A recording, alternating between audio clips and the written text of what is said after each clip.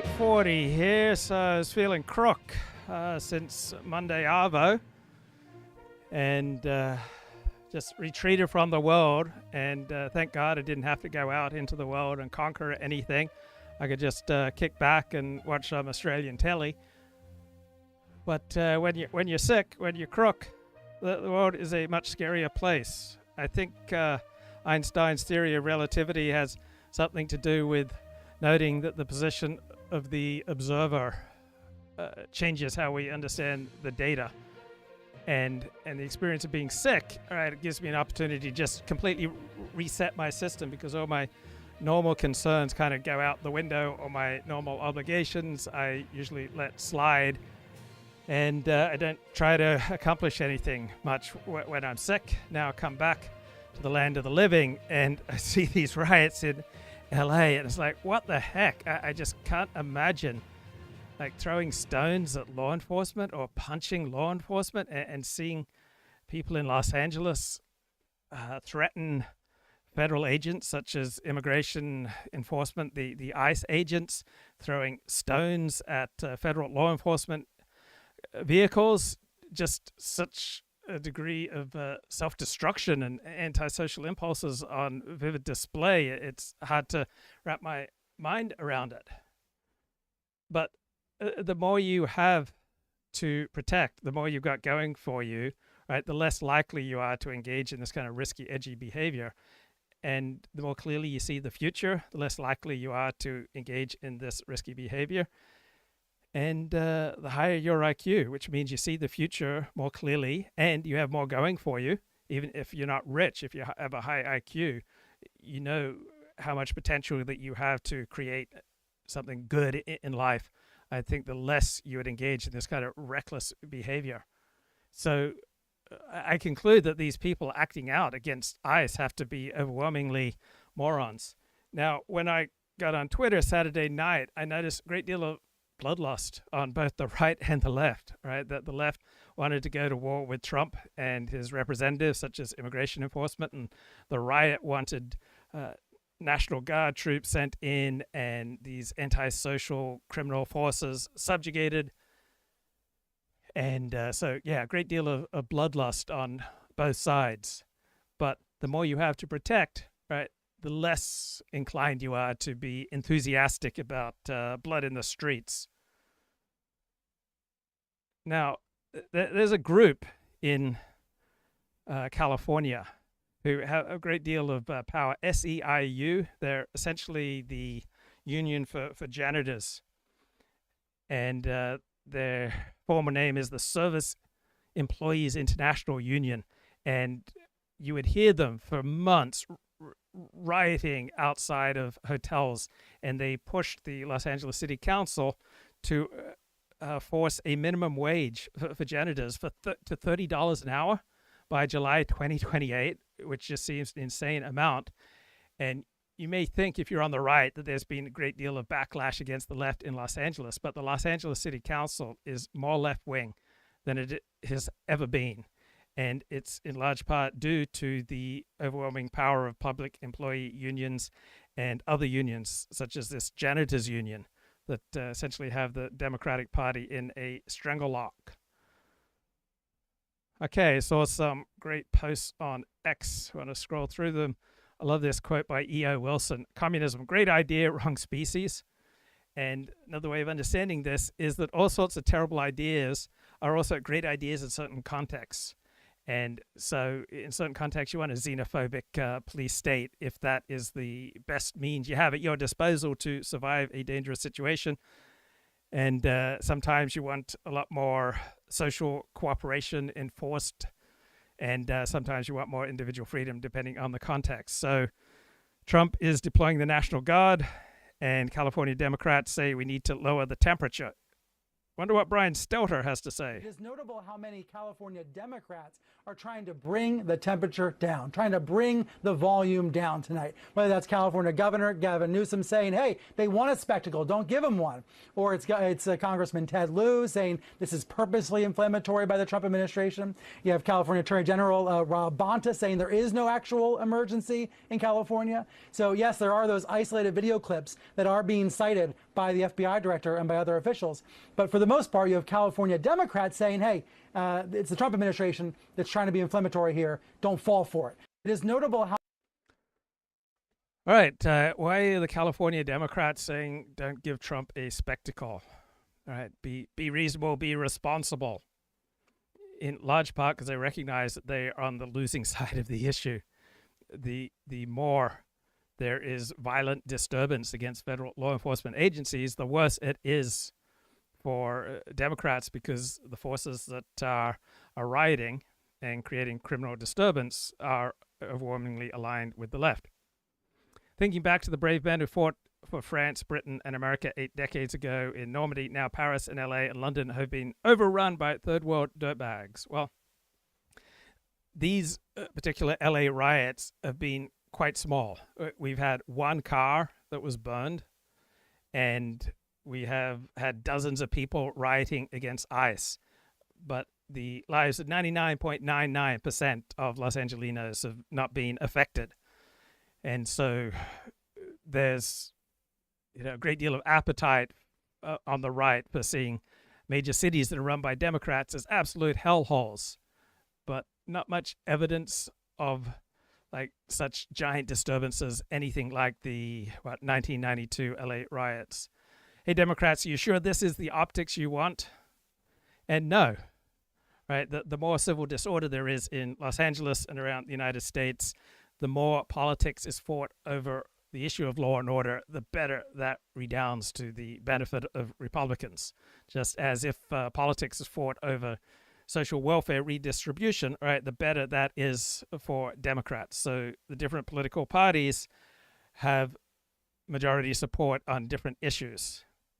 People have a false memory of Pat Buchanan's culture war speech. It wasn't primarily focused on social issues, notes Ben Dominic. It was largely about law and order. So this is Pat Buchanan after the National Guard restored order to Los Angeles in 1992. One of the most consequential speeches in American politics in the last 30 years. But out of that awful tragedy can come a message of hope. Hours after that riot ended, I went down to the Army compound in South Los Angeles, where I met the troopers of the 18th Cavalry who had come to save the city of Los Angeles. An officer of the 18th Cav said, "Mr. Buchanan, I want you to talk to a couple of our troopers." And I went over and I met these young fellas. They couldn't have been 20 years old. And they recounted their story.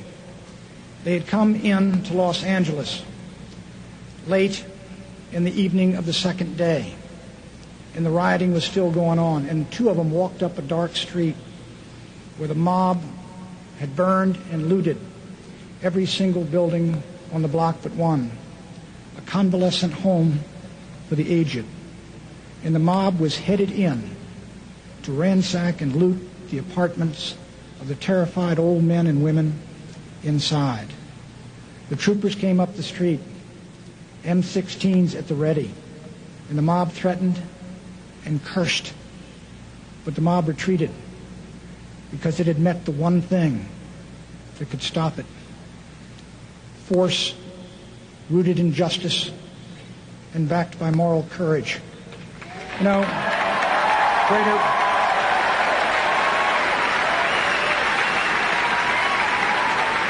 greater love than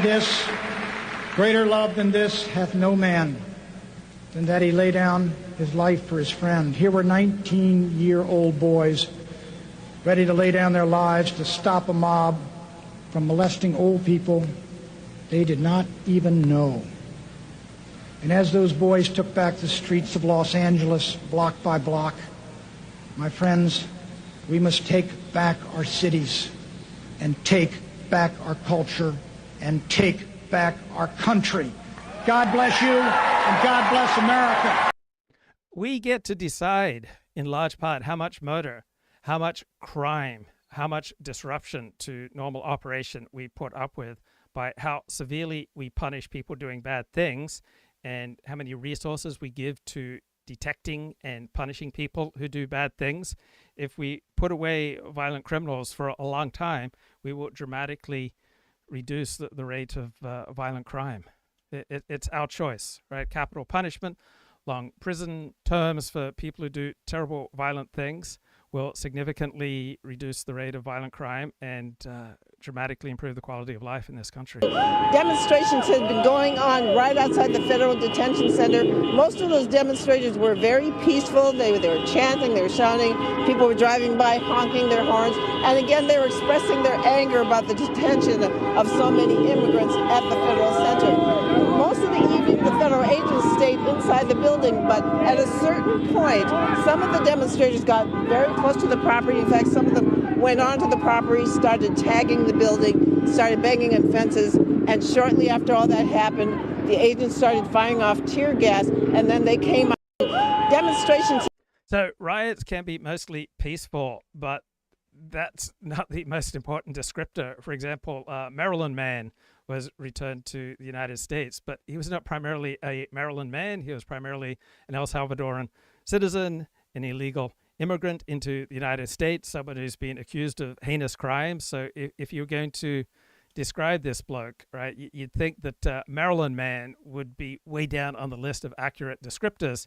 And if you have a riot that is mostly peaceful, that just seems a bizarre selection when you're disrupting the operation of law enforcement and you're creating civil disturbances and you're disrupting the quality of life and the normal traffic going through intersections in LA. To describe that as mostly peaceful, it just seems incredibly tendentious.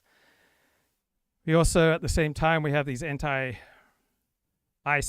riots going on in Los Angeles. We've got rioters just looting various stores. Oh, damn.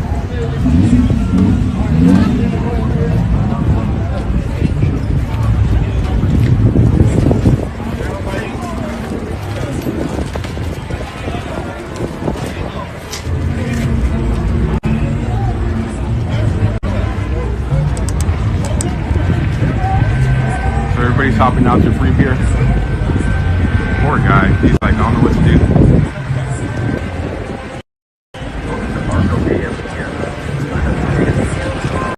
Also, we have laws on the books, but of course we have people who enforce the laws, and if the left is in charge, is going to enforce the laws often in alignment with its own interests. So those protesters who disrupted the functioning of American universities in the pro-Palestine or pro-Hamas cause, most of them got away with it. Most of the George Floyd rioters who committed criminal acts got away with it and were not charged because the people who decided whether or not to charge people doing criminal things were overwhelmingly on the left, and so they used discretion in favor of their own political team.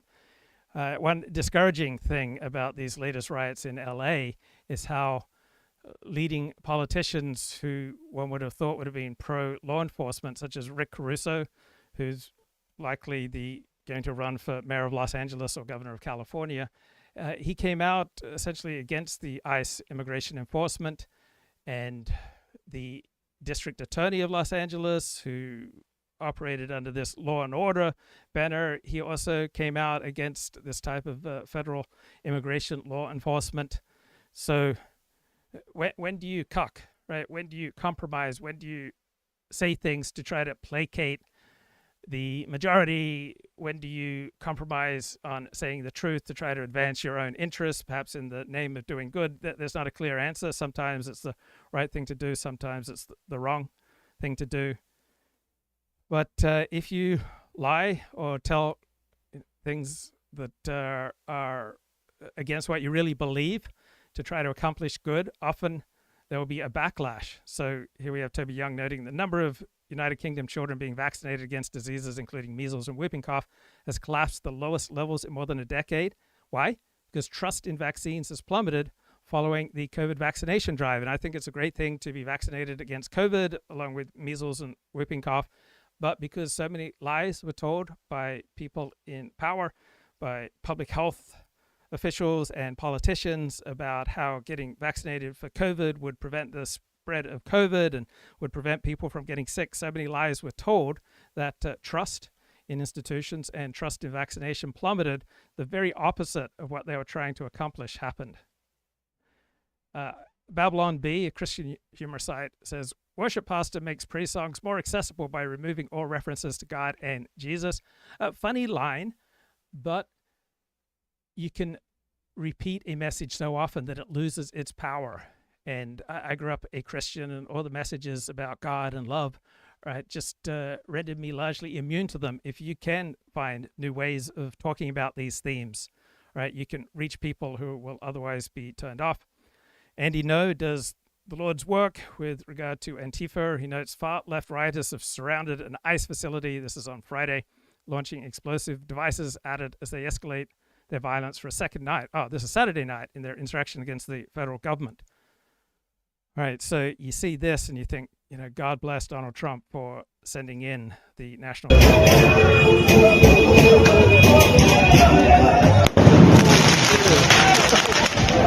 So these law enforcement actions on the immigration front, they smoke out many of the most damaging antisocial forces in our society. And if you want law and order, and if you want a reduction in illegal immigration, you have to be enthusiastic both about Donald Trump's increased enforcement of immigration laws, his crushing of illegal immigration into this country, and increased emphasis on deporting people who are here illegally, and then find these people who are engaged in criminal behavior against federal law enforcement officers, arrest them, charge them, convict them.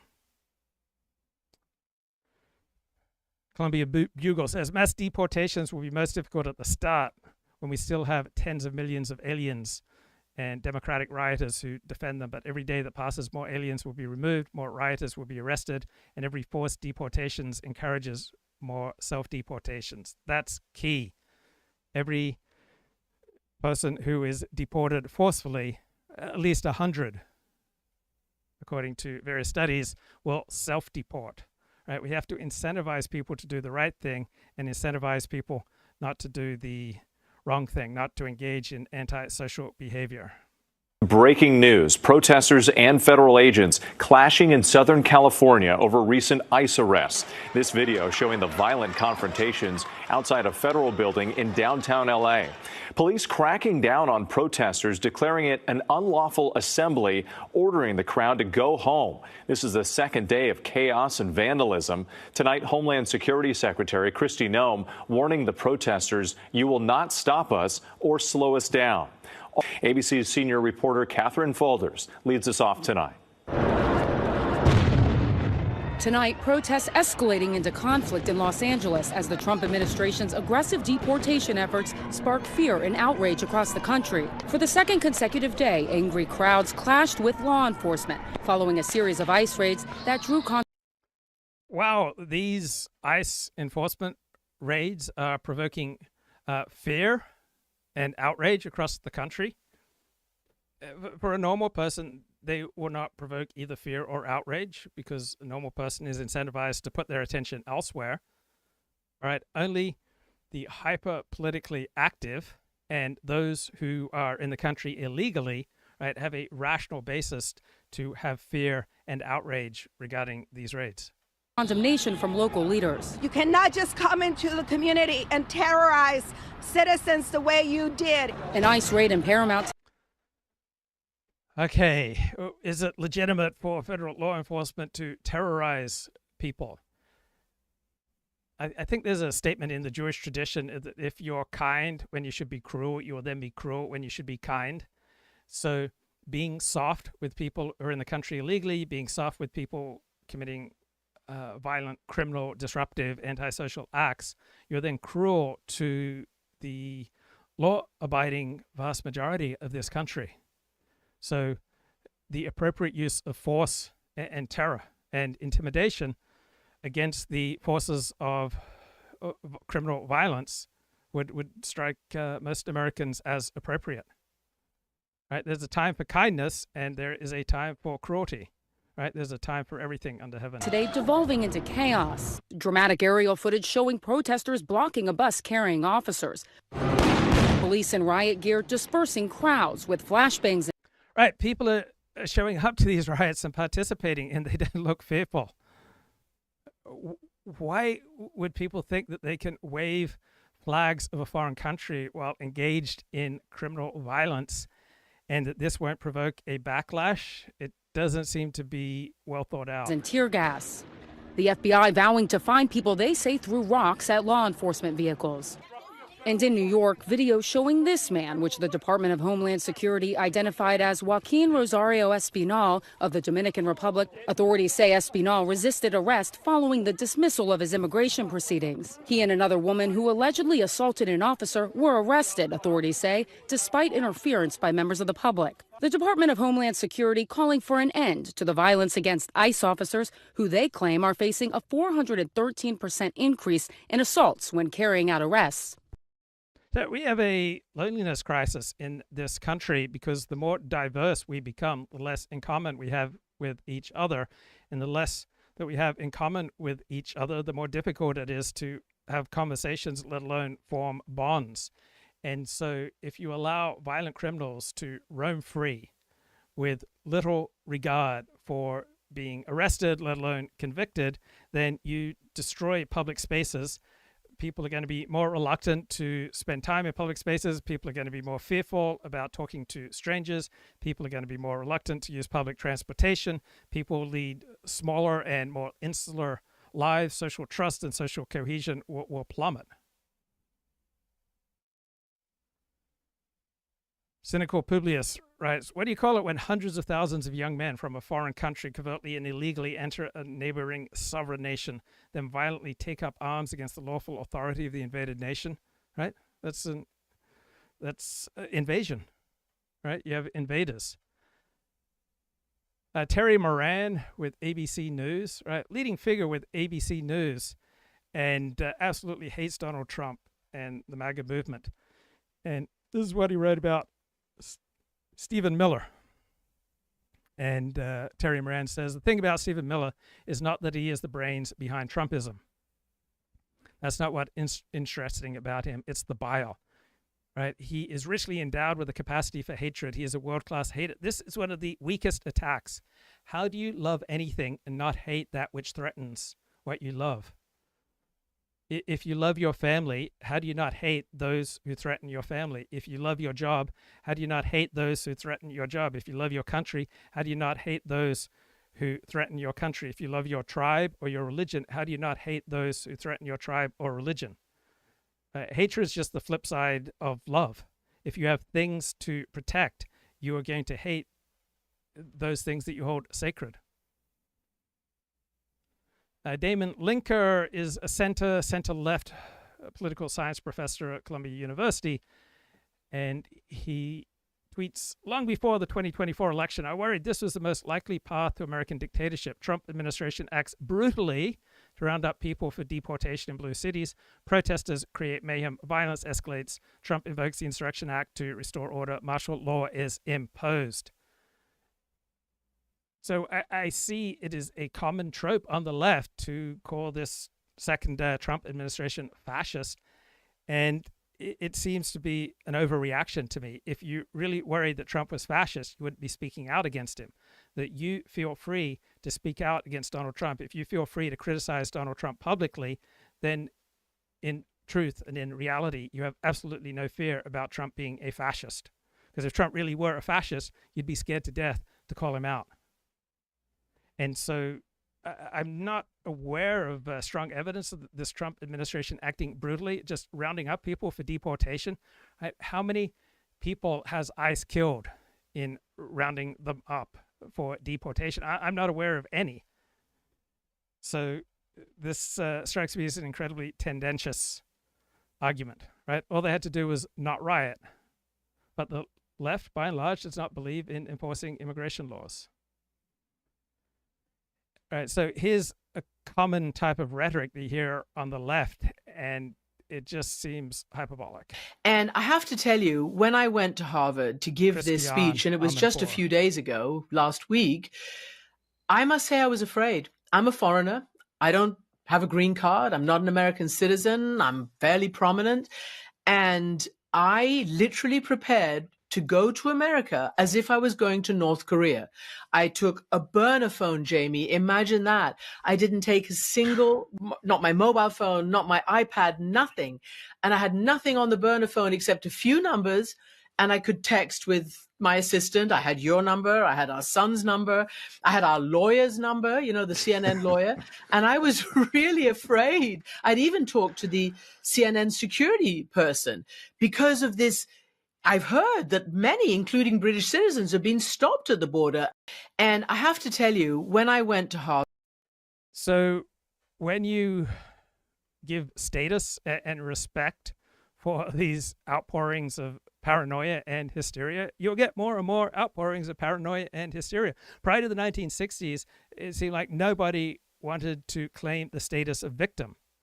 But since the 1960s, people realized that there is status and power to accrue from claiming victimhood and claiming hysterical levels of persecution. And so you get more and more of this nonsense.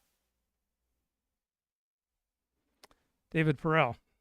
Humans are strange. It'd be weird to talk openly about sex at the gym. Nobody bats an eye when explicit lyrics blast from the speakers. It'd be weird to celebrate an affair at a wedding, but people will sing to a song about a one-night stand on the dance floor. Music takes the cultural guardrails away. Yeah, I don't agree with Plato about much, but that was one of the things that Plato said, that when modes of music change, society changes with it. Another lesson, you can get away with a surprising amount of stuff so long as you aren't too direct about it. Right, here is the head of Palantir, Peter Thiel's organization, says his company's software single-handedly stopped the far right in Europe. Look, we built PG, which single-handedly stopped the rise of the far right in Europe. We built Foundry, which was used to distribute the COVID vaccine and saved millions of lives globally. We built what we call multi-constellation, and what's often called the digital kill chain. And they're category-defining products. So when you deliver these products to the market, just honestly, people say this isn't going to exist. Ford, I can't hear you. Valuable. Yeah, hang on. But then it changes the market. And then the market is the Palantir market. Now, that doesn't mean everyone in the world is going to buy our product, but it means most of the sensible people in the world are going to buy from the category we define. Okay, let's bring Michael back to the show. Michael, what's going on, man?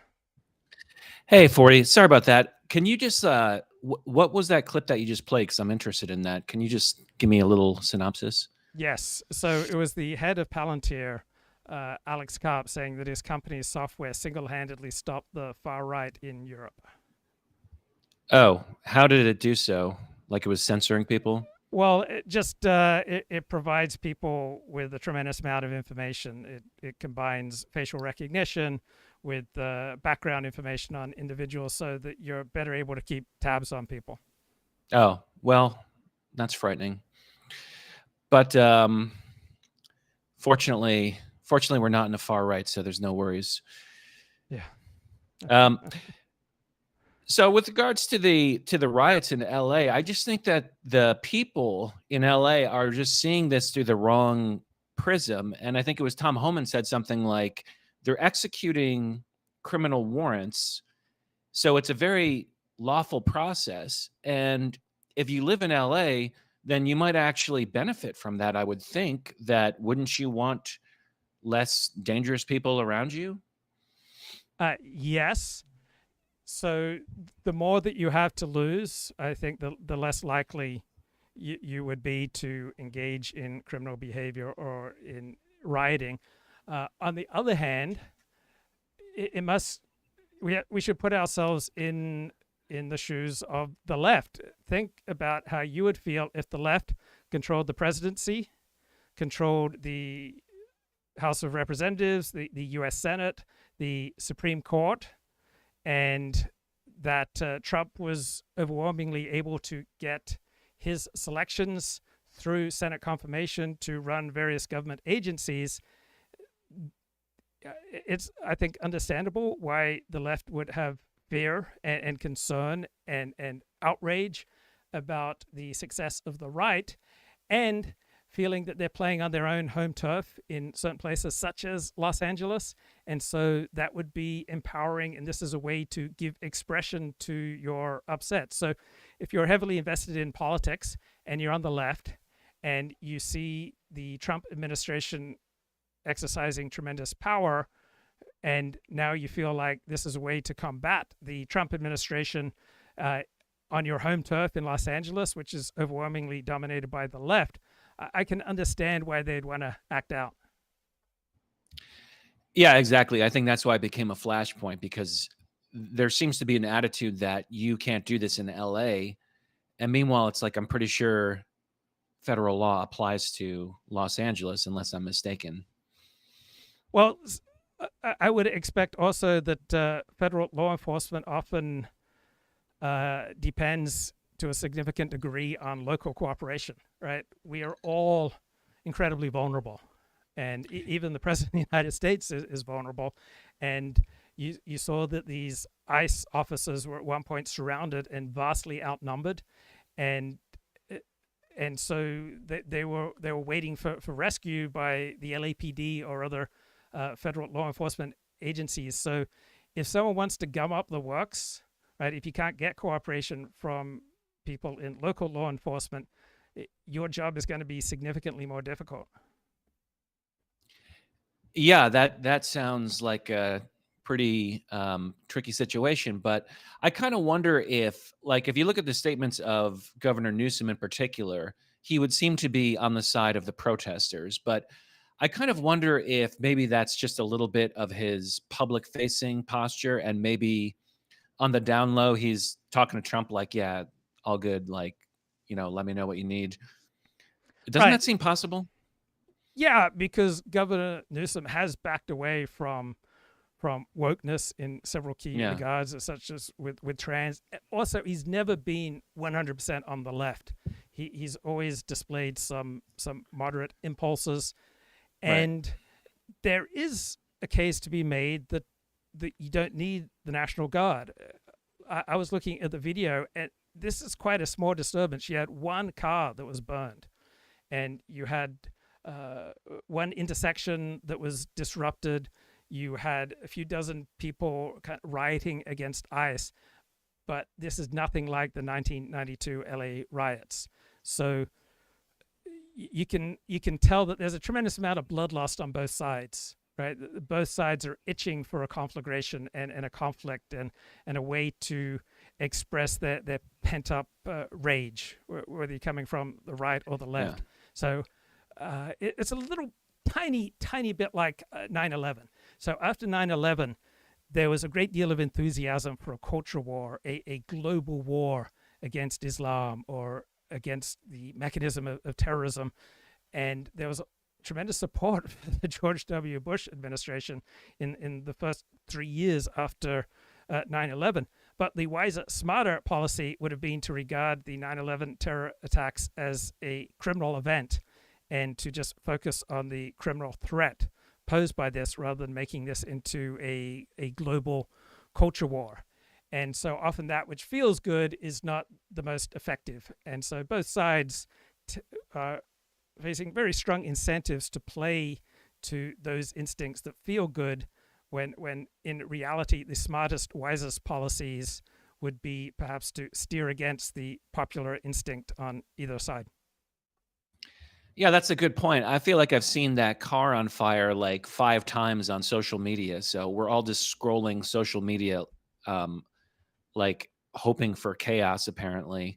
But so, yeah, you would know Governor Newsom probably better than me, seeing as that you're in California. But my first take was, okay, so I thought it was cool that he has a podcast and he has Steve Bannon on and Newt Gingrich on. I like that, Just at face value, I think that the attitude on the left has been like these people are pariahs and you're not allowed to speak to them. So you got to give them credit for that. But then I saw a social media post after this riot and I thought, well, what happened to Mr. Centrist? Now you're right back. But on the other hand, like I said, it could be that I guess the LAPD is helping ICE in some way, right? So it's not like Newsom might be Right. So the cooperating a little bit. the LAPD put out a statement trying to explain why it took so long for them to show up to bail out the ICE agents. And you can't expect 200 LAPD officers to just descend with no preparation for this kind of situation. So it may be that the LAPD explanation for why it took them so long to get to the scene is accurate.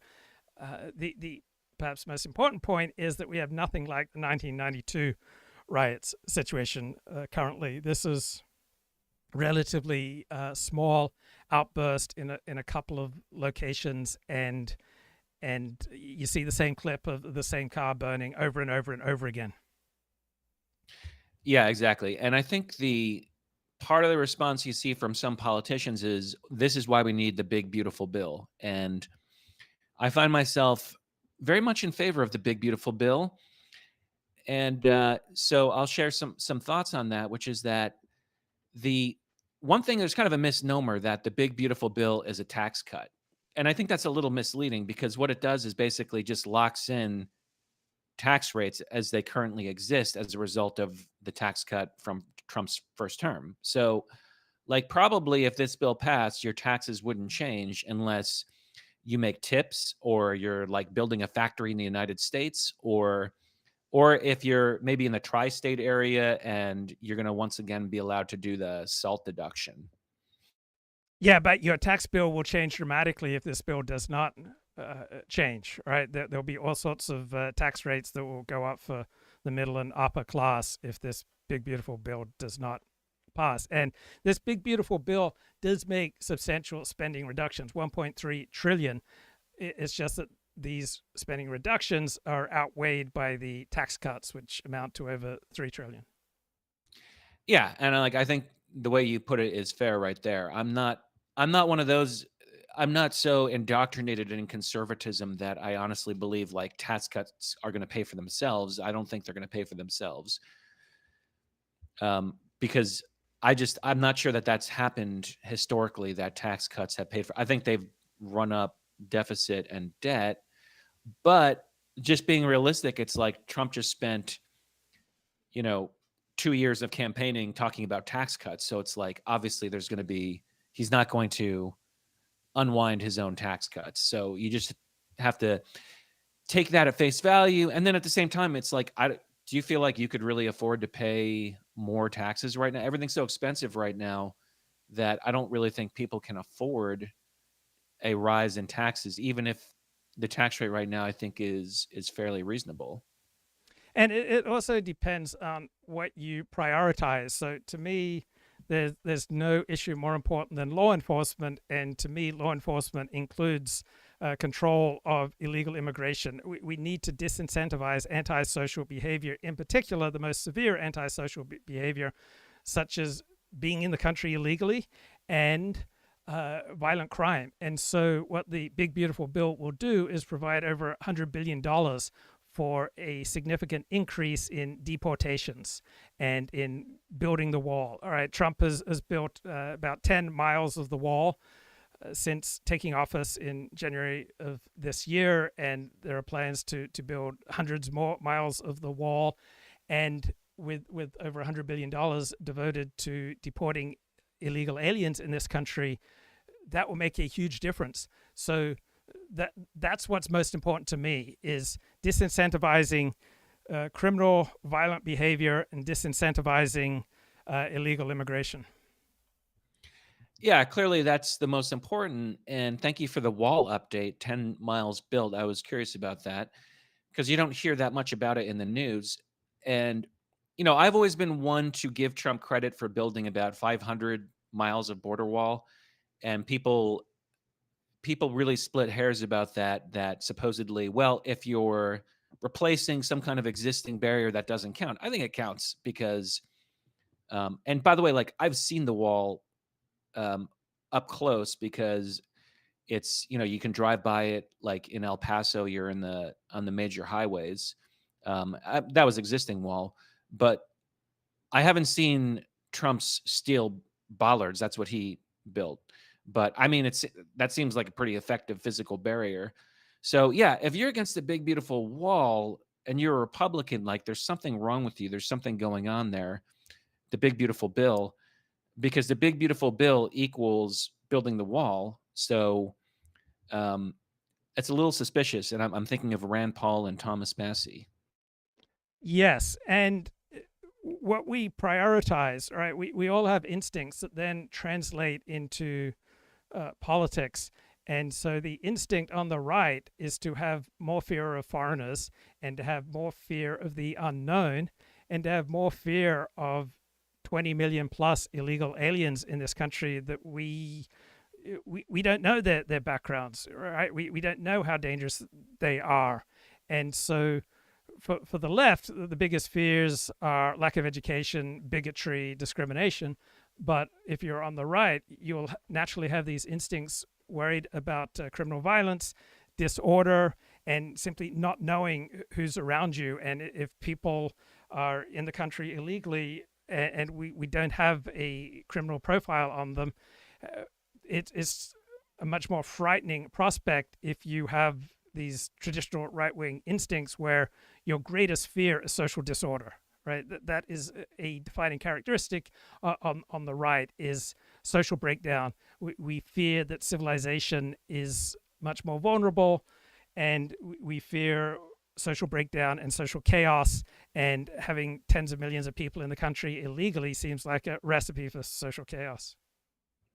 Well, and I can't get over how much I like this factoid, which is that over 50% of Hispanic males, unless someone has updated that figure, voted for Trump. So I just think the left went so too far on immigration that they've alienated almost everyone except for people that just really feel like they have no stake at all in the country.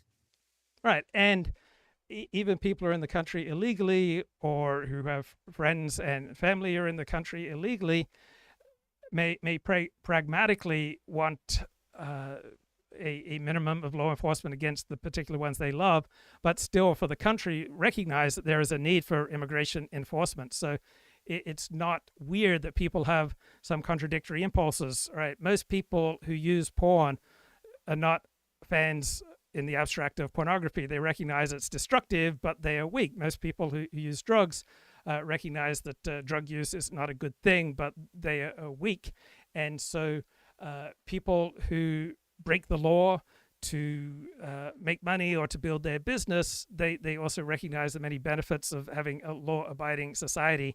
And just because you love someone who's in the country illegally doesn't mean you don't also recognize the benefits of a law-abiding society. So people are complicated. They have impulses running in many directions, and it'll depend on the nature of the situation which particular impulse will have the greater salience. Yeah, well said. Can I give you a Jordan Peterson update? Can I switch topics? Please. Okay. So more thoughts on the Jordan Peterson book, We Who Wrestle with God.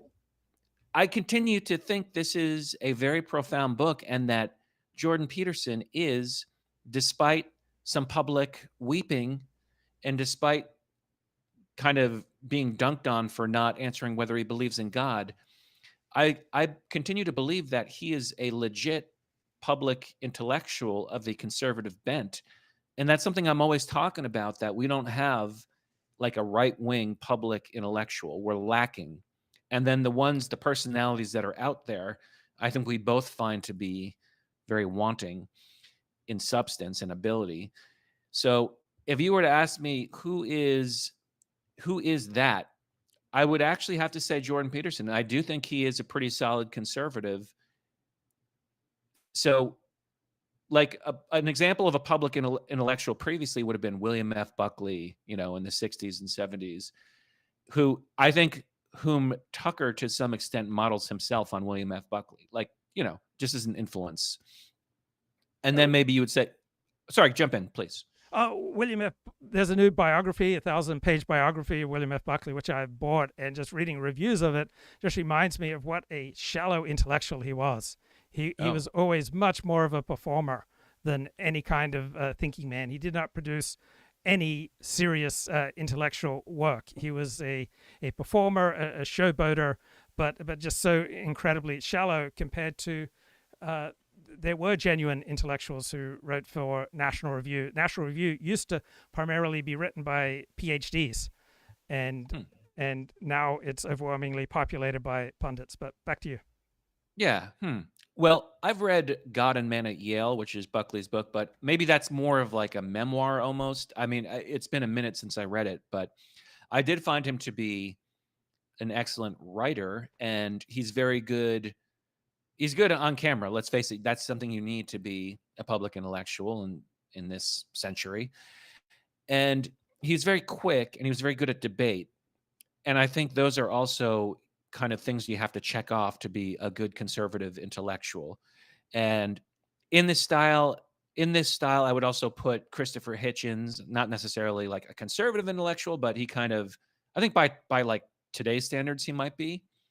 And I almost thought Milo would be in that category, but he kind of like he could have been in that category, given that Milo Yiannopoulos is a great writer, and he's a great speaker, and he's great at debate, and he's just so facile with language. But he's not that, or he decided not to be that, and therefore I say that there's like a vacancy. And I think Jordan Peterson has been there this whole time. It's just that everyone's so busy dunking on him that they don't realize he's a real intellectual. So I'll come at this from the side.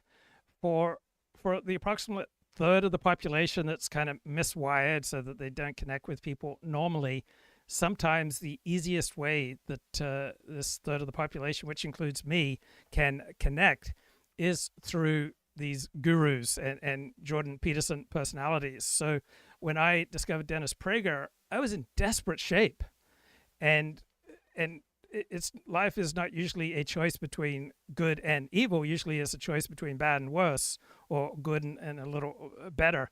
And so my largely virtual connection to Dennis Prager helped steer me through some very dark times. And thousands of young men have received significant benefit, they believe, from Jordan Peterson. And so those who have contempt for Jordan Peterson, and I'll admit that I have probably more contempt than respect for Jordan Peterson, need to understand that for many people he does a vast amount of good, and we often have stages in our life where we're vulnerable. Like, none of us are impervious to the slings and arrows of outrageous fortune.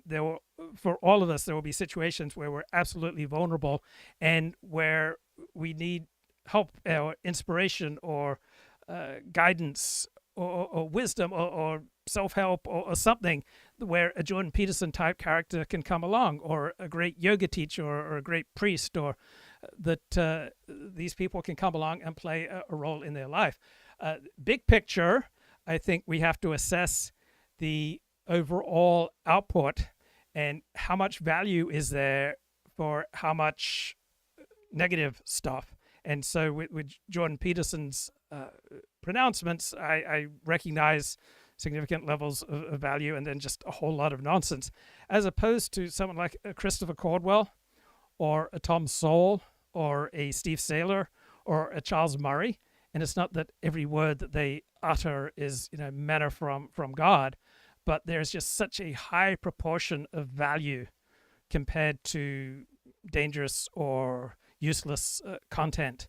While with the histrionics of Jordan Peterson, it just seems like the value is much smaller compared to the output of a Christopher Caldwell or a Charles Murray or Steve Saylor or some other real intellectuals on the right, Stephen Turner, Nathan Koffness. And so the big picture, we have to weigh up what they contribute with the nonsense or even destructive messages that they put out there.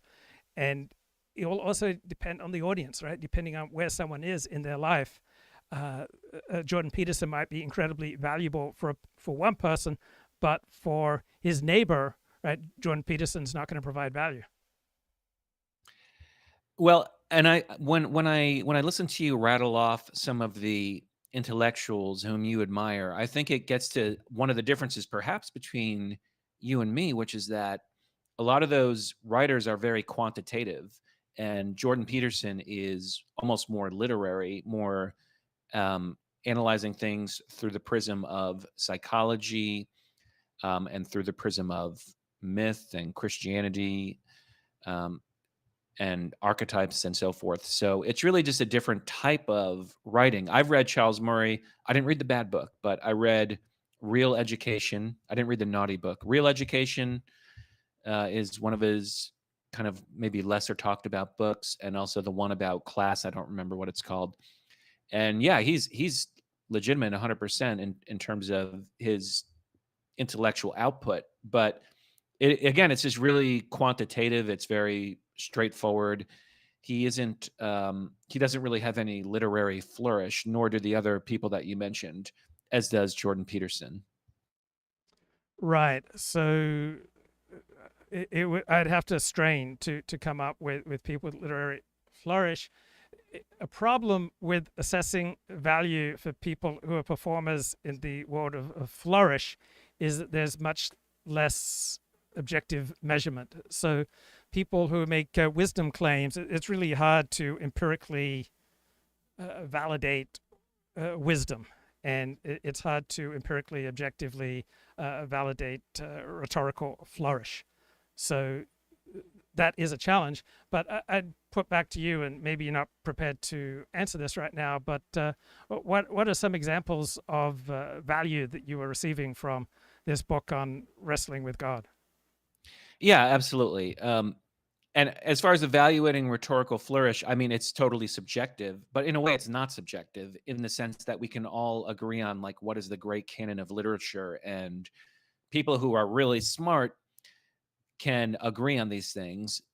But unfortunately, this level of like critical evaluation is not available to people who are not even good readers or writers. So it does appear to be subjective, but in my opinion, it's not. Okay, let me give you an example from We Who Wrestle with God. And I think this is specifically for Luke 4, because I think this is going to resonate with you. So I annotate this. I never write in books, but I find myself annotating this because I just thought, what the hell? Okay. So you know how people online talk about an inner monologue, right? That's kind of a meme. Like, you don't have an inner monologue. So this is, think of it instead like an inner dialogue, okay? So, quote, dialogue is the battle between the personalities of various ideas. The internal dialogue that is thought is the war between competing personalities in the theater of imagination and the death of losers, complete with the pain. So what he means by that is that if you're kind of deliberating over something, or you're having trouble coming to a decision, it's like two competing personalities within you deliberating. Right. So I think one of the false beliefs is that there is a true self, when in reality who we are depends on circumstance, situation, and who we with. So that was quite a rhetorically flourishing, exorbitant, perhaps indulgent passage there from Peterson.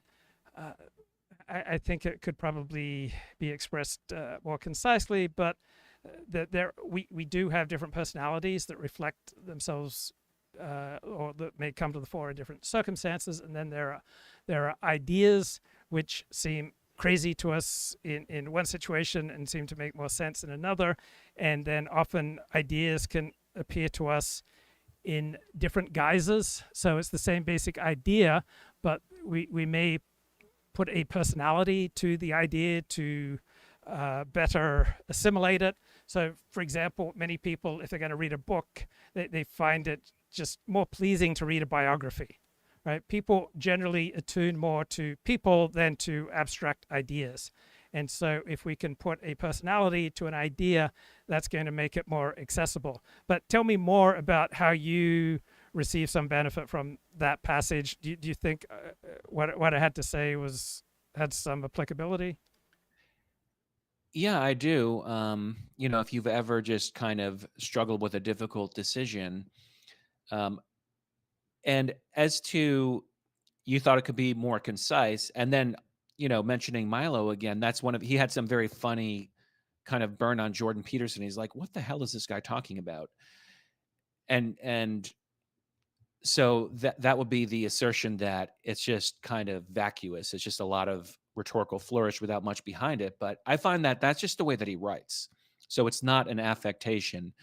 His book is almost like a college textbook. And I just gave you that passage because it's an example of the kind of writing that almost makes you think again about the process of thinking. So it really makes you step back, and it's quite profound, and it's just making you think about perception itself. And that's kind of what the book does.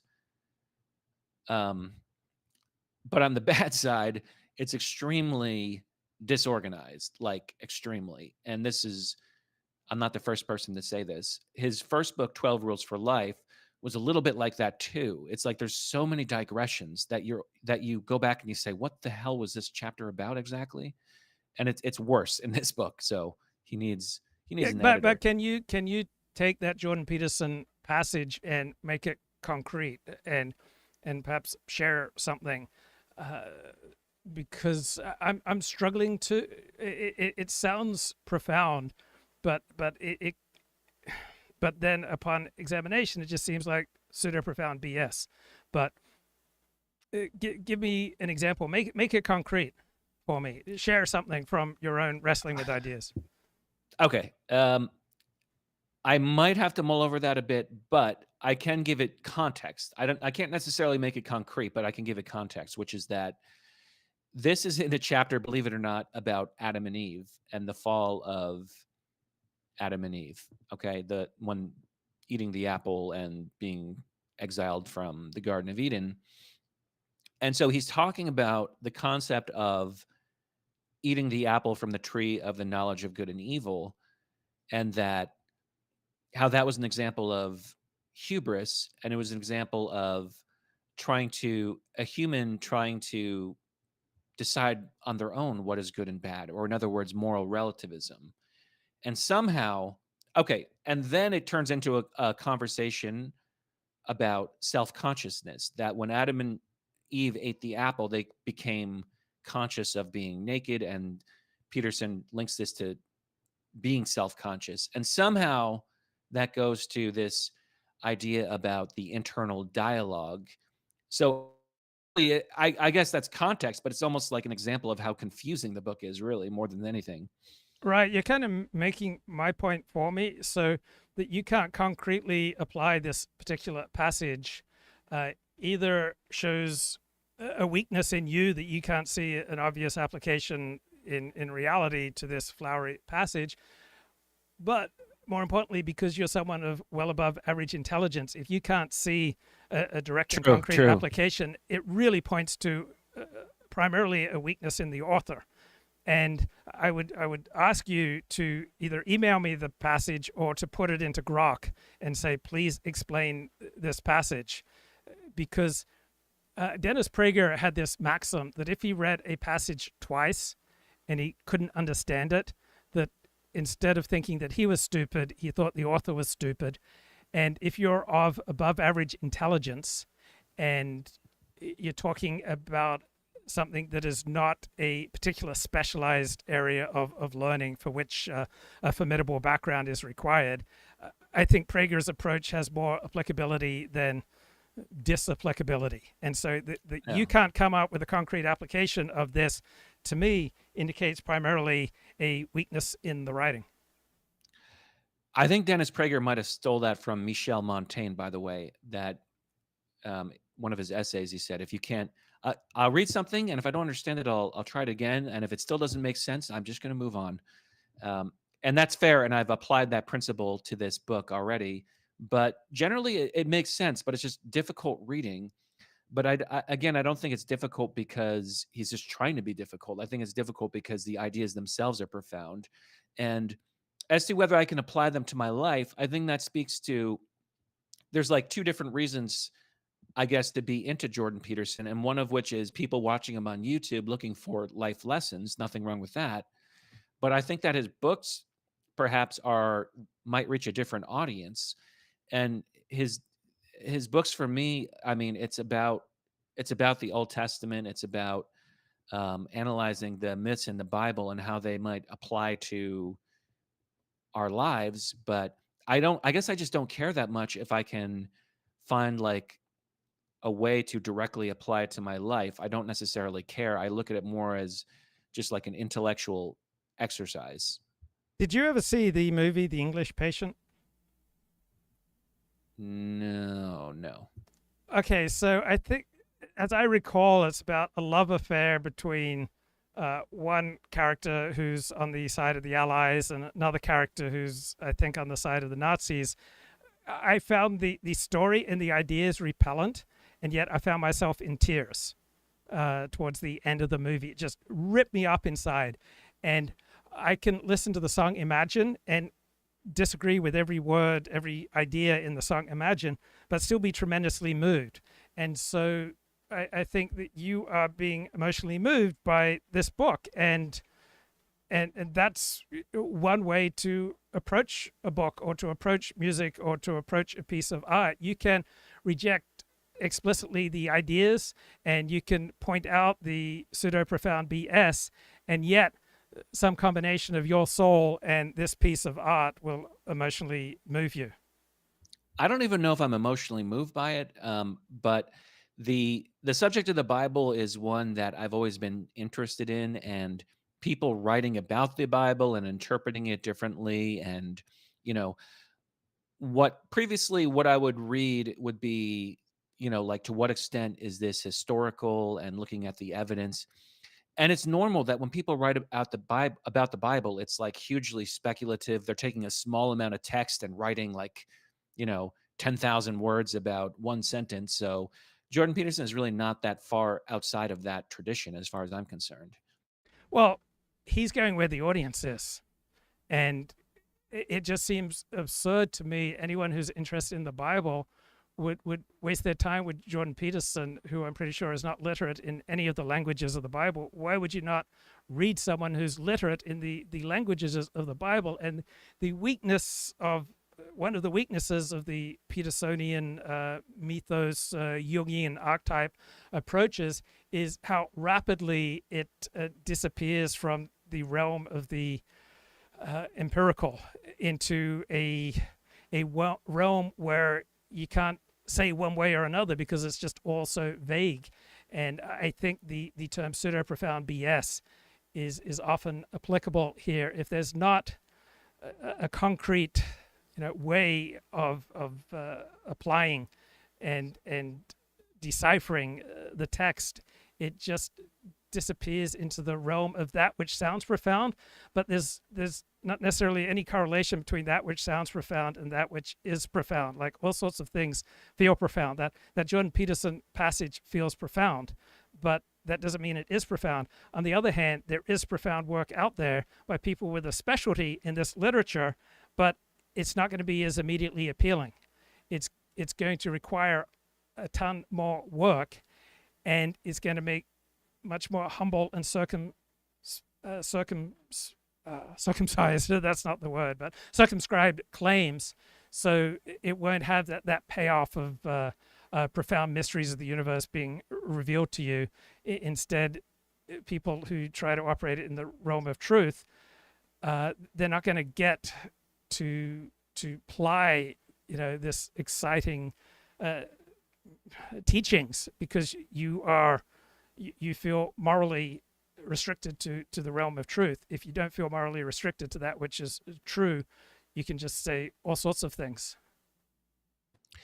Yeah, and I mean, I'll make another point and then hang up, but a part of it is that Jordan Peterson is a celebrity author. So I think there's a tendency to dismiss anyone who has a celebrity status. To give you an example, if I say, hey, 40, like, Tom Cruise is an amazing actor, it kind of sounds like a basic bitch kind of stupid opinion. You're like, oh, right, Tom Cruise, like, you discovered this. It sounds a lot more profound to go to some obscure act, but like, Tom Cruise is a really good actor, even though he's Tom Cruise. So I guess that's kind of my point with Jordan Peterson. Even though he's a celebrity, my point is, wow, actually, there's some intellectual heft behind it. But your point is taken. I could probably go to the library and find a book on the subject by an unknown author that's probably better, more clear, more to the point. But at least, you know, when we talk about this book, at least people listening know, oh yeah, like they have some reference point. They know who Jordan Peterson is, and they can have a strong opinion. So and it's good. we are operating in the realm of the celebrity, because how we formulate our online activities, we give opinions on 50 different things, and the genre for that is celebrity, because normally you would only give opinions on one particular area. That's normally the purview of a successful podcast or a successful YouTube channel, that you have a particular focus and you're meeting the needs of a particular audience. But we operate like celebrities, because in our online production, we dispense opinions on 1,000 different topics. Yeah. And so however much we may mock the celebrity genre, that is the genre that we've chosen to operate in. And just a final point, I think you should be, if you presume to be a public intellectual, you actually should be on camera. You should be out in public speaking on these matters. And so if you're an obscure author, you say, oh, I'm just a writer. I think that's not good enough. I think you actually, maybe Jordan Peterson is an extreme example with the amount of media he's involved in, but I think you actually should be out there speaking. And I don't think I don't think that cheapens what you're about. But thanks for having me on, 40. Appreciate it, man. Okay, take care, man. So I push back on Michael's comments there.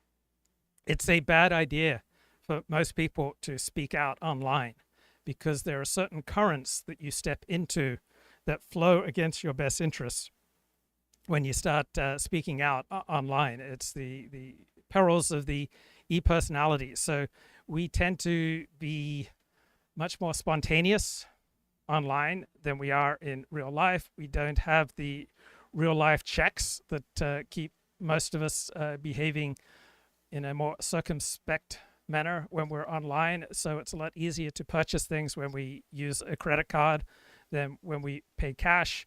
It's a lot easier to say something outrageous and self-destructive where we're not having to look into the faces of someone else.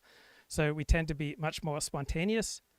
We tend to be much more modern. We tend to stray into much darker material than we normally would in face-to-face interactions. So the normal guardrails that keep us acting in our own best interests tend to disappear when we're online. And so most people, when they start speaking out online, do so in a self-destructive manner. Right? There are certain pitfalls to creating this alternative personality online compared to the real world.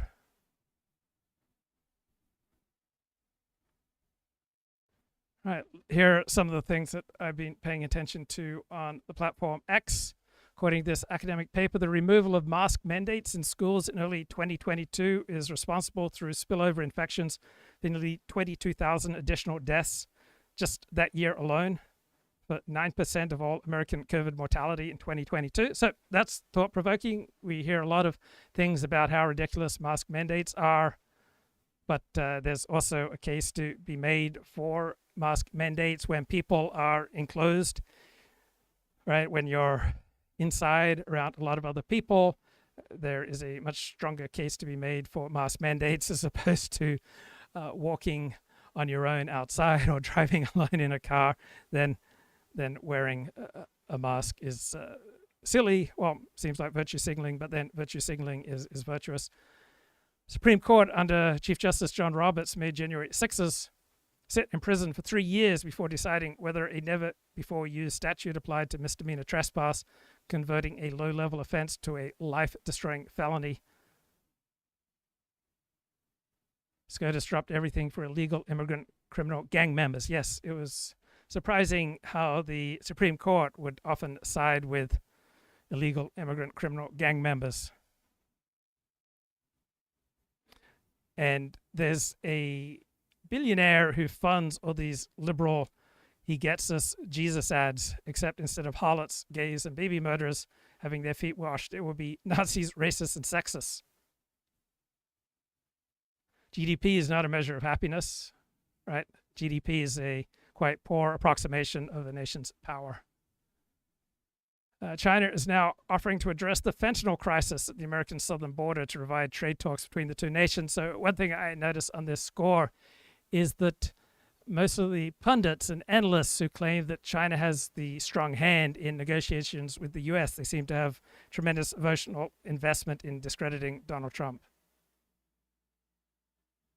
So on the platform Give, Send, Go, they disabled comments on the various fundraising programs due to racist and derogatory remarks, but it was only when it was white people saying mean things that the CEO made this choice to disable hateful comments. So people collecting millions of dollars on behalf of black motorists, right, they get, it seems, much more ready protection compared to a white woman saying just one word. So apparently Trump's April tariff revenue topped $17 billion. And the CBO predicted that if Trump keeps increased tariffs in place, that it would raise hundreds of billions of dollars for the United States. American participation in the Russian-Ukraine war did orders of magnitude more damage to the liberal world order than anything Trump is doing now. Right, provocative point. And John Mearsheimer would say the same thing, that American support for Ukraine has been 10 times more damaging to American interests than even the disastrous 2003 invasion of Iraq. J.D. Vance, he's got a tight Twitter game. Says, I'm fine with people telling jokes. I'm not fine with people starting stupid wars that kills thousands of my fellow countrymen. Singapore's People Action Party effortlessly wins yet again, continuing its 7-decade streak in power by employing obscure, little-known political trick of consistently improving quality of life on almost every metric. So the former leader of Lee Kuan Yew had a pithy saying, in multiracial societies, you don't vote in accordance with your economic interests and social interests, you vote in accordance with your race and your religion. So we have many examples of nation states collapsing due to ethnic and racial tensions. Few things are more radicalizing than seeing bikes left unlocked in cities all across Japan, even in Tokyo. America's problem with crime is a choice. Don't forget it. Right, this is provocative. Trump could eliminate income taxes for the middle class with his tariffs.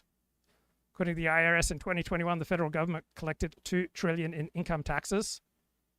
In 2024, the U.S. imported $3.3 trillion worth of foreign goods. If we placed a 50% tariff on these goods, we could arguably collect around $1 trillion in revenue. No, the number of foreign goods imported in this country would fall dramatically. So, yes, there would be a demand for imports that would fall, but not quite in half because of inelasticity of demand. So with new federal revenue of $1 trillion, Trump and the Republicans could deliver the most sweeping income tax breaks in American history. They could get rid of all income taxes on every single American making less than $243,000 a year. I'd like to see some more rigorous examination of those claims.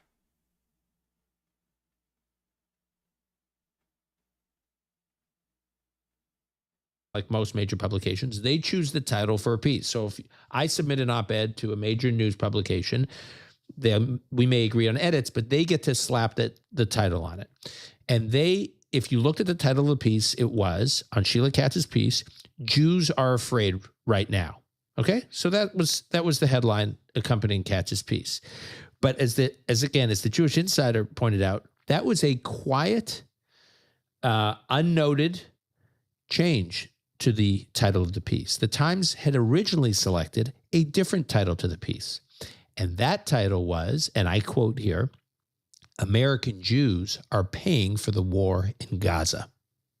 It's not an explicit justification at the outrage being directed at Jews, but it is implicit. It is basically saying... it's what we call in journalism burying the lead. The point is not that Jews are paying the price for the war in Gaza, because... So this is an incredibly weak but highly popular argument that Jewish behavior has no effect on how non-Jews view Jews, and it's ridiculous, right? Obviously, black behavior affects how non-blacks react to blacks, Mexican American behavior reflects how our groups react to Mexican Americans, right? Think about you as an individual. Your behavior has a profound effect on how other people look at you, talk about you, and treat you. But of course, Jewish behavior profoundly affects how non-Jews react to us. Now, it's not the only factor, but to deny it is an incredibly popular talking point among Jewish elites and professional Jews who make their status and their income, right, in large part by telling Jews what they want to hear. But it's such a spurious argument. Of course, Jewish behavior affects how non-Jews react to Jews.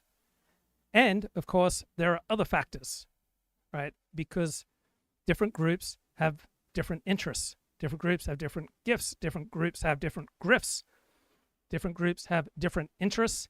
And the more different, right, other people are to us, the more likely we are to have negative feelings about them.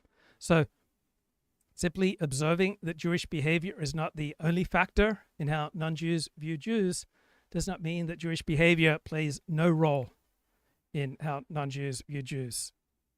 It's such a weak and absurd argument.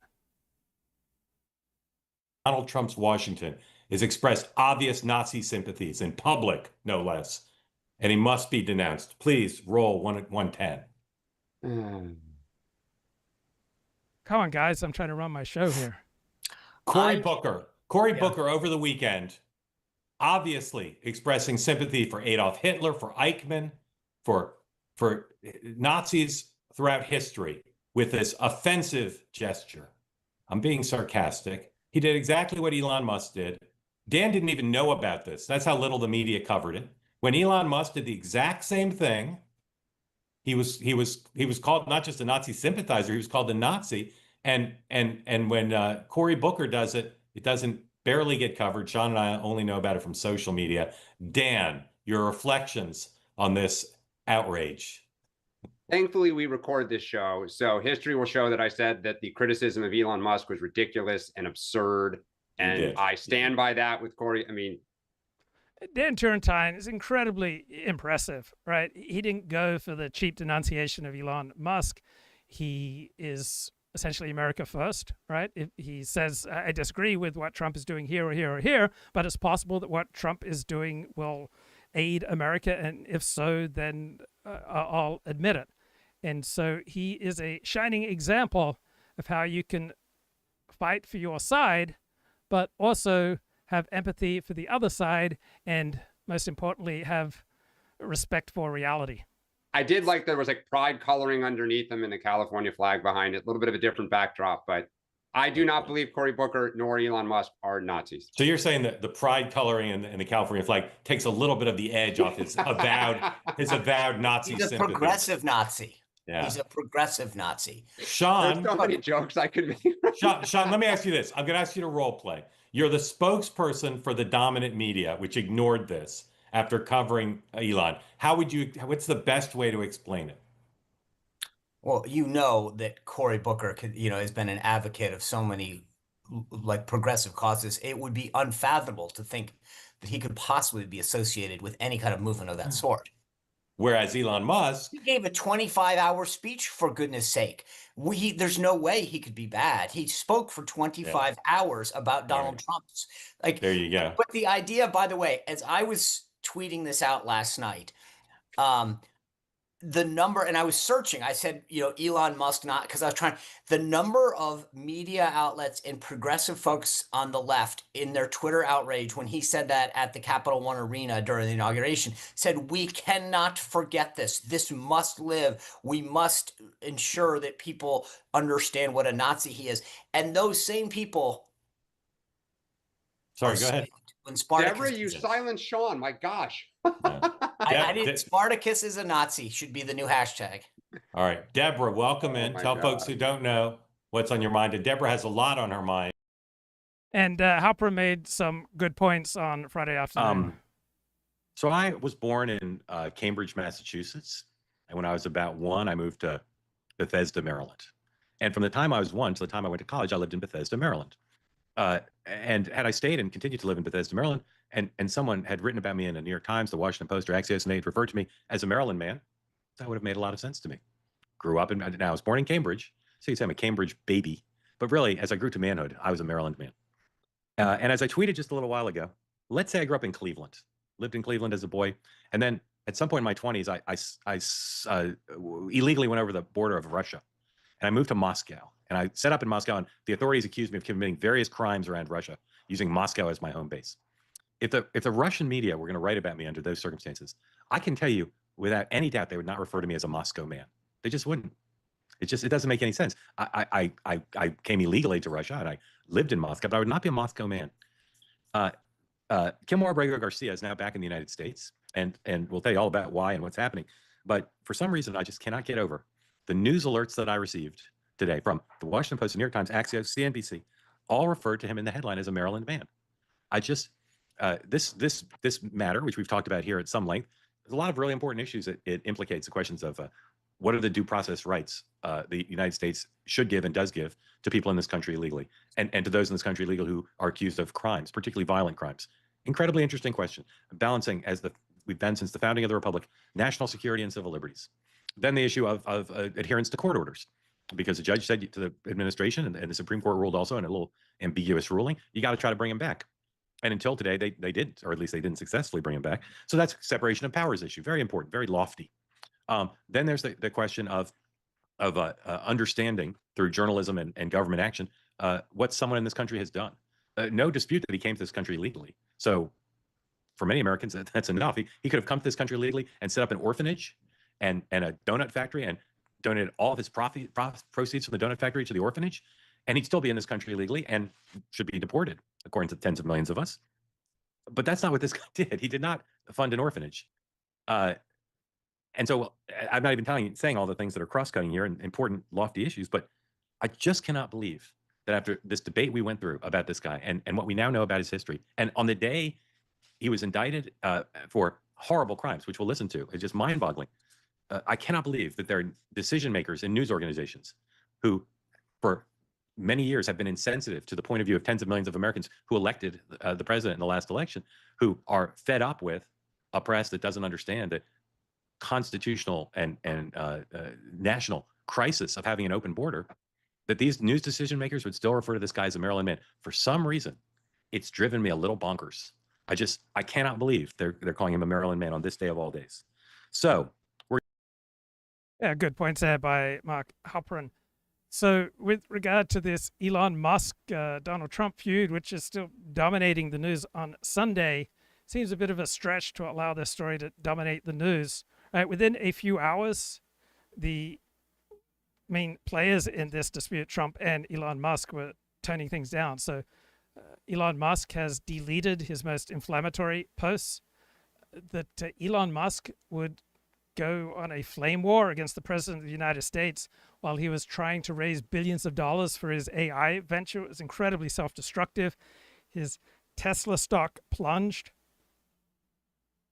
Elon Musk sounded the most deranged in this online spat, that Elon Musk would begin the spat by denouncing the big, beautiful bill when he was aware of the contours of the bill for many weeks ahead of time, and only now he chooses to come out with it. It exemplifies how people don't say what they mean usually and don't usually mean what they say. For Elon Musk, the pedo accusation is one of the first things that comes to his lips.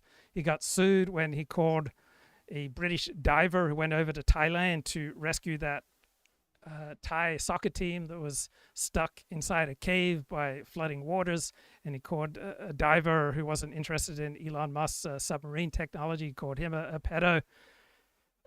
It's obviously in the interests of both Elon Musk and Donald Trump to patch things up, and so this nuclear exchange very quickly petered out, and representatives from both sides are talking to each other. Elon Musk was on the much more extreme end of things. Now, underneath the rhetoric, there are real differences between Trump and Musk.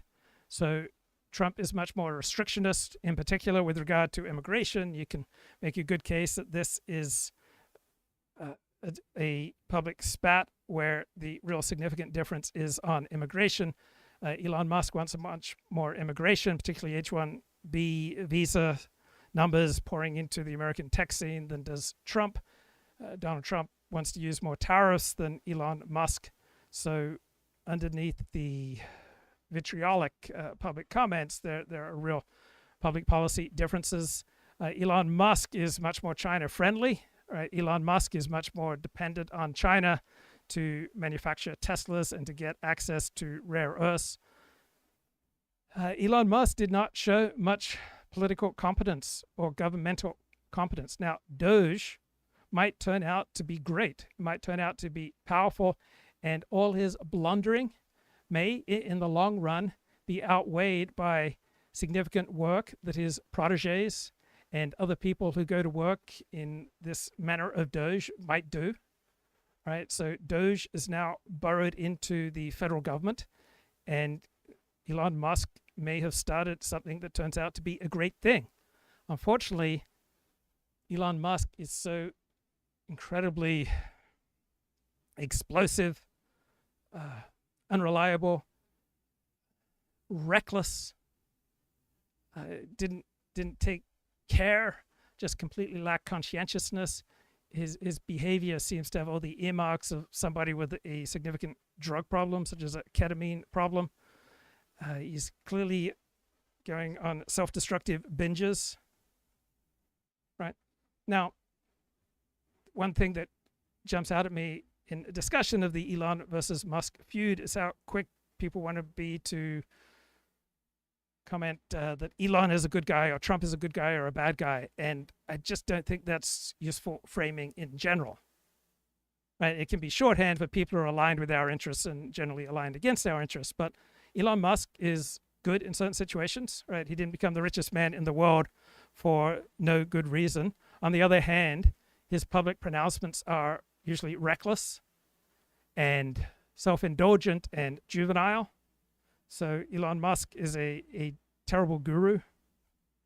Right? The things he says online are just often idiotic.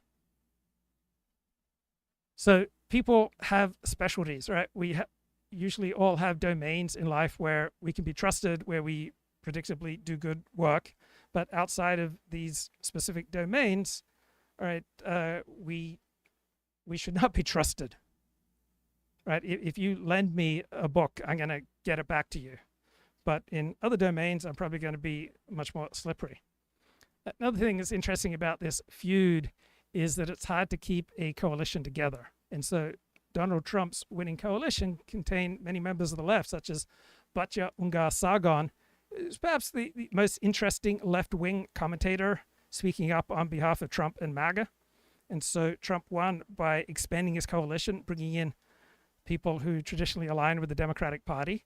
And it's not hard to keep such a disparate coalition together. Also, Donald Trump won by promoting a lower IQ message, right? Trump is the great pro whisperer. He is adept at speaking to the 85, 90 IQ crowd. And it's much harder to keep a low IQ coalition together because lower IQ people are less likely to have the skills to have empathy and to see the future clearly. So Musk has gotten out of his lane, right? The big, beautiful bill does cut government spending. Russ Vought, who's the director of the Office of Management and Budget, he's the opposite of Elon Musk in personality, but he is with great care and using people with tremendous experience in government. Right? Apparently, he's on a path to be much more effective at reducing the size of government and the managerial state than Elon Musk has been.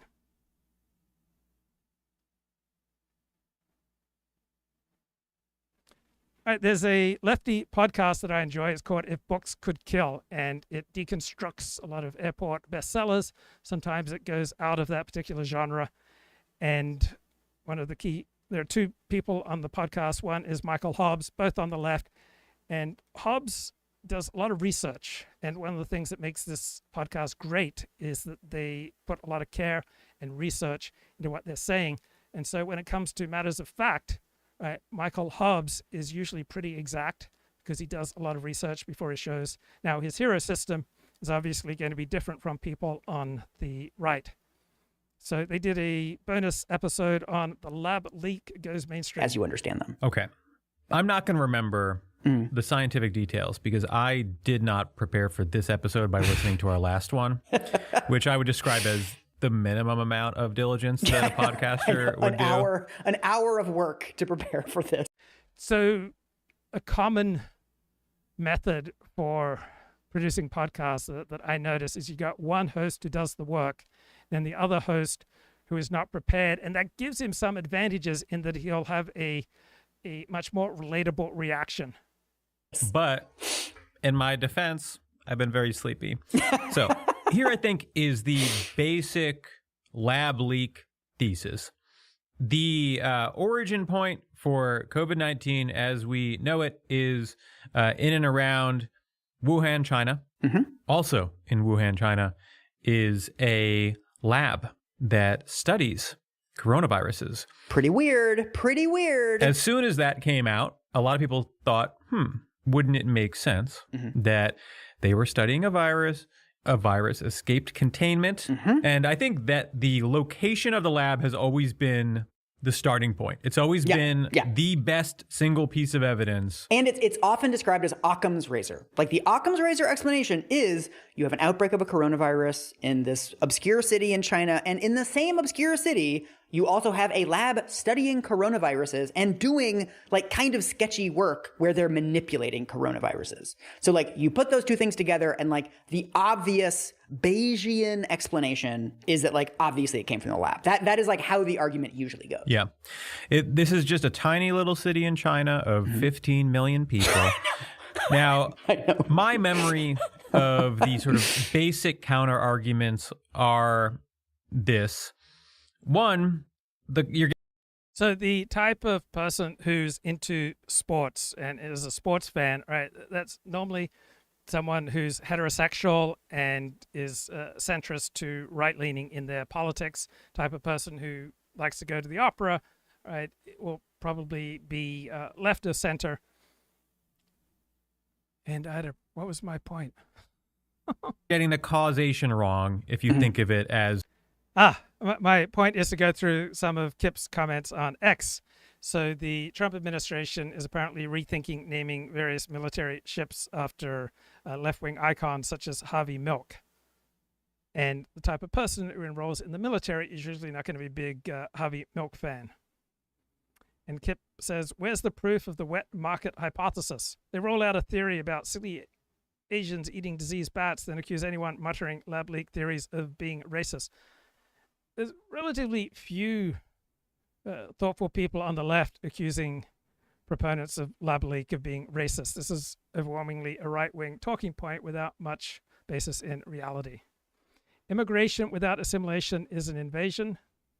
Well, if it's done legally, I don't think you can say it's an invasion.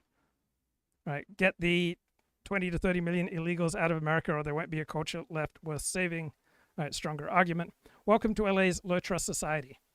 So there are high trust groups in LA, but overall, Los Angelinos have very little in common with each other. And so the level of social trust and social cohesion in this city has dropped dramatically over the past 70 years. Those without skin in the game will make the good life untenable for everyone else. Right? We don't want to reward this antisocial behavior. How does the far left ever stop their march through the institutions when the right is being taken out of the discourse, leaving the lefties unchecked? So people on the right are much less likely to speak out in a workplace or in a social setting because they are far more likely than the left to be called racist, and there's no effective defense against being called racist. So the left dominates our institutions, particularly our highbrow institutions of culture, and this dominance leaves ordinary people on the right intimidated from speaking out. And so usually the only way for the right to fight back is to take over institutions from the top down, such as Elon Musk buying Twitter. LA needs a highly trained group of motivated business owners to descend into the trouble zones when things hit a flashpoint. No, you don't want business owners. You want security professionals descending into trouble zones when things hit a flashpoint. You want people with a legal monopoly on violence. You want police to do this. Americans are too soft for this. They have too much time with smartphones and remote controls. Koreans would be optimal. So there are some great memes of rooftop Koreans in the 1992 LA riots getting the band back together again. But compared to other advanced economies, Americans are not too soft. Right? Americans are better equipped and harder to tackle these situations than any other advanced economy of which I'm aware. Right? Americans have a higher percentage of gun ownership than any other advanced economy. Tell me where I'm wrong. Is Elon a ketamine fiend, or is he just a spurg?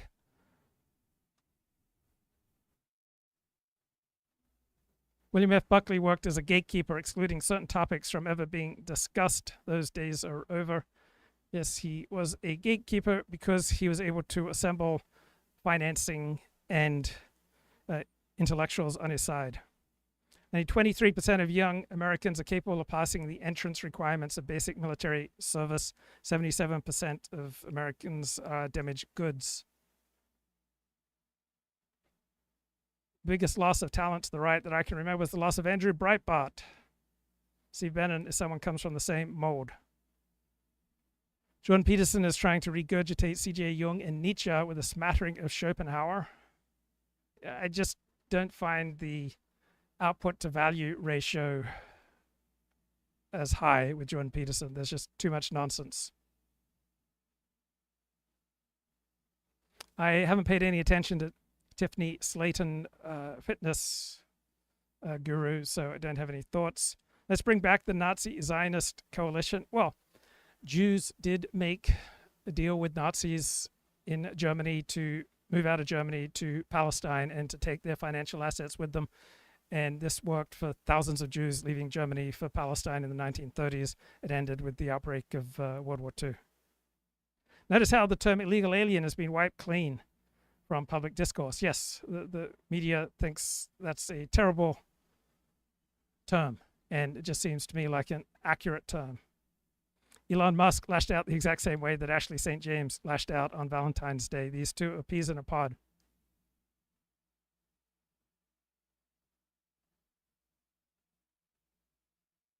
Oh my God, what a crazy coincidence. The reason the lab is in Wuhan is because that is the site of a lot of coronaviruses. So they study them there. That's actually not quite true. I actually hear this a lot online, that like that's why the lab was there. Okay. They say this is the only BSL-4 high security lab in China, but that's kind of irrelevant to the coronavirus work because none of the coronavirus work was being done at that level of security. That's what they did with like Ebola. So it's a BSL-2, like a moderate kind of medium security virus lab. And every big city in China has medium security virus labs. That's not like a weird thing. Many cities in America. So Michael Hobbs is on the left. I don't agree with his hero system, but I find he has a great deal of fidelity to empirical truth, such as what he's just relaying. So this episode is excellent. America have medium security virus labs. Okay, that's fair enough. And I've already learned something that you forgot to tell me. Yes, I listened to the other Mark Halperin podcast, Next Up. In the first episode. You're blaming me. I do.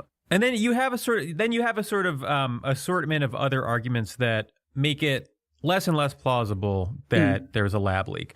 One is that the initial cases cluster around the wet market on the other side of town. Very far away. It's 10 kilometers away. It's like a 30-minute drive. It's not, they're not adjacent to each other. Yes. And then the other, and I remember this only really vaguely, so I'll say something stupid and then you can fill in the blanks. That's our whole. So it's understandable why the establishment, the institutions, the powers that be, that virologists would have a predisposition against lab leak theory in that it would cut against their own power, their own institutions, their own academic discipline. On the other hand, many of the lab leak proponents, they also have an incentive to promote lab leak that is separate from the facts on the ground because they increasingly feel a resistance to the powers that be and to our institutions and to the claims of experts. Essentially, if you look at the work that they were doing, there are like various conspiracy theories that they were basically like really close to a coronavirus that's functionally identical to COVID-19. But in reality, if you look at the viruses that they were working on, it does not make sense that COVID-19 could have come out of the lab. Yes, I think the most important thing to realize is that we're now 5 years down the line. This theory has been around for 5 years, and we still are missing extremely important building blocks. So we still have 0 early cases. To this day, there's never been a confirmed case of a lab worker getting COVID in like the early months of the pandemic.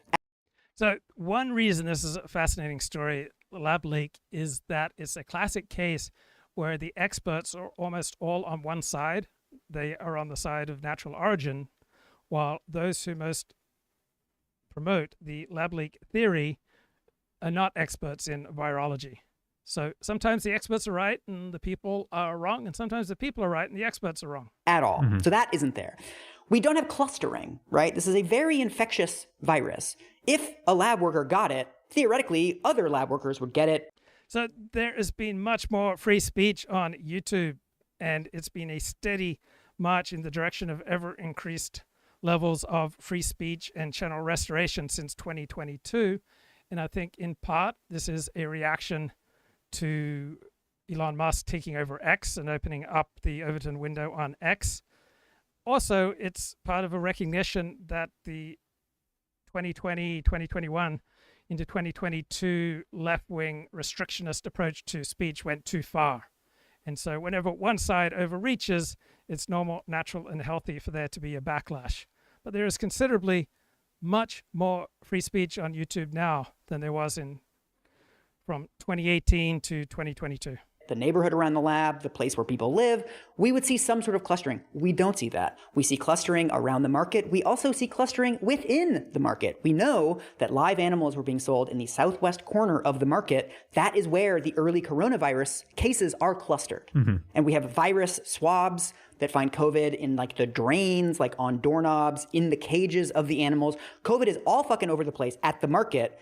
So if you care about the facts, then you have to respect this particular podcast episode. Still, to this day, no sign that COVID was at the lab at all. Right. It is true that they had something called RATG13, which is a virus that is 96% identical to COVID. However, 96% identical in virological terms is not close at all. Right. It's like how bananas share 98% of our DNA or something like that. Exactly. I was thinking like I am much more than 96% identical to Michael Phelps, but like he can swim much faster than me, right? Like the fast swimming is not something that like sort of happens by accident, right? And we also know from genomic sequences that RATG13 could not become COVID. It's not like the grandfather of COVID. It's like a distant cousin. So there's no evidence whatsoever that they had COVID. So to leak something, you have to have it. And in 5 years, there's no evidence that they had anything that either was COVID or could become COVID. There's no evidence of this whatsoever. And it's easy to say, like, well, maybe they had a bunch of viruses that, like, they didn't tell us about, like other lockers that hadn't been looked at. But there's actually a paper from 2018, from before the COVID pandemic, that went through and cataloged every single virus that they had. This is actually like a project that had taken place. This paper was never published, but this was a lab that had international researchers working there. This was a lab that published in like Science and Nature. This was very much a part of like the international virological community. In 5 years, we've had no whistleblowers come forward and say, hey, I did a 6-month project in Wuhan and I was really concerned about their safety protocols. We've had no emails, any internal document of any kind indicating a safety event or a secret program. This lab is... So I've been ill since Monday afternoon. I hope that I'm on the mend, but there are times you want to push through illness, and there are other times you just want to take it easy. And it's so much easier to make mistakes when you're ill as opposed to feeling strong on solid ground. Kip says, if only people could agree on what gain-of-function research is. Well, there is agreement among experts. There's only confusion among non-experts. Then people like Fauci could be whisked off to jail without any fanfare. No, there is not any strong empirical evidence that people practicing gain-of-function research set off the COVID pandemic, right? There's no direct evidence that for the lab leak, right? How do we incentivize truth? Well, one thing that the right has done successfully is to open up more channels of communication, such as Rumble, and invest in institutions to promote alternative speech. So there's been some progress made in that direction. How much does free speech roll back if Elon throws the towel in? None of the other large platforms allow much free speech. Well, Rumble's pretty good. Odyssey's pretty good. Substack is excellent. So one of the best things in the public conversation is the growth of Substack. Has been subjected to unprecedented scrutiny over the last 5 years. Yeah. And it's just turned up nothing. And of course, all of this can be chalked up to the efficiency and secrecy of the dastardly Chinese. Exactly. And like this is then the lack of evidence is often cast as evidence. So kind of famously, people within the lab, when the coronavirus first started spreading at the market or wherever in Wuhan in January. So, Bill, you are on top of the dissident scene. And so what's the payoff for you of investing so much in the largely conspiracy theory realm? So does it make life more exciting? Does it make you feel braver?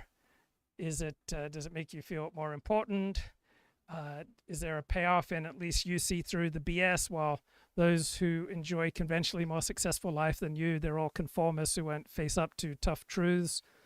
What is the draw for you in investing so much time listening to low IQ conspiracy theorizing? People in the lab were like, oh shit, is this us? Like they had the same thought as everybody Right. else. They're like, fuck, Right. there's like a coronavirus spreading. We do coronavirus work. They then tested everyone in the lab for antibodies, right? As soon as those tests were available in March of 2020, they're like, every single worker should take one of these things. If you have antibodies, that's a really big problem. That means it might have come from our lab. Right. Everybody Right. tests negative. So according to the people who work in this lab, nobody there tested positive for antibodies. However, the conspiracy theorists are now like, isn't that a little suspicious? Nobody had antibodies in 2020.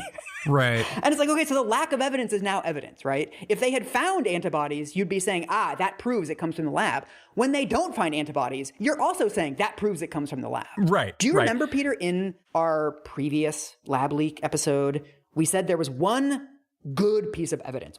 So if you love a podcast, you love a book, you love a movie, you love a TV series, you love a poem or a song, it's worth asking, why do I love it, right? Why does this resonate with my soul? And if you're in love with theories that go against the empirical reality, why? Why do you get an emotional payoff? Why are you invested in believing things that go against the evidence? All the other pieces of evidence are like very circumstantial. It's like the lab is in Wuhan and like lab leaks have happened before. But there was one piece of like actual direct evidence that I characterize as like the best available piece of evidence. Do you remember this? I don't. So basically, we have a report originally in the Wall Street Journal that 3 workers at the lab got sick in November of 2019. Oh, yeah, sure. Yeah. I've heard this come up repeatedly from the lab leak truthers. I don't think this that appears my- to just be an internal report of a few sick people in the lab in November, like in the fall. Yes. In a year with an infamously bad flu season. Right. Yes. People had symptoms that could be COVID or could be the flu. That's basically the strongest possible version of it. Right. This best evidence for the lab leak has actually become significantly weaker since we recorded that episode, because in June of 2023, Matt Taibbi and Michael Schellenberger publish a report naming the 3 scientists who got sick. Mhm. They present this as like a smoking gun, right? We have the names. Uh-huh. This is, of course, based on anonymous government sources. Chinese government? American government. Okay. It's fairly weak anyway, but what's so interesting is by naming the specific people who got sick in fall of 2019, they actually ended up weakening their case because Science, the magazine, contacts these researchers and 2 of them say, like, I didn't get sick at all. So originally we thought like, oh, they got sick in November of 2019, but like whatever, it could be anything. These people are saying we didn't get sick at all. And one of them, very importantly, one of the people who is named as being like the genesis of this doesn't even work in the lab. This is a person who does like computer modeling. And she's like well, that doesn't even make sense. Like, I couldn't have caught it from a live virus because I don't work on live viruses. Like, I talked to another person who's done collaborations with them, and he was like, I don't know if she's ever actually been to the lab, like the part where they're doing the virus manipulation. So that's like the best piece of evidence is now even weaker than it was, and it was never particularly strong. The really important thing that I want to talk about in this episode is that if you actually follow like the lab leak people, like people that are really bought into this, they're shedding credibility the way that people shed coronaviruses. But at the same time, we've had this weird recasting of the lab leak from people on the left, including people I like genuinely really respect. Say their names. We'll get there. That like people on the left, like us, like really fucked up in dismissing the lab leak. Yeah. So this is from Naomi Klein's book, Doppelganger, which we talked about on this show, but we didn't get a chance to get to this part. Like most of us. So if I wanted to be good at this, live streaming and podcasting, there aren't many better models than this podcast, If Books Could Kill. I mean, these two guys are excellent. And success leaves clues. If I wanted to be serious about what I was doing right now, I would ask myself, what are these guys doing? Like, what makes it so good? And how could I emulate that? So, have you heard about Misty Copeland? All right. So, if you check out the style section or coverage of culture and arts, there are frequently these just glowing over-the-top coverage of various artists, and I only ever see absolute glowing coverage of this ballet dancer, Misty Copeland. And given that people have many dimensions, it's kind of weird that she only receives adulatory coverage. And can you guess why she only receives adulatory news coverage? Thinking has changed. I think that my whole career is proof that when you have diversity in certain. So after 25 years with the American Ballet Theatre, the New York Times writes, Misty Copeland, the first black woman ever to be named a principal dancer with the company, is retiring. She grew up in poverty in Southern California. She was frequently homeless. Her mother struggled to make ends meet. Eventually, she found solace and stability in dance. So this is a great story. Certain spaces, or in every space, but in my instance in ballet, there's so much rich. So in the If Books Could Kill podcast, is that to men speaking, or it sounds like a man and a woman? The gay guy, right, Michael Hobbs, right, he does have a much more feminine way of speaking, but pretty sure he is a man. And the other bloke, Peter, is a straight dude married to a woman. Richness that, and community, that people come together and want to understand each other and want to be a community together. And I feel like my career is literal proof of that. So why are there only adulatory articles and news stories about this woman? So I asked Grok, and they said that she receives widespread media attention for several compelling reasons. Her story resonates deeply. She blends remarkable talent with a narrative of overcoming significant barriers. That makes her an inspiring figure and a natural subject for glowing coverage. So she has a historic achievement, right? She was the first black woman to become a principal ballet dancer at a major ballet company. She has an underdog narrative, right? It's a rags to riches tale. She's an advocate for diversity and inclusion. She's become a pop culture icon. She is inspiring to young audiences. She's received much critical acclaim and awards. Now, there are critics who argue that her promotion was largely driven by media campaigns and social agendas rather than purely technical merit, and that other more meritorious dancers were overlooked. And so I also asked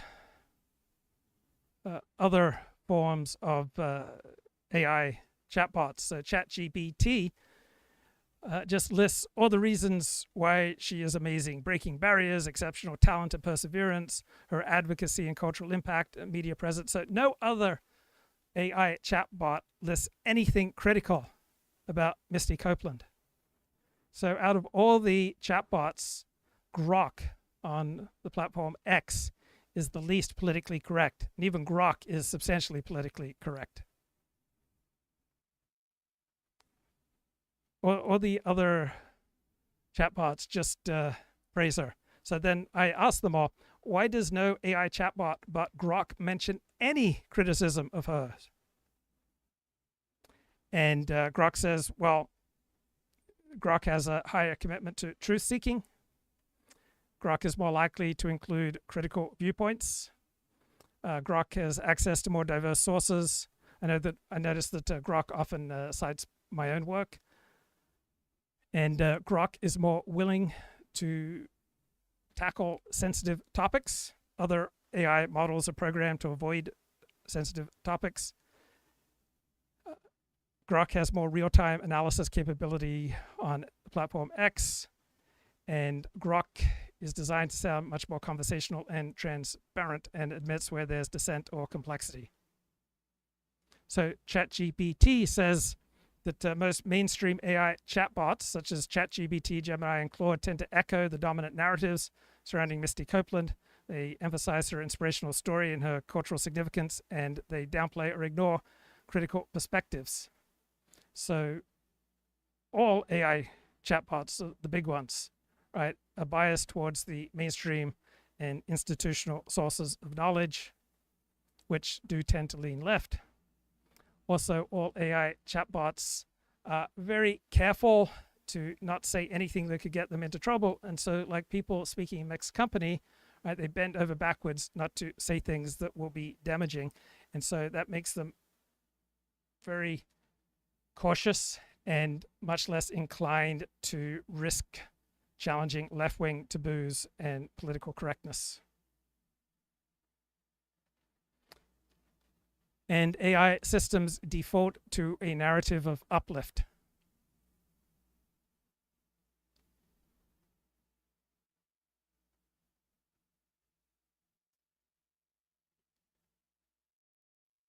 So I suspect that no AI chatbot would have ever mentioned that Joe Biden appeared senile at times, right? You cannot describe reality without violating the rules of political correctness, right? There was no polite, commonsensical observation about Joe Biden's obvious cognitive decline that was as exact as the word senile. And so I asked Grok about this. Chatbots avoid terms like senile because it's so loaded. It's a blunt, potentially offensive label. And so billions of dollars are going into these AI chatbots, and they don't want to jeopardize that funding by ticking off the most powerful institutions in our country, which are dominated on top by the left.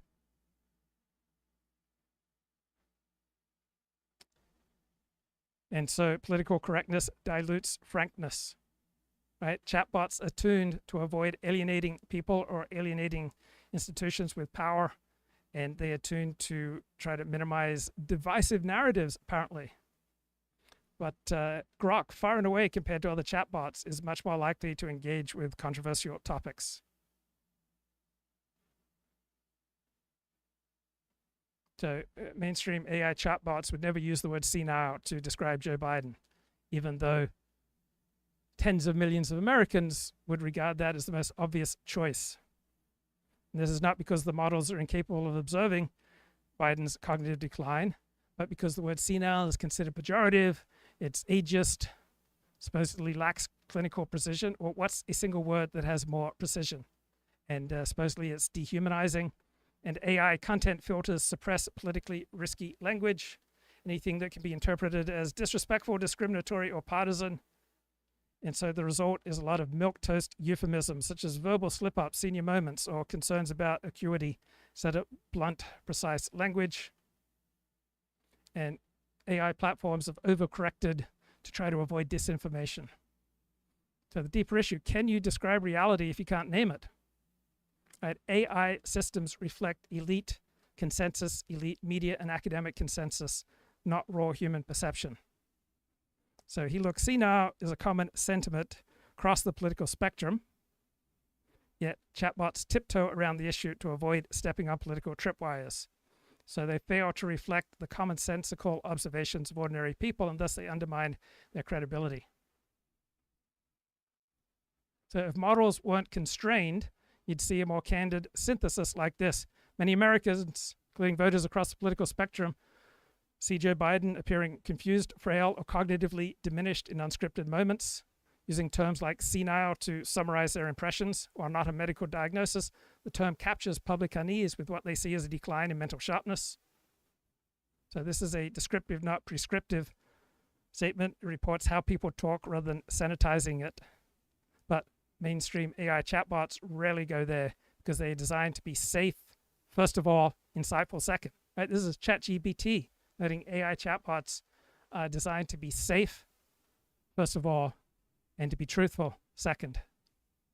So you're not imagining it. The refusal to use words like senile to describe Joe Biden or to even discuss Misty Copeland's critics is a design feature of current AI systems. It's not a neutral accident. It reflects guardrails optimized for reputational safety over telling the truth in plain language. So it seems like there is an enormous popular demand for a non-PC AI chatbot or a conservative chatbot, but there's not the money invested in that. All right, Grok is the closest that we have to that, but there's a lack of funding and a lack of infrastructure. There's a lack of talent pool, right? Researchers and engineers, particularly on the coast and in the elite cities, overwhelmingly lean left. So most tech workers identify as liberal, about 70% compared to 20% conservative. And a non-PC chatbot would likely alienate advertisers, partners, mainstream users, limit their commercial viability. And the sources for chatbots are overwhelmingly controlled by the left. So when will conservatives put up money for their own chatbots and for their own version of Wikipedia? Right? There's huge demand for this, but there's almost no institutional support, and that is not an accident, right? Because the institutions with the money, the talent, and the infrastructure to build large-scale language models, OpenAI, are based in progressive tech and academic circles. They are subject to reputational and regulatory pressures such as the EU, civil rights groups, lawsuits. They are heavily reliant on elite partnerships with government agencies, enterprises, universities that are controlled by the left. They are risk-averse. And so a politically unfiltered AI is a PR and legal minefield. Conservatives have the money. Why haven't they built their own AI? Lack of technical capacity, lack of institutional ecosystems, lack of talent, fear of backlash, and reputational risk. Right? Even Elon Musk, perhaps the richest man in the world, has to be subtle about Grok's anti-wokeness to avoid institutional blowback. So a right-leaning or blunt truth AI would face enormous headwinds. You'd have regulatory and platform challenges. Cloud providers such as Google and Amazon would likely cut off access over harmful content, right? Because if you violate the taboos of the left, particularly with regard to group differences, you are much more likely to be labeled harmful as opposed to violating the taboos of the right, such as anti-religious attitudes. App stores would ban a blunt speaking AI. NGOs and media watchdogs would attack it relentlessly, and ad partners would flee over brand safety. So Grok still self-censors to a considerable degree. So we're likely headed towards some kind of fragmentation in the AI ecosystem. You've got mainstream AI such as ChatGPT, Claude, Gemini, which are safe, PC, corporate aligned. You've got anti-woke AI, Grok, and possibly open source models, which are sometimes risky, controversial, blunt, possibly hosted offshore under looser jurisdictions. And we have niche AI assistants in religious, political, and cultural ecosystems that will serve political audiences. Building a real conservative or blunt common sense talking chatbot that rivals ChatGPT would require billions of dollars in investment and talent and legal protection, and no right-leaning group has shown an inclination. So there's tremendous demand for a non-PC truth-optimizing AI but the supply is limited by structural dominance of left-leaning institutions in tech and academia, the financial and reputational risk, and the lack of conservative infrastructure to sustain AI development at scale. So Misty Copeland gets a tremendous amount of adulation. It's not because she has many insightful things to say. You know, thinking of, you know, so many young Black and brown people that didn't even know that Lincoln Center was a place they could step foot in. And when they see my poster on the front and they feel like, oh, you know, and it opens their minds up to a whole new world. And to me, it's not just about coming to see me. It sparks their interest to want to participate and to want to learn more about the art form and whatever may take place at Lincoln Center as well. But I think that it brings us together. I think that art is the most incredible way to build bridges, you know, no matter what political party you're in. Yeah, I can't think of a better way to All right, just a tissue of cliches. I don't know where the COVID-19 virus originated, but I do realize in retrospect that I was too quick to take the official story that it came from a wet market where wild animals were sold at face value. If I'm honest, I accepted it because it served my own motivated reasoning and reinforced my worldview. The pandemic was a little less frightening to me if it was yet another example of humans overstressing nature and getting bitten in the ass for it. Then, as time went on, the lab leak theory became a key talking point from people like Naomi Wolf and Steve Bannon, where it was mixed with baseless claims about bioweapons, along with plenty of anti-Asian racism. Those seem to be further reason not to take another look at the facts. Even though more and more facts... So, Kip asked, am I still a vegetarian? I regard myself as a vegetarian because I never consciously eat meat or fish, but I do swallow 6 beef organ capsules every morning.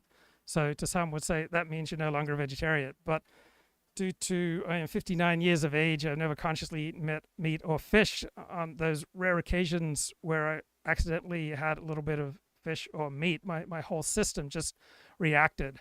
So you don't do something for 59 years, even something as healthy and as good for you as eating meat or eating fish, right? Your system is likely to revolt because we train ourselves.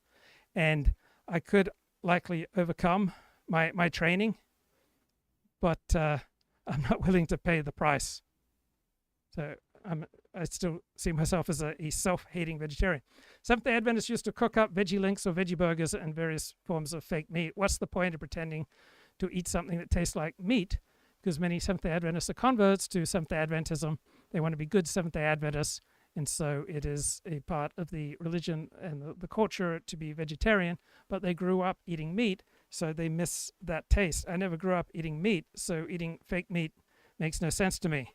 But there's such an enormous market for fake meat. Shows that it's meeting people's needs. But obviously, we evolved to eat meat. And raising your kids vegetarian is just a terrible thing to do for them. Their cognitive development, their physical development, and their social development.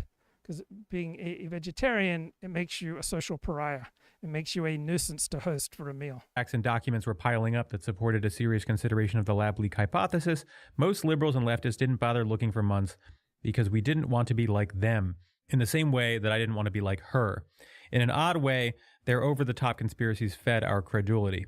Their question everything led to many of us not questioning enough. So this is becoming a very standard narrative. That we were reacting to the fact that conspiracy theorists believe this by not believing it without investigating the evidence. We were basically writing them off because they were kooky, but we wrote off the entire theory, right? Rather than saying, okay, the bioweapon stuff is a little silly, but this could have been an accidental lab leak. This is something worth looking into. And so in May of 2021, we had this huge explosion of articles being like, the media really fucked this up. Like Iglesias writes a piece called The Media's Lab Leak Fiasco. It was a fiasco the way that we treated this as a conspiracy theory when it actually deserved a lot more consideration. Maybe that explains the fact that now the lab leak is like the American public's leading hypothesis. Yeah. There's a poll from March 2023 that's around 65% of Americans believe that it's true. It's 35% of Democrats, which is not the majority of Democrats, but still pretty strong. This is what's so frustrating about some of this discourse where people are like, we really messed up when we didn't consider this enough. And it's sort of like, well, if the public believes it at a 65% clip, that's about as close to consensus as you're going to get in modern America on something that has a sort of political valence. Yeah.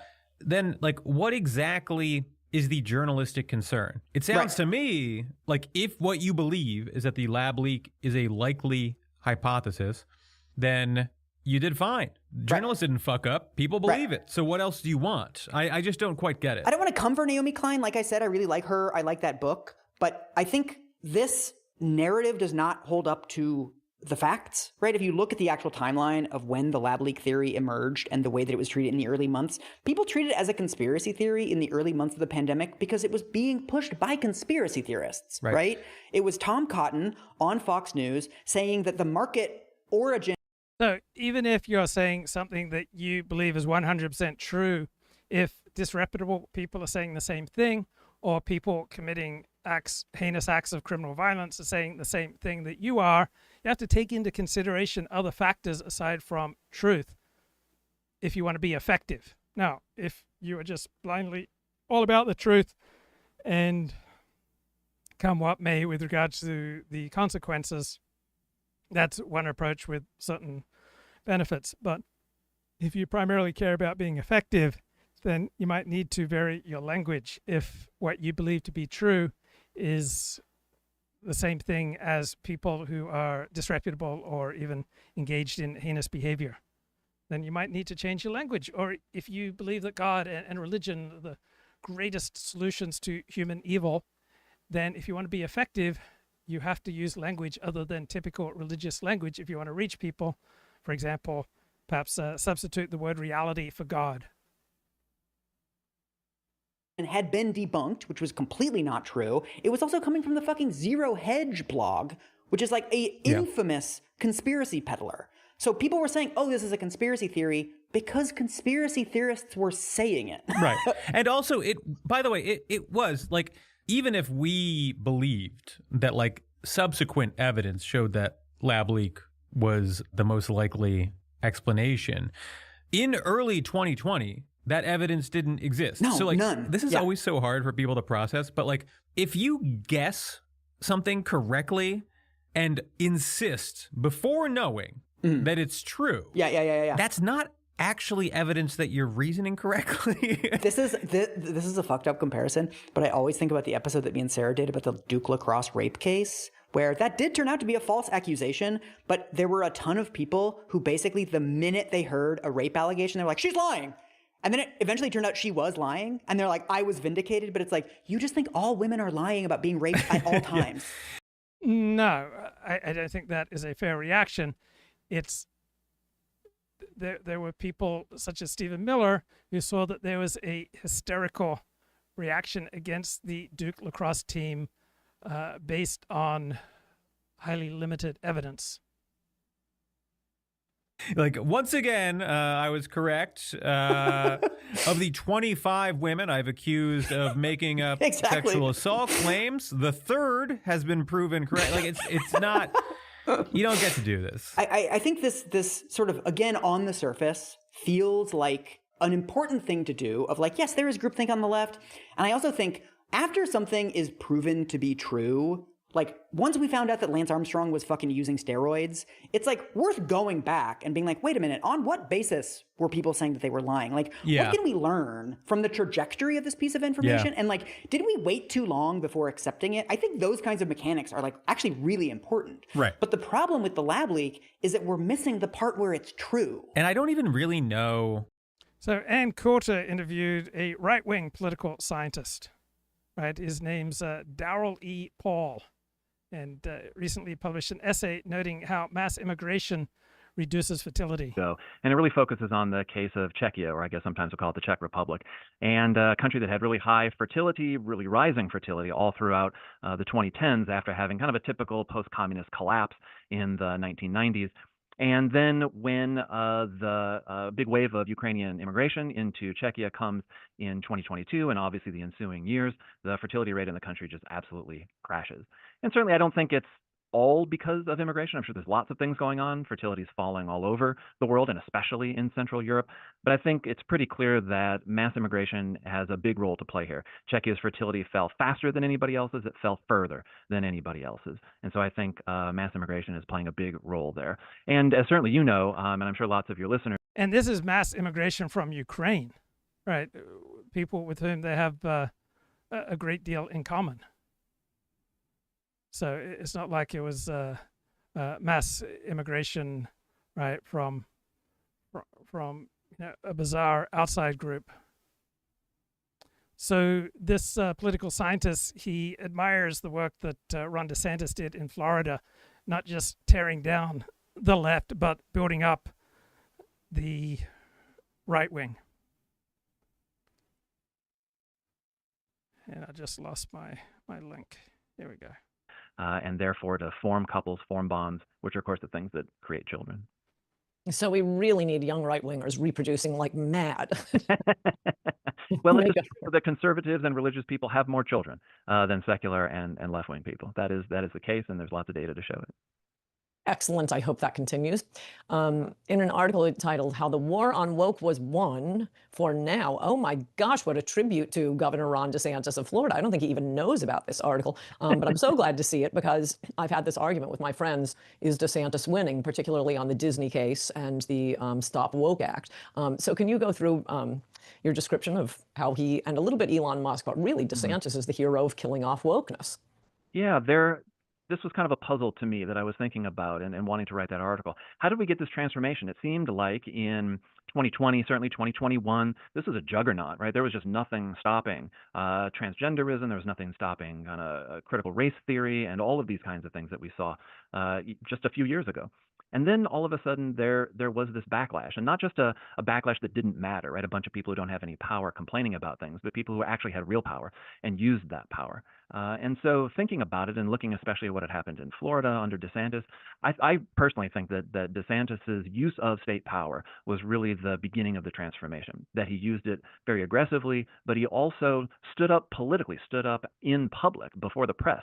He didn't cower. He didn't apologize, as lots of governors before him had done. They had signed bills, and then as soon as Walmart or Major League Baseball or whomever started complaining, they backtracked immediately. DeSantis didn't do that, and that I think was quite remarkable. Also, because Florida is just such a big state. It's an important state. Florida can do things, and Capitol will listen in a way that Wyoming or Utah can do, and Capitol won't, and Capitol will try to just mow these people down.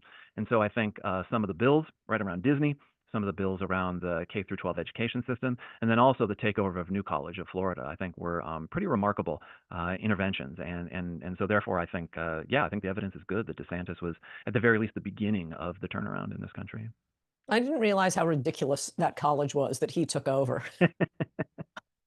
There's a lot of those kinds of places, right? There's a lot of apparatus, and the censorship apparatus that was linked into DEI ideology, really in one fell swoop. And most importantly, I think, the criticism of him was, you're going to kill the company. Like, literally, Twitter will not work anymore. It will seize up. It won't be able to function, and you'll have destroyed this, multi-billion-dollar organization. And of course, that didn't happen. Not to say that Musk. We could probably talk about that too, the Trump-Musk fallout. But Musk, I think, has done some things to Twitter that I don't think have been. He is very, very dedicated to technology and a technological solution, so-called, to the fertility problem in Western countries. That's not the problem. The problem is not technology. The problem is coupling. And Musk is not coupling. He is having children with many different women. Rumors are, I think I saw a class in not just the United States, but I think all Western countries. And it's a social service ideology, I guess we could call it that, which in some ways is good, right? If we're going to have professionals whom we give a lot of income to and a lot of autonomy to and a lot of authority to, whether they're teachers and professors like me, or whether they're doctors or lawyers or whatever they might be, we want them to have the public interest at heart. And so that, I think, is part of the understanding of the professional class and how it sees itself. And so therefore, because of that, I think there's always going to be an interest in how society is organized. And then from that kind of fundamental interest, the professional class is very liable to latch on to all kinds of popular ideologies. It's probably always going to have a pretty hard-edged left wing to it, and that left wing is always going to be looking to send its ideology into the heart of the professional class. And so, in my view, I think there's these two competing ideologies in the professional class in America. One of them is meritocracy, and the other is this kind of social justice ideology. And they kind of wax and wane. Sometimes one is more strong, sometimes the other is. But I don't think we're going to get rid of either one of them. No, I thought it was interesting. I'd never seen it before, your theory of the managerial ideology. I think you have capitalism, socialism, and managerialism. Right. and why they will always be for diversity, i.e. discrimination against white men. Why is that? Why couldn't they have their little bureaucratic jobs and their parking spots in some stupid building in Washington, but still hire on merit? Yeah. I think we often kind of think that managers or kind of people in corporate positions are the ones who are most pro-capitalist, most pro-market. But of course, I think anybody who studies capitalism will know that that's not exactly true. And there's all kinds of reasons why so-called free trade agreements are thousands upon thousands of pages long, because they're not really set out to be free trade. They're meant to manage things, right? So that my corporation or my industry gets lots of benefits, especially at the cost of somebody else, right? So kind of sticking the other guy with the cost and letting me reap the benefits. And so a managerial ideology is, I think. And Elliot Blatt makes a short comment here in the chat. Elon Musk has alienated all of his would-be supporters. I've only seen people with drug problems do this. Yes, the way Elon has been acting in his tempestuous posts about Donald Trump and then deleting those most egregious posts does seem to be indicative of a drug problem. I think tied into some of the self-interest that I guess we all have at some level. But it's an ideology because it's a claim that managers are the essential figures in any, at least kind of advanced developed society that we might see today. That managers are necessary to take the diversity that exists in society. Obviously, it's been created in many ways through things like immigration, but through things like ideology around sexuality or all kinds of other identity projects that we're all familiar with now, and says that that diversity is not going to automatically create benefits for society. It needs to be managed. And therefore, who best to manage things but managers? And so that's the managerial ideology and why I think it's fundamentally rooted. So asking who benefits is a powerful tool for understanding why individuals and groups act as they do. Right? Who benefits, and do the benefits to the individual who is speaking and acting, or the group is speaking and acting in a particular way, the benefits to the individual or the group, do they also correspond with general social benefits?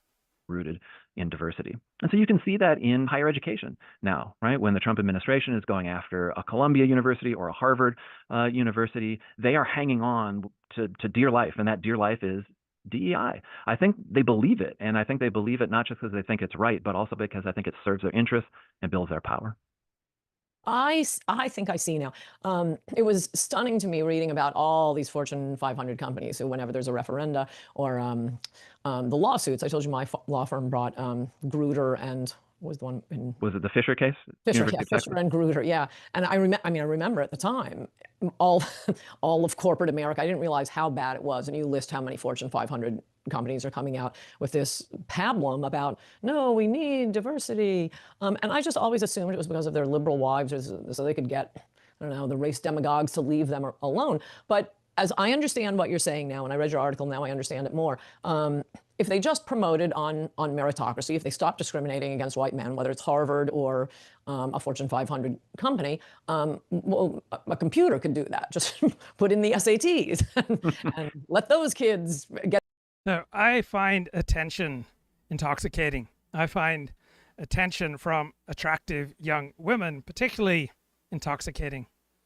But there are all sorts of things in life that people find intoxicating. Making money, having power, having status, right? All of these things are intoxicating and can blind people to the harm that they are doing. Get an admission letter and look at publications and scholarly research and let those people get the professorships. But as long as it's some complicated thing where we need a certain number of gays and transgenders and blacks and indigenous, well, that's what you need the managers for. Well, I think you're right to be skeptical because the evidence for this is really poor to non-existent. And most telling, corporations came to this. Right. There's no evidence that diversity makes corporations more profitable. Right, it's a lie. This belief well before there was any evidence for it, well before social scientists decided, let's actually take this project on and try to measure stuff and see whether there's any basis for these claims. The corporate sphere just ran off and said, well, we're going to do this because we think it's right. Some of that, I think, is rooted in the politics of the 1960s and the 1970s, trying to respond to a lot of the racial unrest of those periods. And so to quite frankly, protect themselves, right? We don't want people out there revolting against us, so we're going to try to skim off the top. We're going to try to co-opt a lot of their leaders and bring them into our group and then make our group more diverse in that way, but also because that makes it easier for us to rule them over the longer term. So I think that's part of what's going on. But I think they really do believe that, well, we have a diverse consumer base, and so therefore we need to have a diverse advertising crew. We need to have a diverse set of members of the board of directors and all of these things. And I've actually talked to a couple of these. I've talked to people who have, they're not currently CEOs, because they've never talked to a person like me, but kind of former CEOs of pretty big corporations. From talking to them, I think they really believe this stuff. I don't think it's a show. I don't think they're doing it because they're afraid of their wives. I think they've really drunk the Kool-Aid. Well, it's really easy to believe in things that give you more status and power and income. And it's very difficult to believe in things that will reduce your status, power, and income. So a life that optimizes for truth is very likely to be a painful and isolated life. Well, also, I assume most of, trace the studies on how great diversity is. And could represent that one on our board, then we're going to have to get one of those people. And so rather than actually looking for valuable kinds of diversity, which presumably you could. All right. I liked some of Tim Dillon's commentary here on the Trump-Musk. Who was brought into the White House under the auspices of figuring out how much fraud, waste, and abuse there is in the government. Now, obviously, there is a lot. He doesn't really find any. He said, oh, it's going to be $2 trillion. Then so I have friends who make money in the diversity industry. And I don't think it's the most honorable way to earn a living. But given that billions of dollars and great power have gone to create incentives to build this diversity industry, if you can find a way to make a legal buck from it, okay. And it was $1 trillion. Now it's whatever. He's running around going, Social Security is paying all this stuff out to dead people, but that's not true. Social Security keeps people on the rolls, but they're not really being paid, and that's been proven. Elon Musk has posted so many things, particularly in his Doge efforts, that were simply not true, not accurate, destroying his credibility. He was doing possibly valuable work, but he did it in an incredibly slipshod way. He hasn't shown any proof of all this waste and fraud and abuse that he uncovered. He's just kind of running around high. And then Trump is passing this grotesque bill that's going to mire the country in even more debt. And Elon Musk tweets, I'm sorry, I just can't stand it anymore. This massive, outrageous, pork-filled congressional spending bill is a disgusting abomination. Shame on those who voted for it. You know you did wrong. You know it. Elon is trying to kill the bill, this big, beautiful bill that Donald Trump loves. This big, beautiful bill, by the way, is an expansion of the federal debt. It gets rid of the EV mandate, which Musk does not like. Musk also, by the way, has beef. So Elon Musk's outburst reminds me of my father's outburst in 1979. So my father was a polarizing figure within the Seventh-day Adventist Church because of the way that he would say things. For example, I grew up Seventh-day Adventist, meaning a Protestant denomination, and one of the strongest put-downs you can ever make as a Protestant is to accuse something of being papist. And my father would often say about ideas he didn't approve of, oh, that's fine, but it's papist. So my father would use inflammatory language. He had a PhD in rhetoric, and he would deploy his rhetorical skills against his theological and social enemies. And his enemies didn't like that, and they fought back. And so my father was, on the one hand, something like a rock star in the Seventh-day Adventist Church, and that there was an enormous audience for his message. But on the other hand, he built up an enormous body of enemies who constricted the things that he wanted to do. So the Seventh-day Adventist Church turned down his Sabbath School pamphlet, and there are other social setbacks, publishing setbacks that my father suffered. And as a result, he acted out, and he, in a public lecture, he attacked a foundational theological doctrine of the church, belief in the investigative judgment and other theological esoterica if you're not a Seventh-day Adventist, but essentially he attacked the church's belief in its own divine chosenness. And that's not a good thing to do if you want to stay within a group.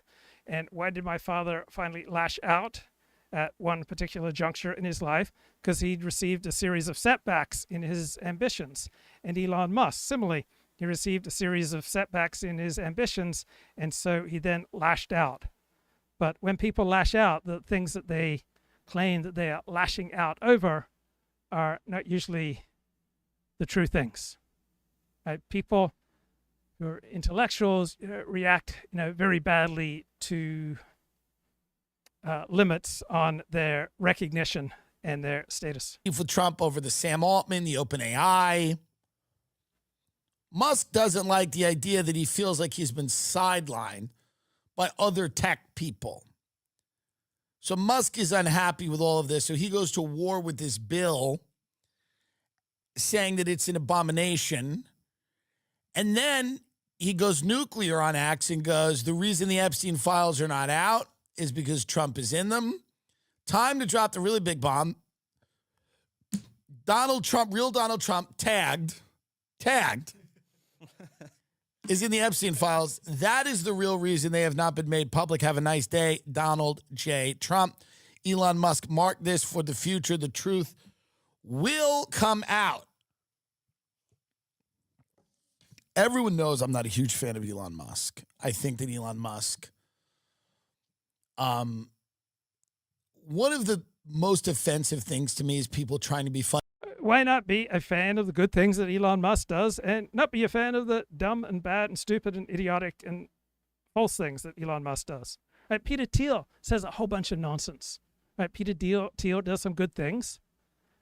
He's a billionaire. He has shown some financial success, yet overall his public pronouncements are often ludicrous. Funny who aren't funny. This is a horrible thing. This is a terrible thing that happens. People that want to be funny that have other things like, I don't know, all the money in the world. And that's not enough. It's never enough. Watching someone try to be funny and fall down on their face, it's terrible. It's, as a comedian, as somebody who is funny, it's sad to watch, and it makes him cringe. Like, I want my billionaires kind of quiet and evil and, plotting, and I don't want them doing like dad jokes and On the other hand, the juvenile nature of Elon Musk may well give him the energy to do the great things that he does. Right? We're often fueled by things that are not noble. Right? Here's some elite discourse to critique Washington Week with The Atlantic. Gave his former best friend Elon Musk access to enormous amounts of secret government data, and there's no predicting what Musk could do with it. But the world at large is in a state of seemingly permanent tumult, and so it's a good time for a general checkup. My guest tonight is Thomas Friedman, a 3-time Pulitzer Prize-winning journalist and foreign affairs columnist for the New York Times. So just because you win the Pulitzer Prize 3 times and you are a longtime columnist of the New York Times, right, there's very little correlation between these achievements and telling the truth. Thanks for coming in for our seemingly annual checkup. I want to ask you about this Elon Musk business, and maybe we can put it into some serious context. Before we jump to that, I want to read something that my colleague Charlie Warzel, writing in The Atlantic this morning, had to say. The sun rises every morning, spring turns to summer, water is wet. Donald Trump and Elon Musk's relationship has ended with a post about Jeffrey Epstein. And then, of course, he tweeted these. So nobody who writes for The Atlantic is pro-Trump or pro-MAGA, right? All you get in The Atlantic are denunciations of MAGA. These guys really do escalate quickly. Musk tweeted, "Time to drop the really big bomb. Real Donald Trump is in the Epstein files. That is the real reason they have not been made public. Have a nice day." So both guys love attention. And I love attention. And so what's underneath this kind of neediness? And that is there's a social maladjustment. Now, you can channel your social maladjustment in socially productive ways, this Elon Musk outburst is not a productive channeling of one's social maladjustment.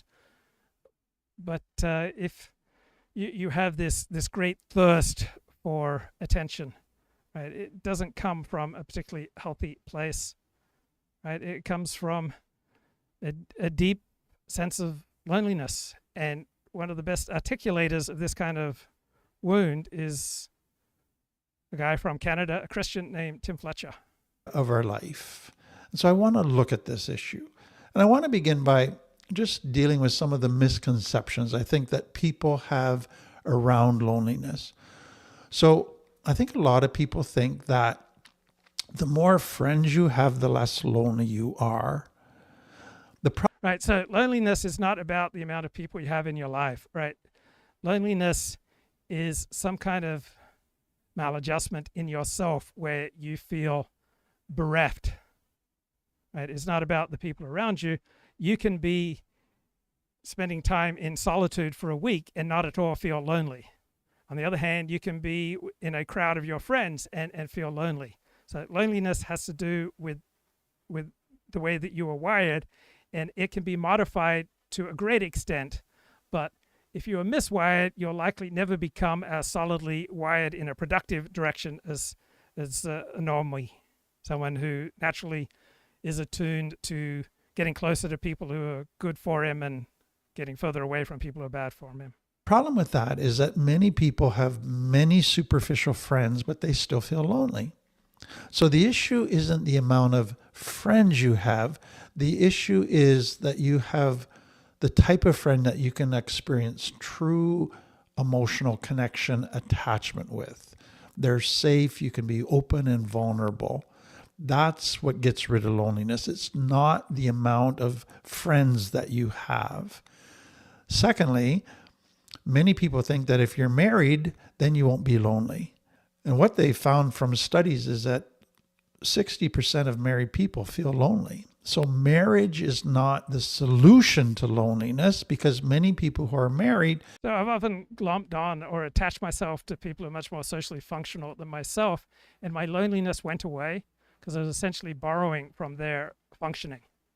But that's not a lasting solution, right? The lasting solution is the internal work, which I've found largely through 12-step programs, to start to rewire my responses to stimuli so that my responses are more aligned with reality, more aligned in a productive direction.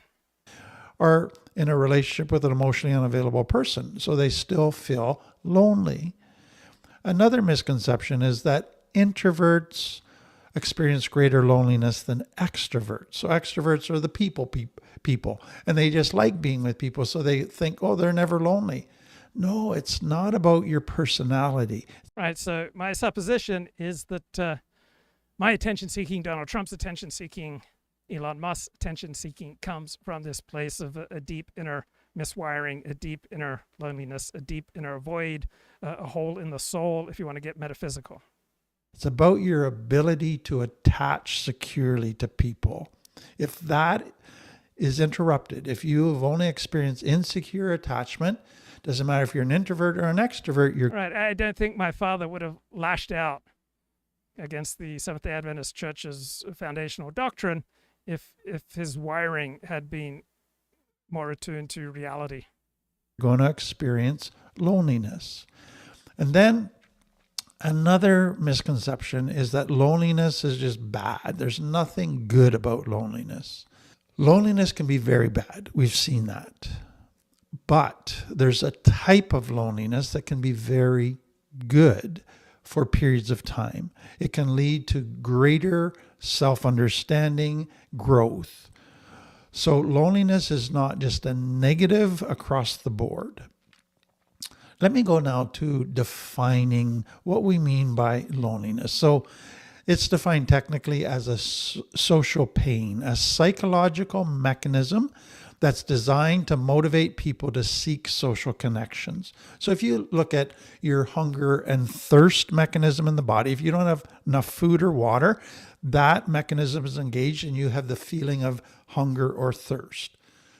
What has happened in the psychological is if you don't connect.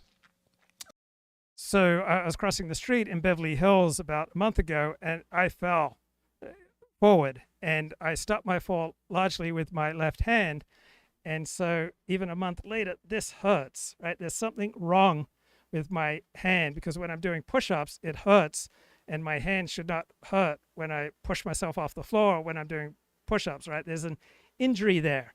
And so too with my internal wiring, right?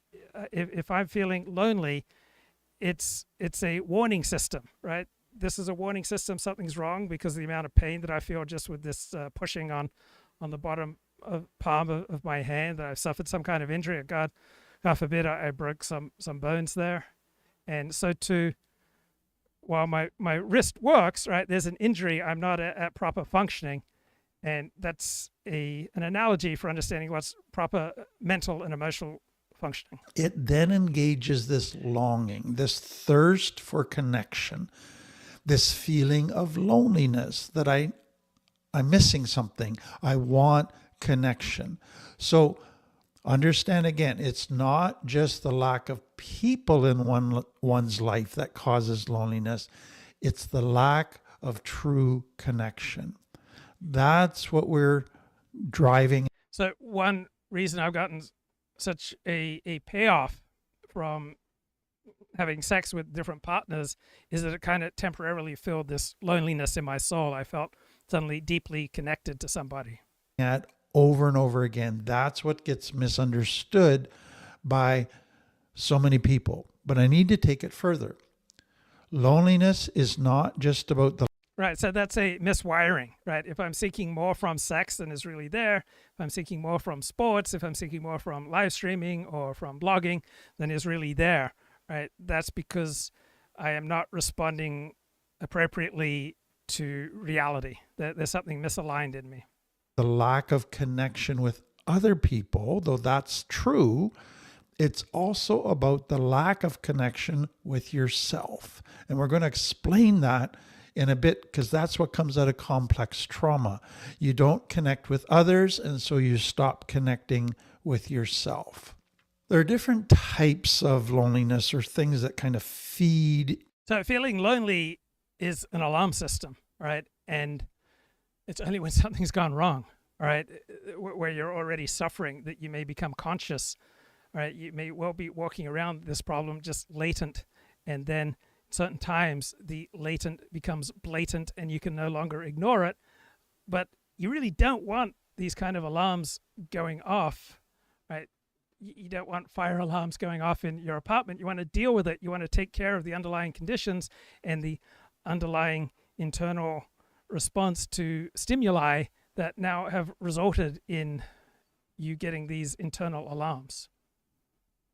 Into loneliness where people feel it. So the most obvious is the So I noticed the dominant characteristic in the sex industry and the porn industry was a lack of ties, lack of connection, because if you could really only do porn if you weren't connected to many people in reality.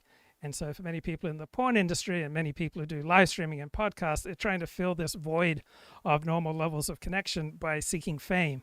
And fame can temporarily fill that hole in your soul that comes from a lack of genuine connection.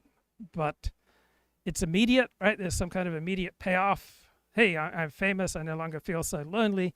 It's just not a lasting solution. Interpersonal.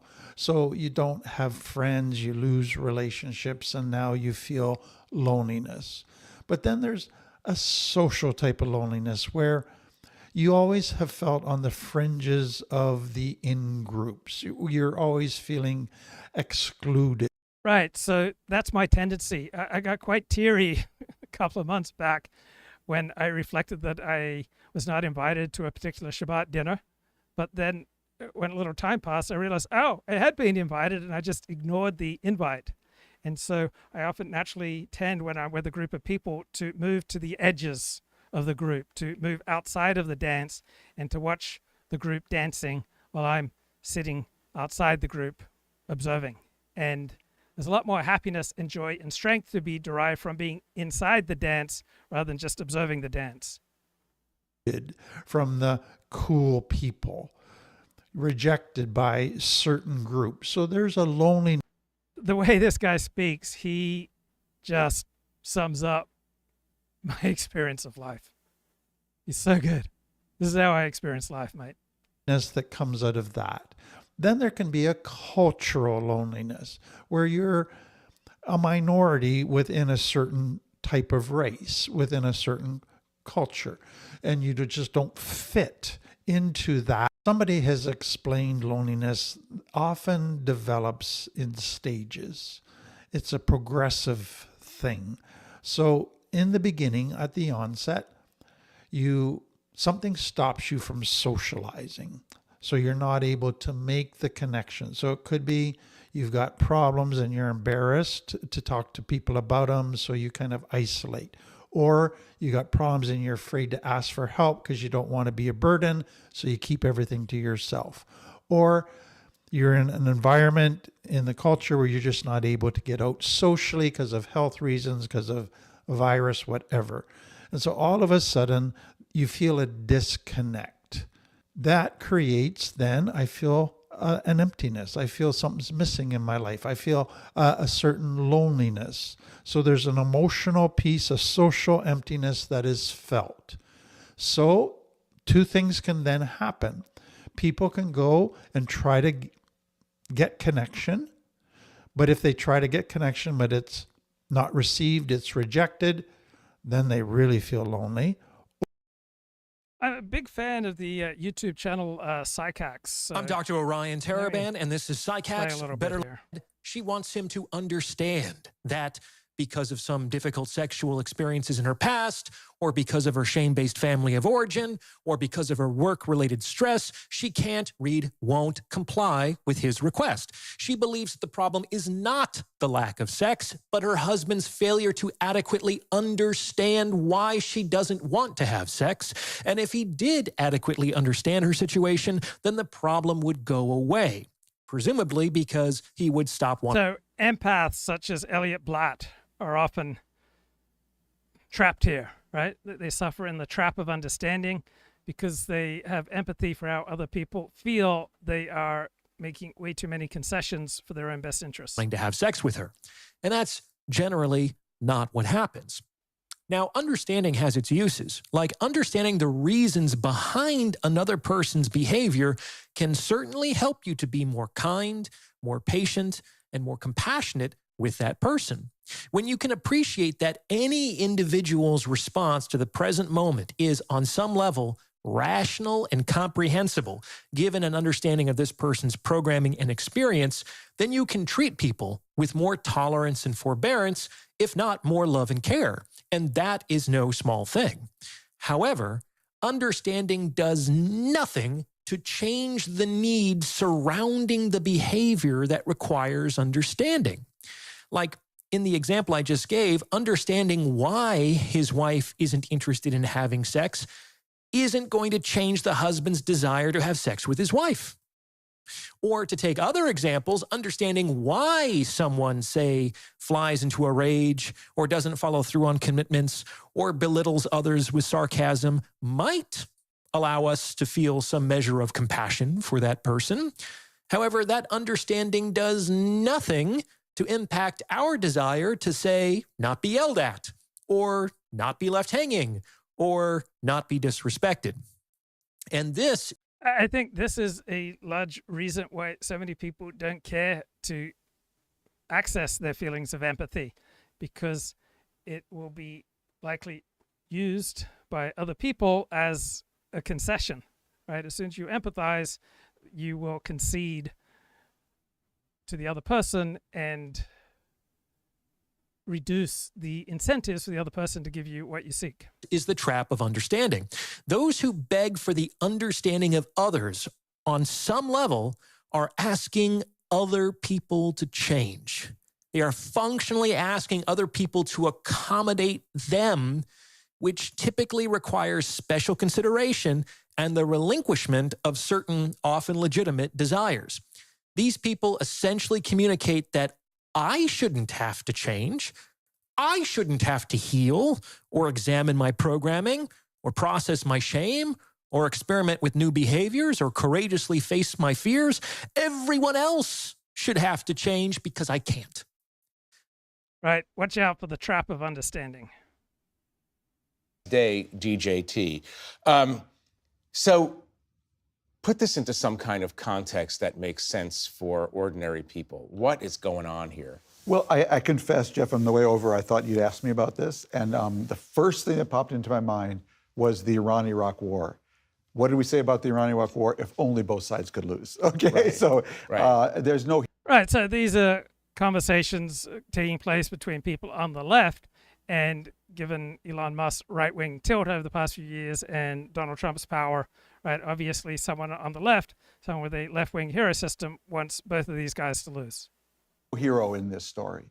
What it really is the latest manifestation to me of the central truth of the Trump 2 administration.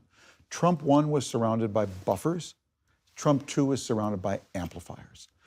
Now, I think he's absolutely right here.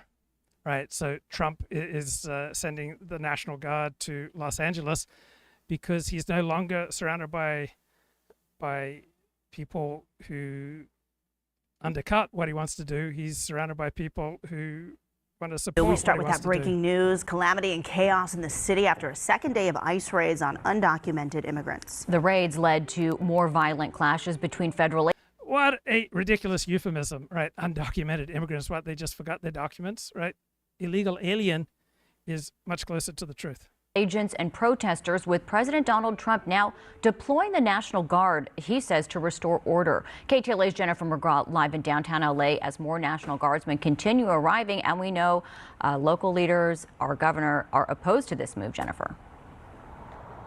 Yeah, Governor Newsom says that this is just causing a spectacle, but Trump says that this absolutely needs to be done to protect federal agents. Now, we've already seen hundreds of military personnel arrive here to downtown Los Angeles. It's crazy. Take a look to see military personnel coming downtown. The last time we saw this was in 2020 with the death of George Floyd, with another day of violent clashes with protesters. But overwhelmingly in 2020, because Trump wasn't surrounded by enablers, right? He was surrounded by buffers.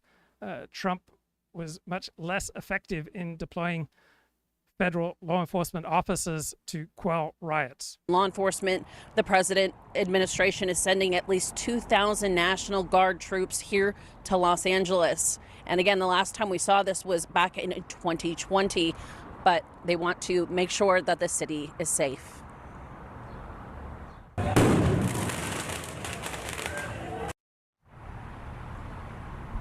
Again, for the second day in a row, protesters were outside the federal detention facility here in downtown LA, chanting and holding signs. There is also spray paint all over the city buildings, rubber bullets all over the streets, and of course a scent of pepper spray in the air.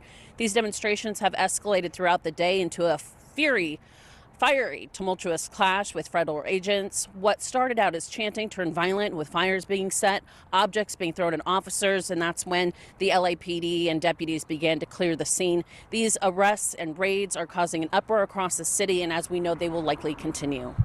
They're causing an uproar by a tiny percentage of Los Angelinos, right? Most people are much more focused on their family, friends, their job, and their particular tribe.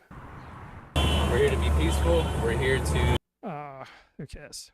And therefore, stuff that used to begin at the Mar-a-Lago bar. So Trump is much more effective at carrying out his agenda this term compared to last.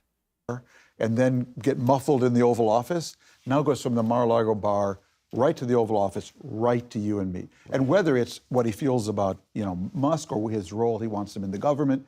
But to me, the whole Musk phenomenon is part of a much deeper and more disturbing phenomenon from an American citizen point of view, which is nothing here is modeled. Nothing here is stress tested. Everything is a riff. The country is being run like the... Kip has an honest comment here. He says, some recoil at the horror and the void of complete loneliness. I find it freeing after a former life filled with way too many appointments. Once I moved over an hour away from friends and family, their visits subsided all by choice. And what goes unsaid here is the anxiety and the challenge of standing up for oneself while staying in connection with the people most important to you was just too exhausting. And so you can move away if the strength that you need to accurately juggle your own needs versus maintaining connection is just too challenging. But there's not much growth from either extreme response. Right? There's no personal growth to be derived from always giving in to others or moving away from others so you don't have to confront the challenge. Right? The path of growth is becoming differentiated and learning to appropriately stand up for your own interests while maintaining varying levels of connection with the people who are most important to you.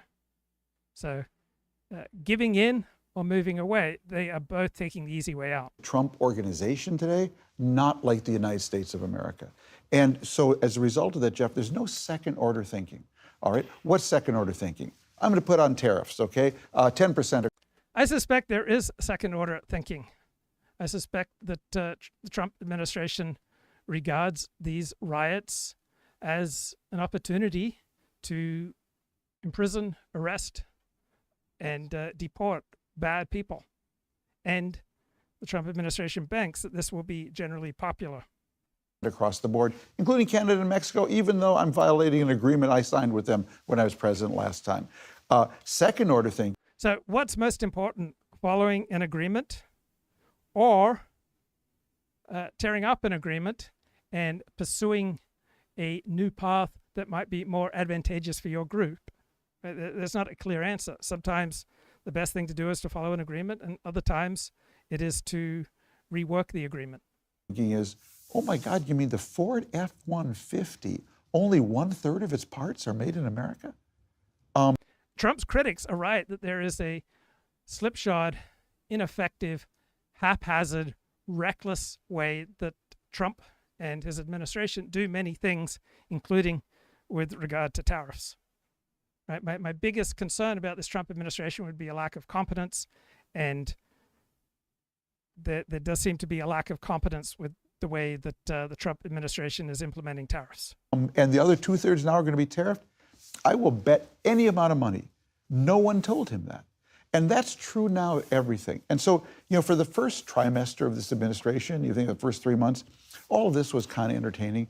But now he's running up against a wall. It turns out he can't solve the Russia-Ukraine war overnight. It turns out tariff wars aren't easy to win. It turns out, Musk is not going to, do the revolution in the government for him. Turns out courts sometimes don't like what you do. Exactly. And so I think the second, 3 months are going to get very interesting as he runs into this. So that's true, what he just said. It's also true that this administration is trying more things, is displaying more courage, is quote unquote thinking outside the box, right? Is trying to achieve its goals, even though the elites say that it won't work. And so when you try many things, particularly if you start operating out where the buses don't run no more, you're going to have a much higher degree of failure than if you don't try difficult things. Reality. And I don't know where it's going to go, but it leaves me disquieted. That's interesting. I was thinking, as you were saying this, I was thinking about John Kelly, General John Kelly, being, and along with General Mattis and others, being those buffers or filters. There's literally no one in the White House or in the whole system who does anything but amplify. Is that fair to say? Yeah, I mean, I just don't. The Treasury Secretary? I just don't see it, I mean, yeah, you hear these stories that the Treasury Secretary had to wait, for one of the other, economic guys, Peter Navarro, to be out of the room for him to come in to try to change the tariffs. This is crazy stuff. Now, I happen to be in China twice in the last 6 months. I've watched a lot of this from China, actually. Mm-hmm. And when you see it from China, I mean, they say a couple of things. One is, we are never going to put our president in a situation like Zelensky in the Oval Office where he can be embarrassed, number one. The second thing they say, Jeff, is that this isn't cute. We just saw Donald Trump tear up a trade agreement that Donald Trump made with America's two closest neighbors and allies, Canada and Mexico. What is the value? Wow, China is outraged. They are shocked that the United States is not living up to an agreement, because China, it just always lives up to its agreements. Therefore, of a trade agreement with him now.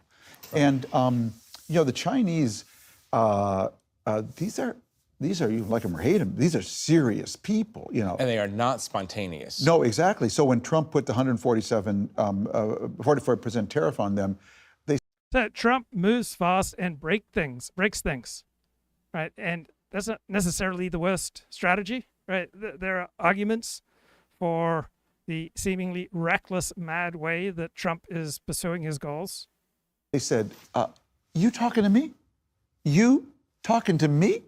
Do you realize that we control 90% of the rare earths that make the magnets that go in every car you make? Do you realize that? Which he didn't, which is why Ford and GM and Stellantis had to announce this week, we may actually have to curb some production because we're running out of.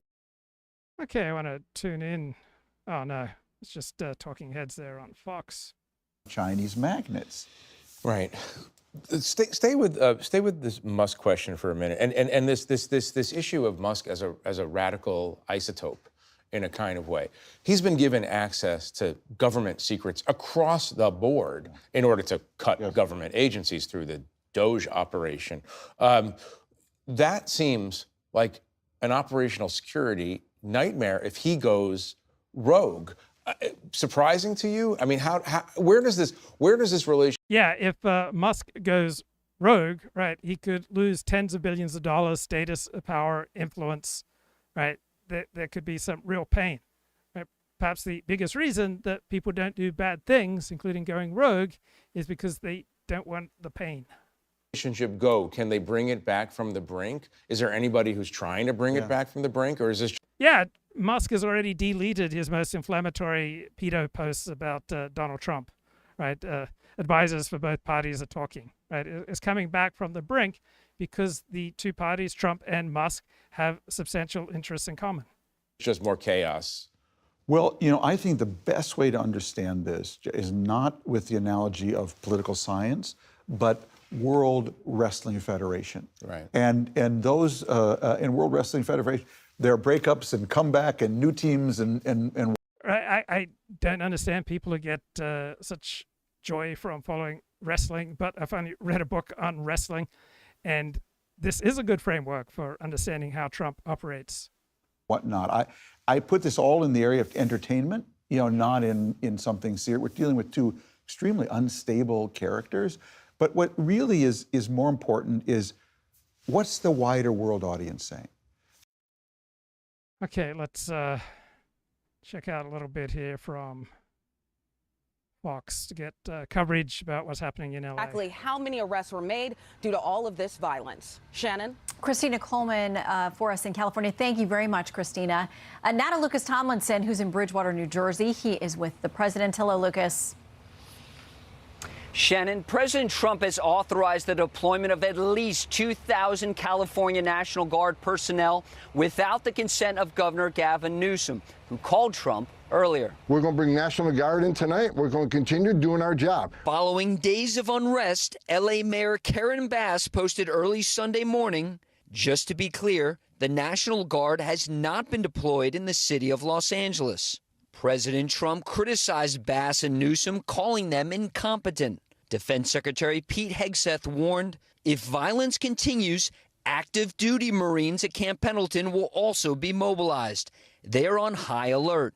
Newsom responded, the Secretary of Defense is now threatening to deploy active duty Marines on American soil against its own citizens. This is deranged behavior. Newsom called the deployment of the National Guard a spectacle.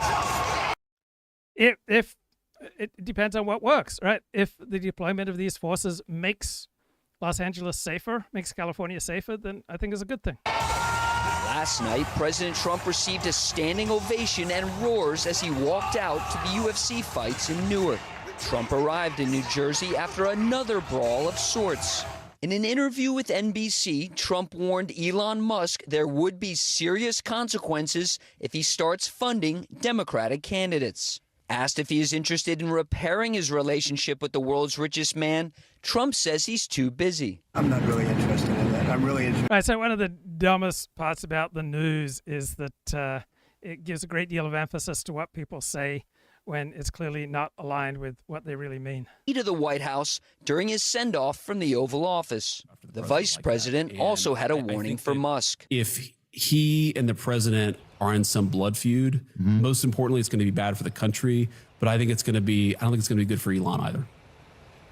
So we are very much social creatures. and the communities around both Trump and Musk are militating towards, some kind of rapprochement. What's the wider world audience saying? They're saying, for all of our lifetime, Jeff, sort of post-war America, if I had an extra dollar and I'm a foreigner, I'm going to put it in America. If I have an extra, brain power and a brainy person, I'm going to study in America. And if I have a little extra dollop of trust, I'm going to trust America. Right. Now, you take all three of those things away, and you end up with a very different relationship between America and the world. Okay, so I have to ask you, and by the way, it's interesting, right? Miami is Miami because it's a safe place for people's money. Harvard is or was Harvard because people want to come from around the world, and so on. And the United Nations is headquartered in New York. I mean, everybody for a reason. Right. We wrote the rules of the road for the post-war international order. So the question is, you're an ally or an adversary, and you're looking at this clown show. By the way, on the weekend that marks the 81st anniversary of D-Day, noting just for the record, you put yourselves in the shoes of an ally and adversary. Are you thinking that this is a midlife crisis America's having, a nervous breakdown, or is this some kind of weird terminal illness? I don't know which. All I know is I'm completely disoriented if I'm an ally, and I'm completely disoriented if I'm the foreign affairs columnist for the New York Times, because I've never covered this world. And, our friend, Fareed Zakaria wrote a book. These are not absurd critiques, right? That there is some evidence of a brain drain.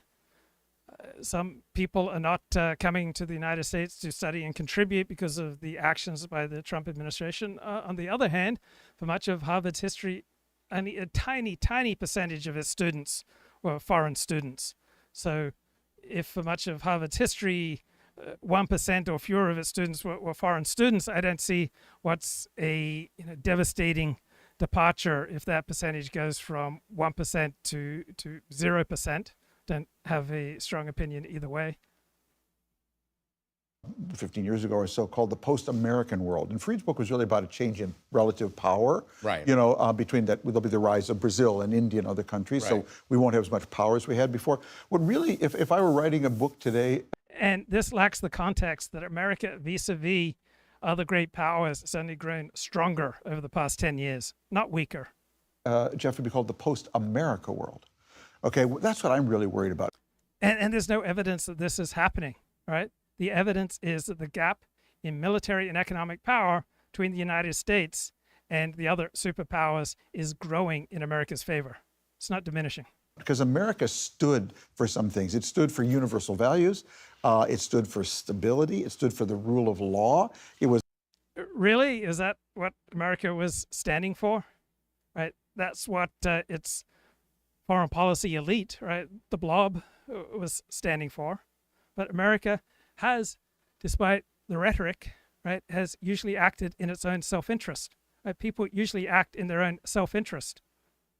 Now, the language that America uses to cloak its pursuit of self-interest may well be the language of universalism and universal human rights, but the things that people say don't matter nearly as much as the things that people do. By entering World War I and World War II relatively late, America reaped enormous benefits while paying a much lower price. Was a loyal ally. We were always against the dictator versus the people seeking freedom. What really worries me that... Oh, America's always been on the side of freedom rather than dictators. We have allied with dictators when that was in our national interest. Right? He's getting confused between the rhetoric of the foreign policy blob and reality. At the end of my, career, basically, I'm dealing with the post-America world, the America I grew up and loved and was devoted to. And just not a lot of value here. Someone who lived abroad like you have know how important that America is to the whole world. American optimism and stability makes the... Guess what? The Japanese think overwhelmingly about the Japanese. The Italians think overwhelmingly about the Italians. Right? He is grossly overestimating how much foreign countries and their citizens think about America and venerate America. The world go round. You take us out of the equation. It's not like anybody else comes in. I'm sorry. You have a no superpower world. Right. You know. Right. But come back to this. Is this? So the Trump administration is not isolationist. They are for a rejiggering of American commitments in more alignment with American interests.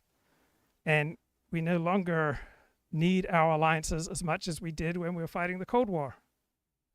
Do you think that this instability that we're experiencing, emotional, political, all the instabilities that we're experiencing, could it be temporary? Or is this, can we not come back reputationally to start? Well, the thing I'm worried about.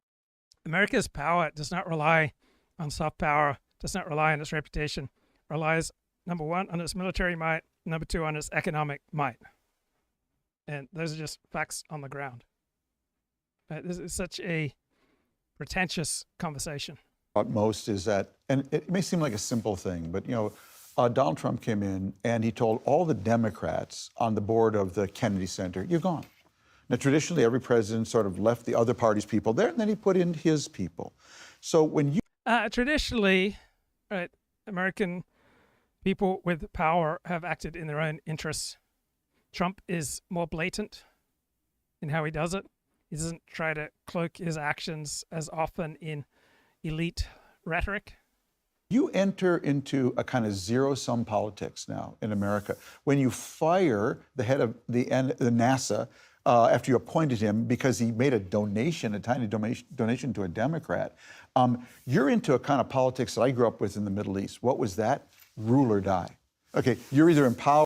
There is a great deal of pettiness in Trump's choices. There is a blatant and mind-boggling level of corruption with this president.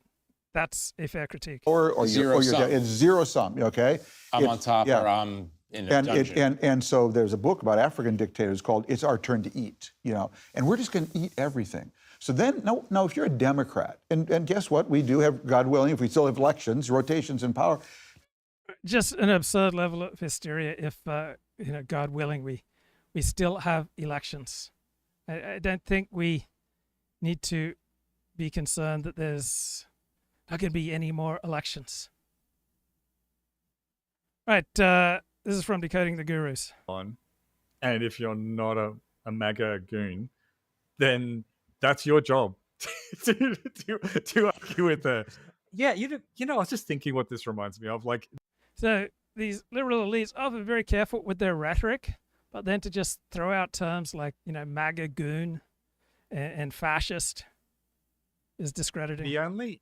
The other times in my life when I've encountered communities that are like this, you see it a little bit in academia where direct confrontation is a little bit difficult, but more so it's in the music area, the hip kind of bands. I don't know if you ever hung around people that were in bands, people that a little bit metal bands. Well, yeah. I don't know if you're cool like me, but I hang around with a lot of musos, and there is the same kind of thing where you. So I asked a childhood friend after we met up, and I did him a favor, and then I followed up, and he didn't get back to me for 6 weeks. And when I asked him why didn't he get back to me, he said, "Well, I'm a muso, right? Given that he's a musician, right, I should not hold him to the same level of accountability that I hold someone else."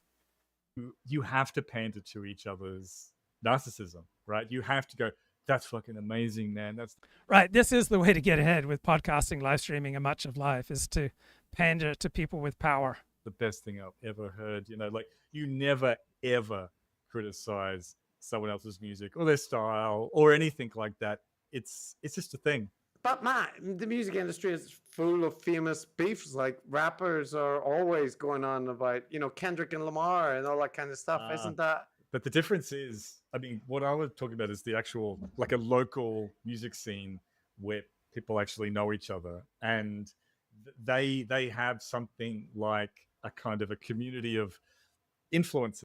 And Kip asks, are these guys gurus or are these guys decoding gurus? And you can look at many of the definitions of guru and see that these guys rank pretty low. Right? They are an excellent model in not being self-aggrandizing. They're an excellent model in not trying to sound more profound than they really are. Right? They tend to use pretty precise, exact language, unlike the flowery expressions of a Jordan Peterson.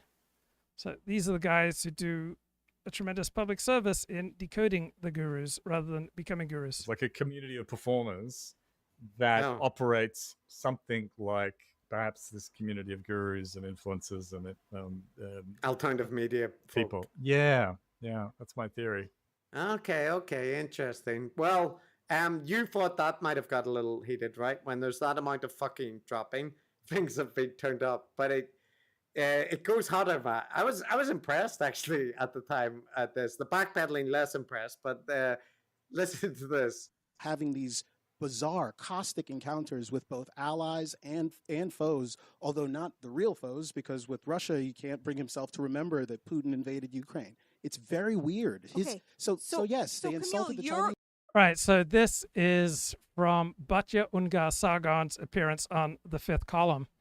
And when people say that things are weird, things are mysterious, right, that only makes sense when you recognize it's coming from a particular hero system, a particular understanding of life.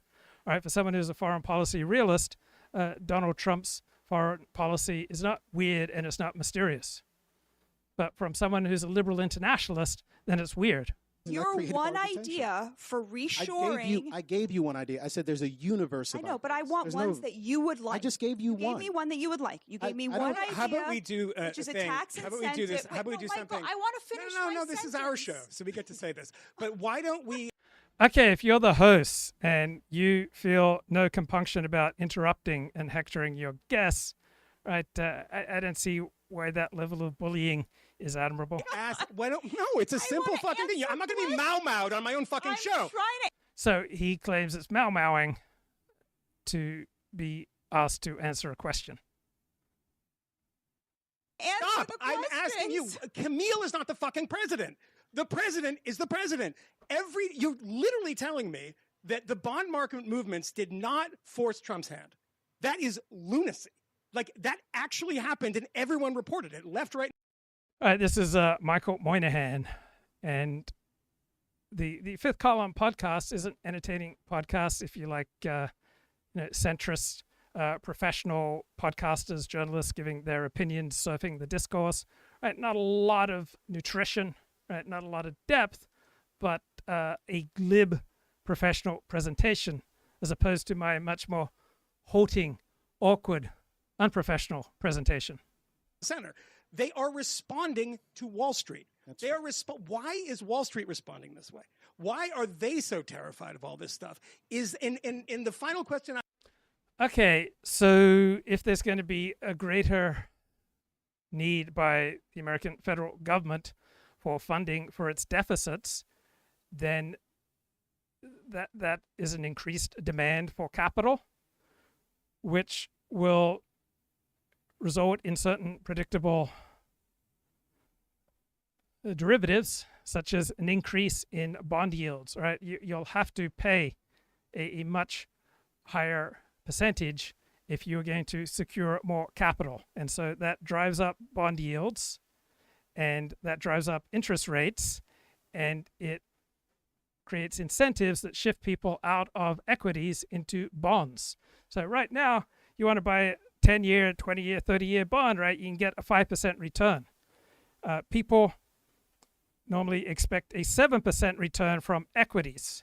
And so there's not much of a spread right now between equities and the bond market. And given that you can lock in a bond market return, then it's going to make sense for more and more capital to shift to bonds rather than being plowed into the equity market. So interest rates go up, and ceteris paribus, all things being equal, when interest rates go up, right, more of capital will seek that guaranteed bond return rather than investing in equities, stocks. We'll just ask of you, because let's talk about the policy that's actually in place right now. Moynihan got a bit annoyed. Right. The point is he's getting annoyed from a place of not a lot of expertise. Right. It's not like he's a deep thinker on economic issues. Right. These are all professional pundits who are surfing the discourse.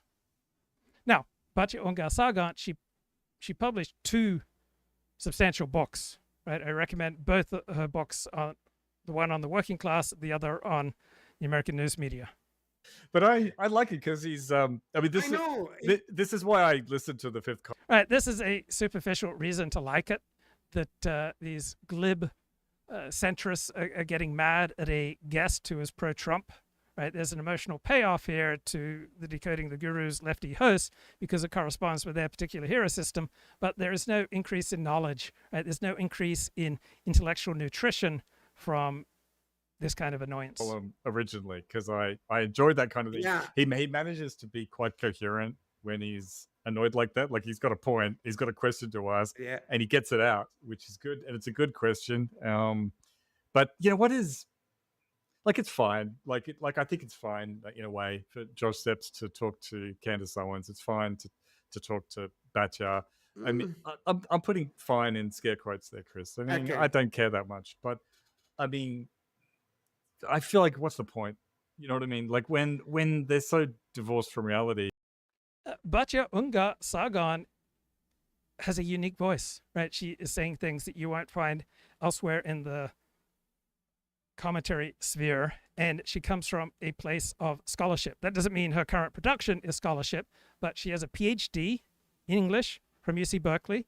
She has published 2 books of quality.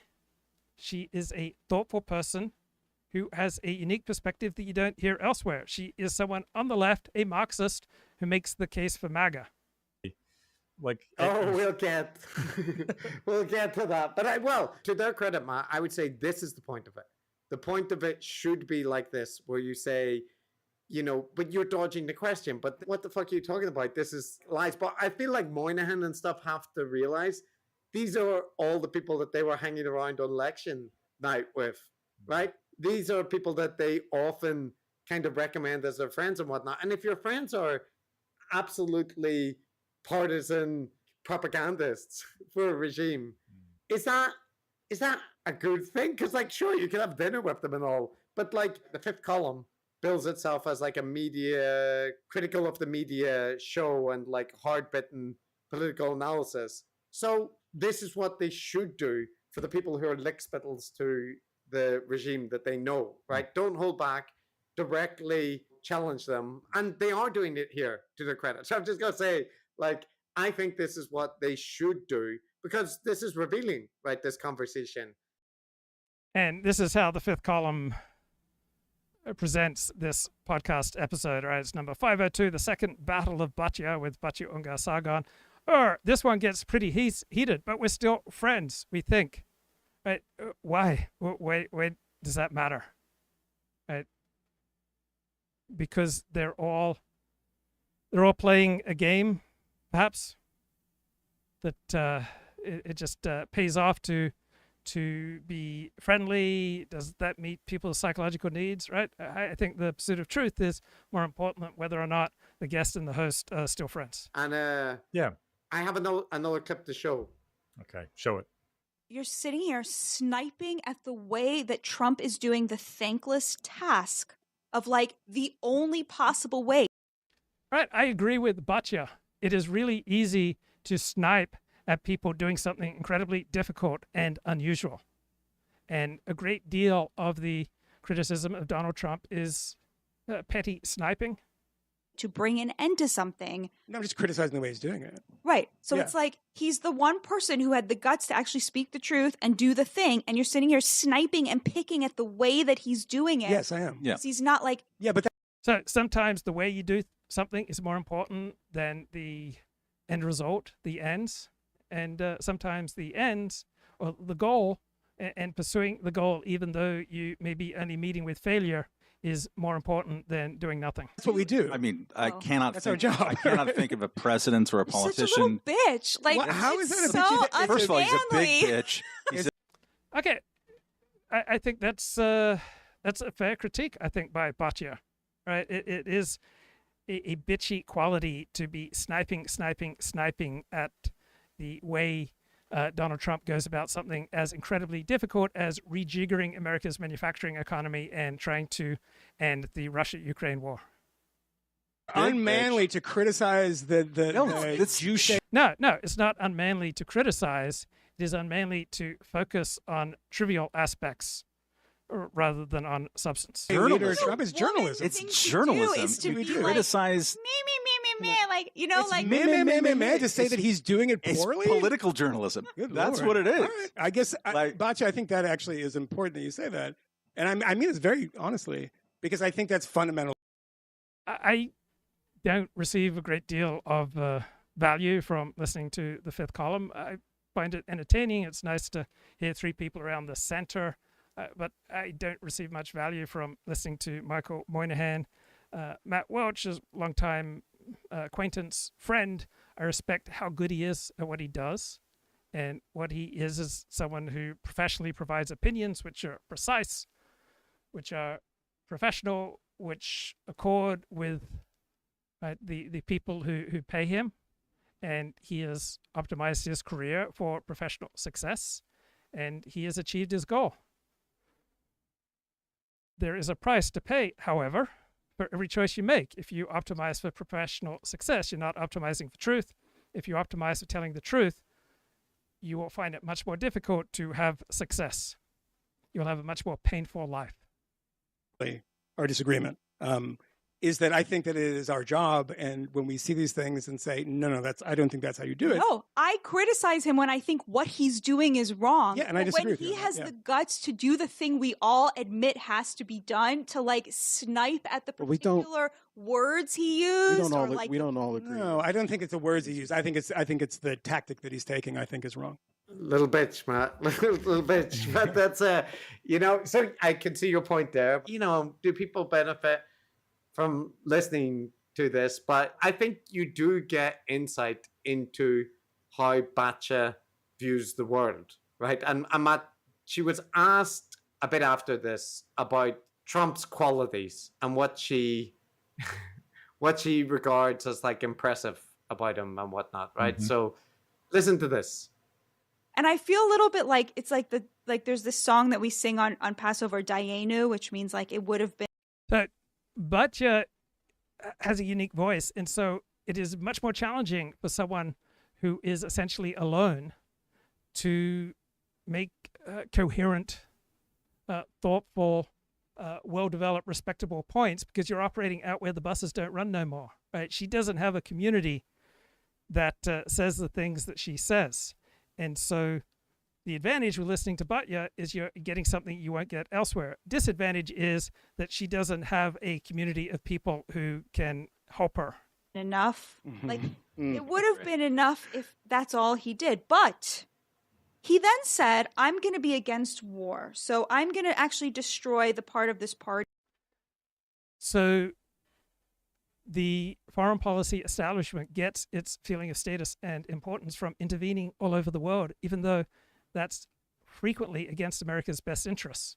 So Donald Trump's foreign policy instincts, I believe, are far more aligned with America's best interests, but they go against the interventionist, status-seeking temptations of our dominant elite, particularly in foreign policy. So Donald Trump has to operate out where the buses don't run no more. Donald Trump is going to have a much harder time hiring and staffing his administration with competent people when virtually everyone that he has to staff various parts of his foreign policy administration are going to inevitably be 2003 Iraq invasion supporters. Because that's where the feeling of important status came from, right? Let's invade Iraq. After 9/11, Matt Walsh started the war blog, right? He was all on board with going to war, even though he's a self-proclaimed libertarian who simultaneously supports socialized medicine. Why is he such a strong supporter of socialized medicine? Because in his own personal challenges, married with kids, and I can understand why he would want and need accessible healthcare to take care of his family. And I understand why he would compromise on his libertarian ideals in the light of his own experience of the precariousness of a writing life and then trying to find access to healthcare. That believes in American exceptionalism and nation building and so forth. We're going to be totally anti-war, but we're not going to be afraid of taking on terrorists or like our enemies. We're going to be very aggressive about that. We're just not going to get involved in other people's issues. Like Diano, like it would have been enough if he had been like only. Now, there is a thoughtful criticism of why does Donald Trump go to the Middle East and say, we're no longer going to tell you what to do, but then J.D. Vance goes to Europe and says, hey, this is what you should be doing. You should have more free speech, and you should allow the right wing more access to democratically elected positions of power. And so the way that I reconcile that seeming contradiction is that where America can wield influence in the aims of its particular hero system and what the Trump administration sees as good, it will try to wield some influence, and where it sees that it's pointless and fruitless and even self-defeating to try to wield influence, the Trump administration is going to stand back from that. And I think that's a good model for our lives. If you can have a positive influence on someone, wield that positive influence. If your reproof is only going to create derision and hard feelings and dissension and exacerbate somebody's self-destructive tendency, then don't do it, right? Recognize where you can make an impact and how you can make an impact, and recognize where you can't, and where you can't, then make peace with reality. Like, had that foreign policy that was neither the kind of like interventionalism of the right nor the worship of weakness of the left. It would have been like enough if he had been like as pro-gay as he is, like taking the anti-gay marriage language out of the 2024 platform for the GOP. So I believe that marriage should only be between one man and one woman. But if harping on that publicly, socially, politically is a losing formula, then I don't believe that people should engage in needless self-destruction, right? You should operate within reality and do what you can do. You can just as firmly and fervently as ever believe in the sanctity of marriages just between a man and a woman. But if that's only going to provoke losing in real life and is going to provoke more harm than good, then shut up. So let her recount, the ways in which Trump is a incredible leader and all that stuff, Matt. He's destroying American exceptionalism. Yeah. I mean, I think it's a good thing that Donald Trump does not go on and on about American exceptionalism and then try to install liberal values around the globe at the point of the sword. Right? I think that's good. I think you're right. It is a good thing. Like the American people, every people are a product of particular genetics and particular culture at a particular point in time. And so every people can find reasons to believe why they're exceptional. I don't see liberal internationalism as a good guiding policy for American foreign intervention. About speaking to someone like Batya is it can be revealing to at least some people, maybe, to understand exactly what it is. I think it does. Like I feel like I knew what Batya Ungar-Sargon was at this point, but she was better respected in the past, and it takes things like this, I think, to highlight. Yeah, she was a conventional left of center thinker until circa 2020, until she spent a good deal of time in the Bible Belt in the American South and talked to a lot of people who were MAGA supporters. And she recognized that she had certain prejudices, and she changed her mind. And so the people who hold status and power in the cultural and commentary realms, right, now have contempt for her, and she lost most of her friends as a result of her courageous journey. Where she is. Well, let's just highlight one last time where she is exactly now. It's a unicorn, like that he would have been so right on social issues, on economic issues, and on foreign policy issues, to the exclusion of both parties where 98% of the elites exist. And she's absolutely right. Trump hasn't started new wars. He hasn't gotten us involved in quagmires, unlike Barack Obama, who bombed Libya and created the conditions for millions of people from the Middle East to move into Europe. He didn't engage in useless wars like George W. Bush or he hasn't gotten us into a quagmire in Ukraine. He's trying to retrieve us from the quagmire that the Biden administration got us into with Ukraine. All of them constantly trying to undermine and destroy him and imprison him for representing where 80% of Americans are at. Like, it's not for nothing. It's not like I'm... Right. The let's stay out of these useless forever wars is a popular position among the American people, but not a popular position among professional media pundits and among the foreign policy elite. Right? This position, widely popular with the American people, gets very little respect, sympathy, or expression in our elite organs. Part of a cult. It's like I'm looking at this and I cannot believe that there is one person who was actually willing to be exactly where I am on all of these issues, which is in a democracy where you would be, because that's where 75% of the electorate is. So, Chris, you listened to the whole thing, and what did Batya Ungar-Sargon say about, like, what are the things that she is for? Like she's saying that she is interested in the working class getting a better deal, and she is interested in America staying out of forever wars. And she sees Donald Trump as better aligned with these traditional left-wing goals compared to the Democratic Party and traditional Republican Party. Now, let's play more of Batya from this particular episode. I'm going to figure this out. So by the time we record our next episode, I will have. So things have been going poorly for him. But the biggest news with respect to Elon is he's gone from saying, we're going to use Doge to cut $1 billion. Trillion. Okay, this is from the fifth. Well, they did seem to convince him to take them off, but maybe we don't go there yet. No, we can go there. I mean, but the thing that I'm concerned about this is it's not $1,000 through campaign, which ends up paying campaign staffers and buying ads and stuff. This is a complete. Yeah, they're referring to this incredibly corrupt meme coin thing that Donald Trump is doing, and he's absolutely. Trump deserves abundant criticism for this. National security in a way unlike the way Trump did it. What's an alternative? Well, there are lots of ways, but I think that the real question of whether or not we can actually do the reshoring, like bring people back as opposed to just build capacity here, it's probably the case that we're going to end up building capacity here. So you're saying you would rather have it will take an industrial policy? No, I'm saying that I think if you make investments domestically. What does that mean? Who should make the investments? It could be if you are someone who cares about like that would permit this sort of thing. I'm a libertarian. I'm not a fan of this, but you could have the federal government. What you would do. You could have the federal government spend the money to build stuff here. I don't want to hear the view you don't like. Yeah, what would you do? I said, but Batya, this is what I'm telling you. There's a universe of things that you can do. There's not any one thing. I want to hear one thing you would like. I would certainly create tax incentives for people to build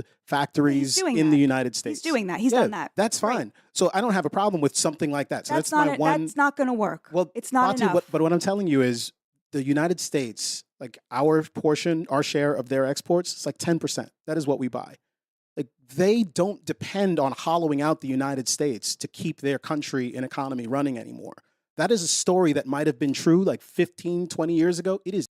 So the elite consensus on world trade ignores the balance of power dimension to world trade, right? Whenever there's a trade deal between one country and another, right, one country gains relatively and another country usually loses on a relative balance of power basis. But this balance of power part of the equation is almost always ignored in elite discourse. Not then true why are now. they so angry? They're angry because they just got hit with almost 200% tariffs. It's not. For conventional economists, right, the welfare of the Chinese, for conventional American economists, the welfare of the Chinese is just as important to them as the welfare of their own fellow American citizens. Right? It's a bizarre elite perspective. Fun. Right. Even if it's only 10% of your economy. This is, and worse than that, it is exceedingly disrespectful. Fuck the CCP. I don't care. But J.D. Vance is calling them paupers and all sorts of other shit. It is. The Trump administration is going about all of this in the most obscene way imaginable, having these bizarre, caustic encounters with both allies and foes, although not the real foes, because it is bizarre, it is weird, it is unimaginable, it's mysterious, if you have a particular hero system, right? If you believe in classical liberalism, this will seem bizarre. If you understand the reality of balance of power politics, then Trump's choices are no longer bizarre or weird. Right? If you don't understand, a part of reality, right, it might be reflective of your particular hero system. With Russia, he can't bring himself to remember that Putin invaded Ukraine. It's very weird. Okay. It may not be a matter of Trump unable to remember that Putin invaded Ukraine. It might be that he has a different point of emphasis. He has a different hero system where he wants to bring about an end to a conflict, and he's not putting a priority on a factual accounting of a conflict. And so Trump is recognizing that there are all sorts of things that the Europeans and the Americans did that created incentives for Russia to want to destroy Ukraine. So yes, they insulted the Camille, Chinese. your and that one created idea for reshoring. I gave you one idea. I said there's a universe of I know, but I want There's ones no- that you would like. I just gave you You one. gave me one that you would like. You gave me I one don't- idea. How about we do a which is a thing? tax How about we do this? incentive. How about we Wait, do no, Michael, something? I want to finish No, my this is our sentence. show, so we get to say this. But why don't we ask? No, it's a simple wanna fucking thing. answer I'm not going to be Mau-Mau'd on my own fucking I'm show. trying to answer Stop! the I'm asking you. questions. Camille is not the fucking president. The president is the president. You're literally telling me that the bond market. Okay, so Camille is one of the three hosts of the fifth column. I believe that's the black guy. There's Camille, Michael Moynihan, and Matt Welch. Movements did not force Trump's hand. That is lunacy. Like, that actually happened and everyone reported it, left, right, and center. They are responding to Wall Street. Why is... I think it's a good thing that the Trump administration responds to reality. Wall Street responding this way? Why are they so terrified of all this stuff? In the final question I will just ask of you, because let's talk about the policy that's actually in place right now. It's in place right now, and this is the one, not in fantasy world of Camille's the president, of what we have to do and how we have to react to this, because this is happening. Okay, so asking Camille what he would do instead is not living in a fantasy world where Camille is president, right? It seems to be a legitimate question. And you don't have to have a response. Just say, I don't have an answer. Happening right now. Why is it, and this is a basic question, we'll start with this, that every single economist alive, left, right, and center, seems to disagree with you? 90%, 98% of them disagree with you on this. And one answer is that economists do not take into consideration balance of power politics, right? The reality that survival trumps economic growth. Right? Economists do not have a monopoly on wisdom and predictions with regard to the effects of trade, right? They're just one group with something to say. The easiest thing to answer because they're wrong and you're right. Yes. Okay. All right. Sorry. All right. Yeah. Because so that expertise. I'm going to answer the question, Michael, if you stop. All right. The question presupposes that economists have a monopoly of wisdom on world trade. They don't. Right? No conventional economic model takes into consideration balance of power reality. That in all trade relations, right, one country gains relatively and another country loses on a relative basis. And this is essential for national survival, and concerns of national survival trump concerns about economic growth. Yelling at me, they are in the class that has benefited very much from treating GDP as the best way of measuring. So models are necessary to understand the world, and you have to give up much of reality to produce a model, and models have varying relations to reality. So, for example, government statistics say we have an approximately 4% unemployment rate, but about 23% of the population is looking for more work. Right? A homeless man who does odd jobs is counted as fully employed by our current economic model that says we have a 4% unemployment rate. So the real unemployment rate and the official statistics, there is a huge difference between those two things. On other occasions, right, official statistics such as statistics about death, which are based on death certificates such as COVID deaths, right, highly correlate with reality. The economic health of a nation. When it is a ridiculous measure, because Right, there's a time and a place where we should give deference to expertise, right? People who are not expert in designing, building, and maintaining planes probably don't have many opinions worth paying attention to in that sphere. But world trade is not the same thing as engineering. The GDP could and indeed does go up when rich people get extremely rich and working class people get extremely poor, because GDP is not equally distributed. And so having an open border, for example, having mass immigration makes the GDP go up, because it is very beneficial to rich people to pay their workers a lot less than they have to pay an American. But it actually is very bad for the economic health of the nation. Right, she's good. She's making good points here. Because it resulted in the massive downward mobility of working class Americans. So the economy. Under Joe Biden's presidency, the economic lot of most Americans declined. Right, under NAFTA and other free trade agreements, for vast portions of America, their economic lot declined. And for other Americans, right, they benefited. Right, free trade benefits some Americans, hurts other Americans. Economists are part of the class that has benefited in very real economic. Okay, so I don't think that is a strong argument. It's not a matter of economists as a class benefiting from free trade. It's that the models of economics don't take into adequate consideration the externalities and the changes in balance of power.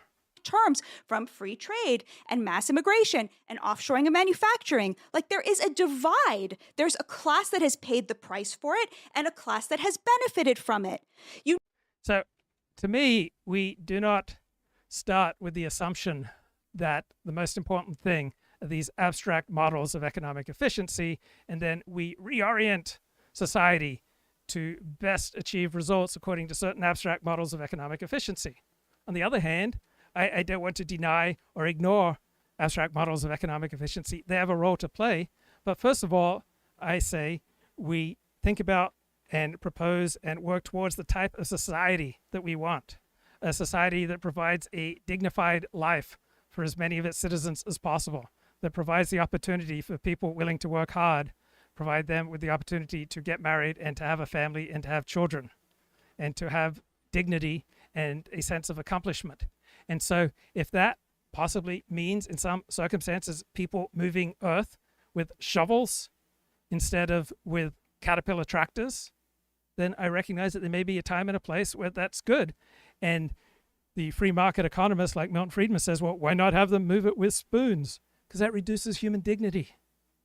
Right, to me, building, protecting, sustaining, developing, looking after human dignity and the creation, development, and protection of the nuclear family, one man married to one woman, having children. To me, this is the heart of what a good society should be. And we should work towards building that. Even at times, it reduces economic efficiency. You never hear economists actually talking about that, except Scott Bessent, who has been talking about this nonstop. Who is the one that put the brakes on some of this stuff recently? I mean, he was. This is true, right? He was one of the guys that pumped the brakes on this stuff, right? I recall. Yeah, you can have a good idea in one context, and then the context changes, and you need to pump the brakes. Right? That Trump tries things and then readjusts does not strike me as ipso facto idiotic. Call, the universe of 2014 and Occupy Wall Street, there was a lot of class-based economic work. Thomas Piketty, that's what he was talking about. That was actually dominating the conversation. The Pope who just died was talking about this. So to me, reducing economic disparities is not a huge goal for me. People on the right tend to be less concerned about economic disparity. What we're most concerned with is developing a high-trust, cohesive society, and removing or reducing economic disparity is not essential to creating a more cohesive, dignified, trusting society. Constantly. He was the Pope of inequality, and he was saying that capitalism drives all this down. That's what I call See how well that worked. I call Batya the Pope of inequality. An open border is not capitalism. I wanted to ask you a forward-based question because you just mentioned numbers, and I think it's worth thinking. I tried to ask these guys this question, but Moynihan got too furious and Camille was too stoned or something. Which is to say, 18 months from now, I'm setting that arbitrary deadline. It's the next midterms. Okay, so my old friend Matt Welsh is very funny and very smart and very good at what he does. What are you looking for as these things happen? This is evidence of success. What are those numbers to you? Is it that tariffs are at a certain level or not at So is it certain numbers, certain metrics? Are they the most important goal? Because it's kind of hard to create a metric for human dignity. So should we create a society where we're governed by metrics? Right? I see metrics as having a role, but I'm not so sure that they are the great God to which everything else must bow. a certain level? Is it that we have X amount, discrete amounts of manufacturing sectors that are now kind of like... I would like hardworking Americans with IQs above 90 to have a means to support themselves and support a family. And I would like to create a society where people with 90 IQs, 95 IQs, 100 IQs can work hard and have a feeling of dignity and worth. Starting to crank that weren't cranking before. What are you looking at? Is it percentage of workforce? What is your measurement of success so that we can look 18 months from now and see whether... Batya is not an economist, right? She's got a PhD in English literature. The Batya program turned out to be right by Batya's own lights. I want us. So one metric would be a growth in real wages for the least educated Americans. And we had that in the first Trump administration, and we had a reduction of that in the Biden administration. To be producing a lot more of what we consume. I want our allies to be consuming a lot more of what we produce, and I want us all to be consuming a lot less of what China produces. So we Americans... Okay, that seemed like a pretty reasonable response. Consume more of what they produce is... Yeah. Okay. This was Fordism, like the idea that the worker should be the consumer, that the product, that the sort of supply and demand X is tagged to, because there's a lot more workers than there are like rich people. But what we have now is a situation where the top 10% controls over 60% of the GDP. They are the only...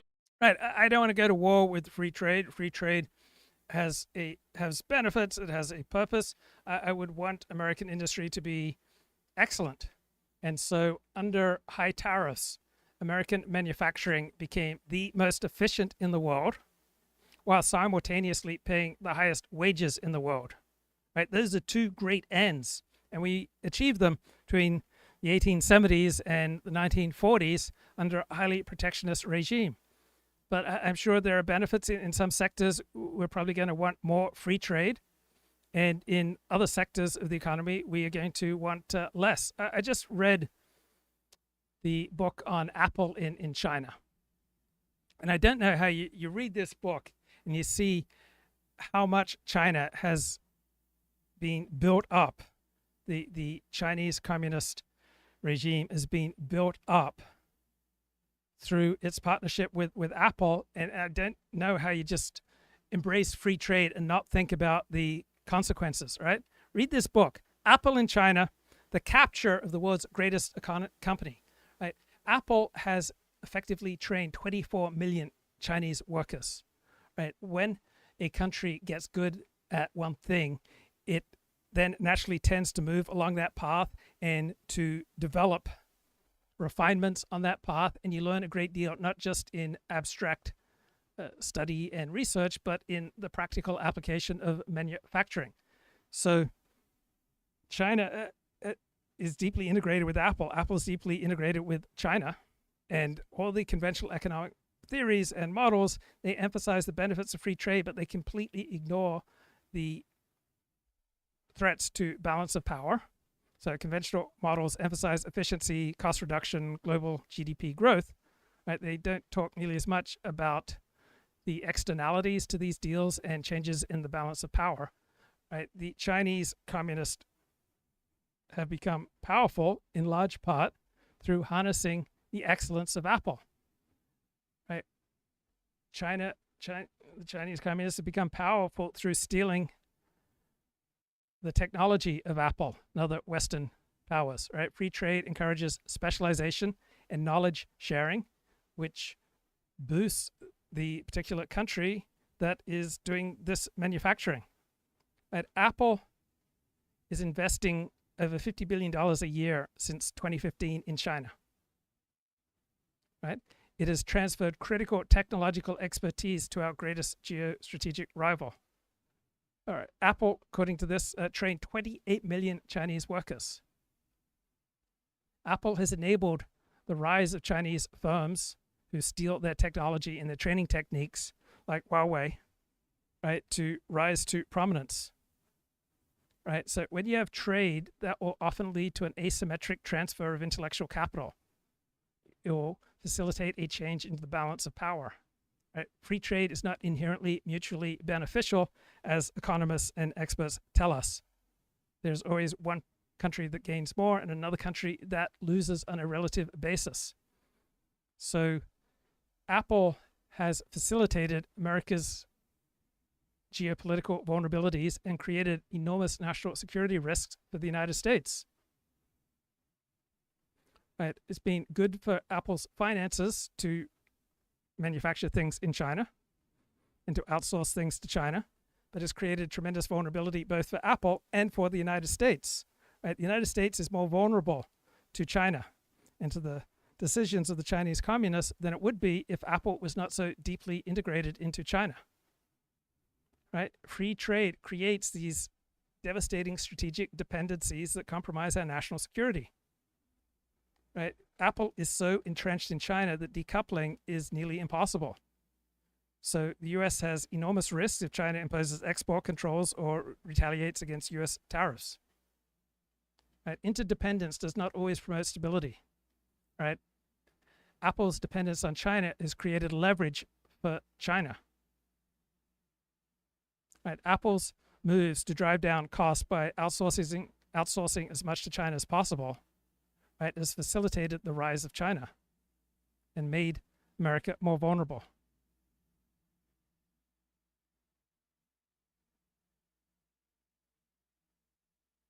A consumer that matters because they are the people who basically have the wealth, they control the wealth. And so the price point for things like healthcare and housing and an education is tagged to them. And So- everybody else is just left in the dust. That's So- unacceptable. Right now, we consume about $3 trillion a year in imports. So in your ideal scenario, that would be 2 trillion, that would be 1 trillion, that would be 0 trillion. It would be nothing. I mean, like what's... She's not an economist. She would like America to put its own interests first.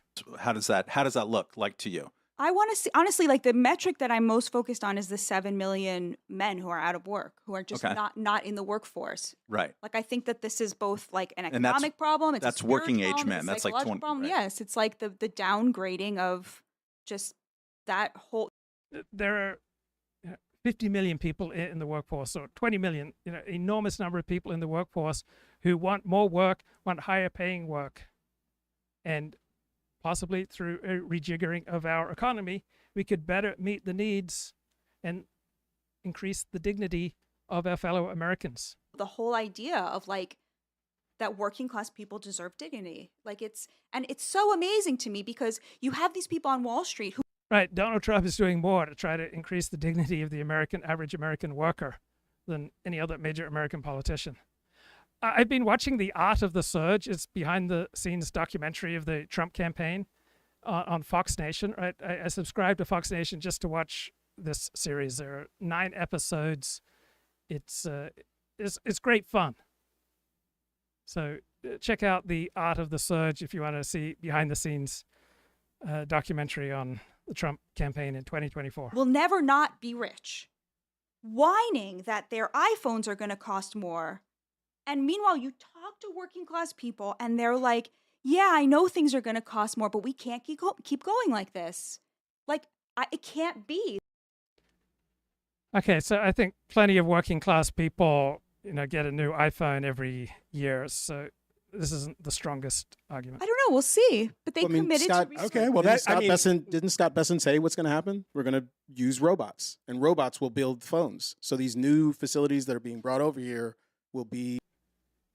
Some people will have to service the robots. People will have to watch over the robots. People have to clean the robots. Right? It's not absurd to think that the use of tariffs might create more jobs and more lives of dignity for average and below average Americans. Be staffed by robots.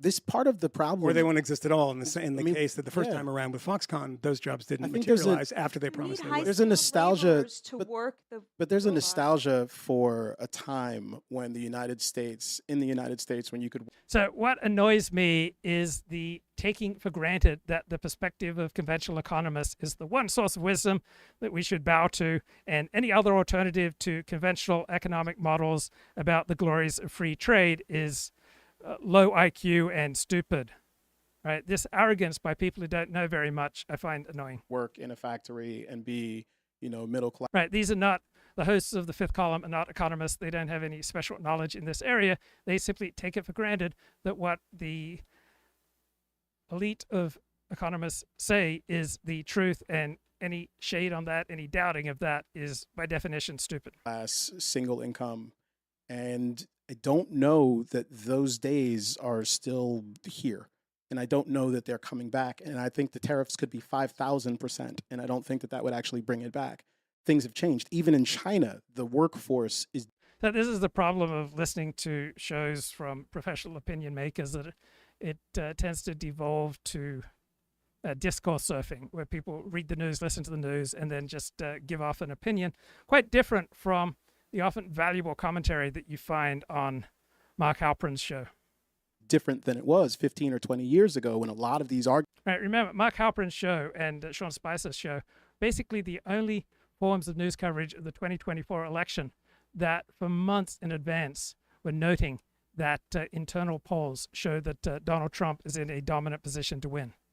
Right, the rest of the news media coverage combined was not as valuable in recognizing who was going to win the election than Mark Halperin and Sean Spicer. Documents were being deployed in earnest. Even their factories are staffed largely by machines.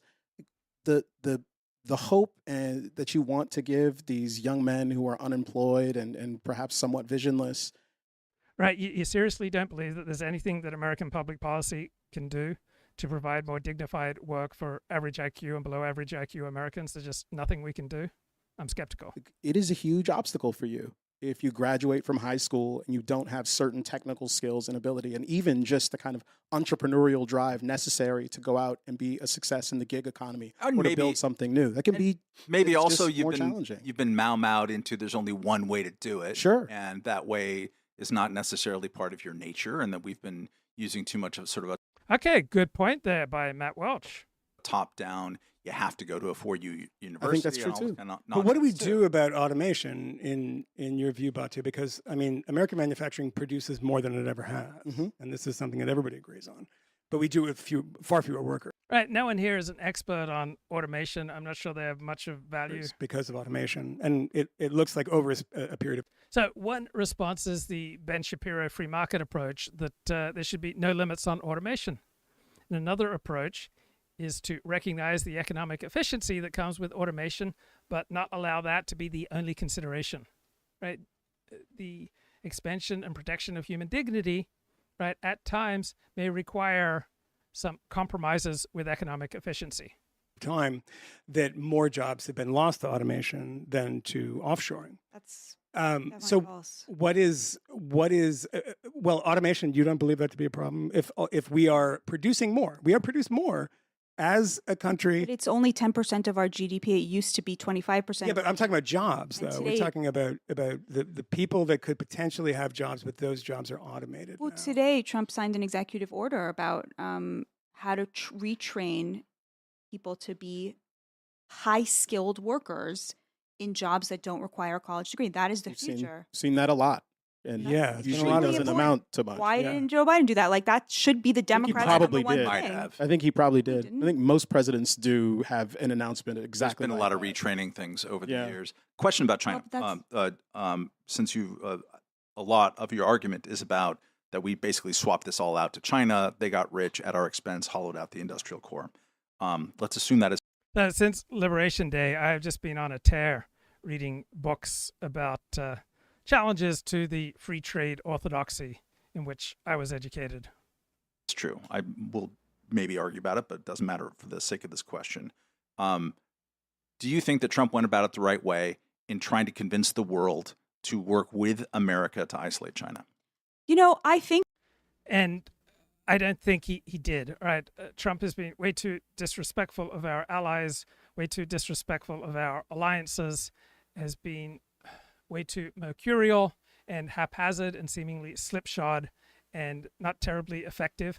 So I think that the way that Donald Trump has devalued our alliances has not been aligned with America's best interests. People who are willing to take on both political parties and have nobody behind them and have like every rich person in the entire world extremely angry at them. They're Except not for Peter like, Thiel and Elon Musk, but right. yeah. No, Elon Musk was pissed. He doesn't like this. Right. I think Scott Bessent's probably wealthy, so it's two people, right? But Peter Navarro ain't poor. right? People like that are not neat, careful people. So we got something very important in exchange for the fact that he's messy. Yeah, he's chaotic. He looks at tariffs, which he has said frequently is tariffs the most beautiful word in the English language, as something like a Swiss Army knife. It has many different functions. You can use it to reshore manufacturing. You can use it to force Mexico to secure the southern border, which complete success. You can use it in order to close the back door to our economy through Canada and Mexico. You can. Yeah, what gets me is the news media thinks it is disqualifying in the argument for tariffs that there might be various benefits to tariffs, right? That might be benefits with tariffs to raising income and reshoring jobs and rejiggering the balance of power. There are all sorts of different benefits, and that there's not just one primary benefit to tariffs is not disqualifying. And you might have one part of the administration that recognizes benefits coming from, say, raising income, and another part of the administration that puts the emphasis on reshoring jobs. I don't see why that's devastating to Trump's trade argument.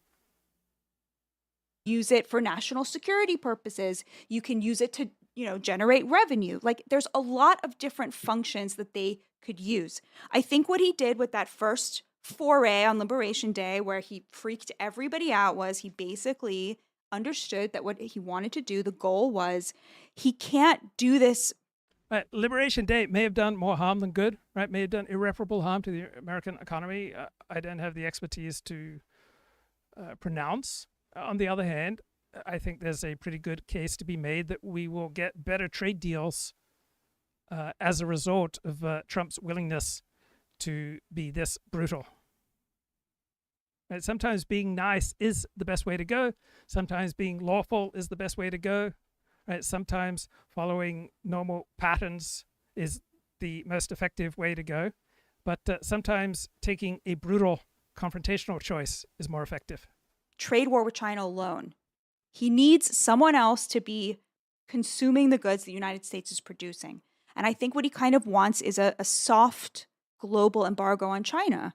And in order to do that, what he basically did was he picked up a baseball bat and he walked over to the stock market and he looked at the global elites and basically said, that's a really nice stock market you got there. It would be a real shame if anything happened to it.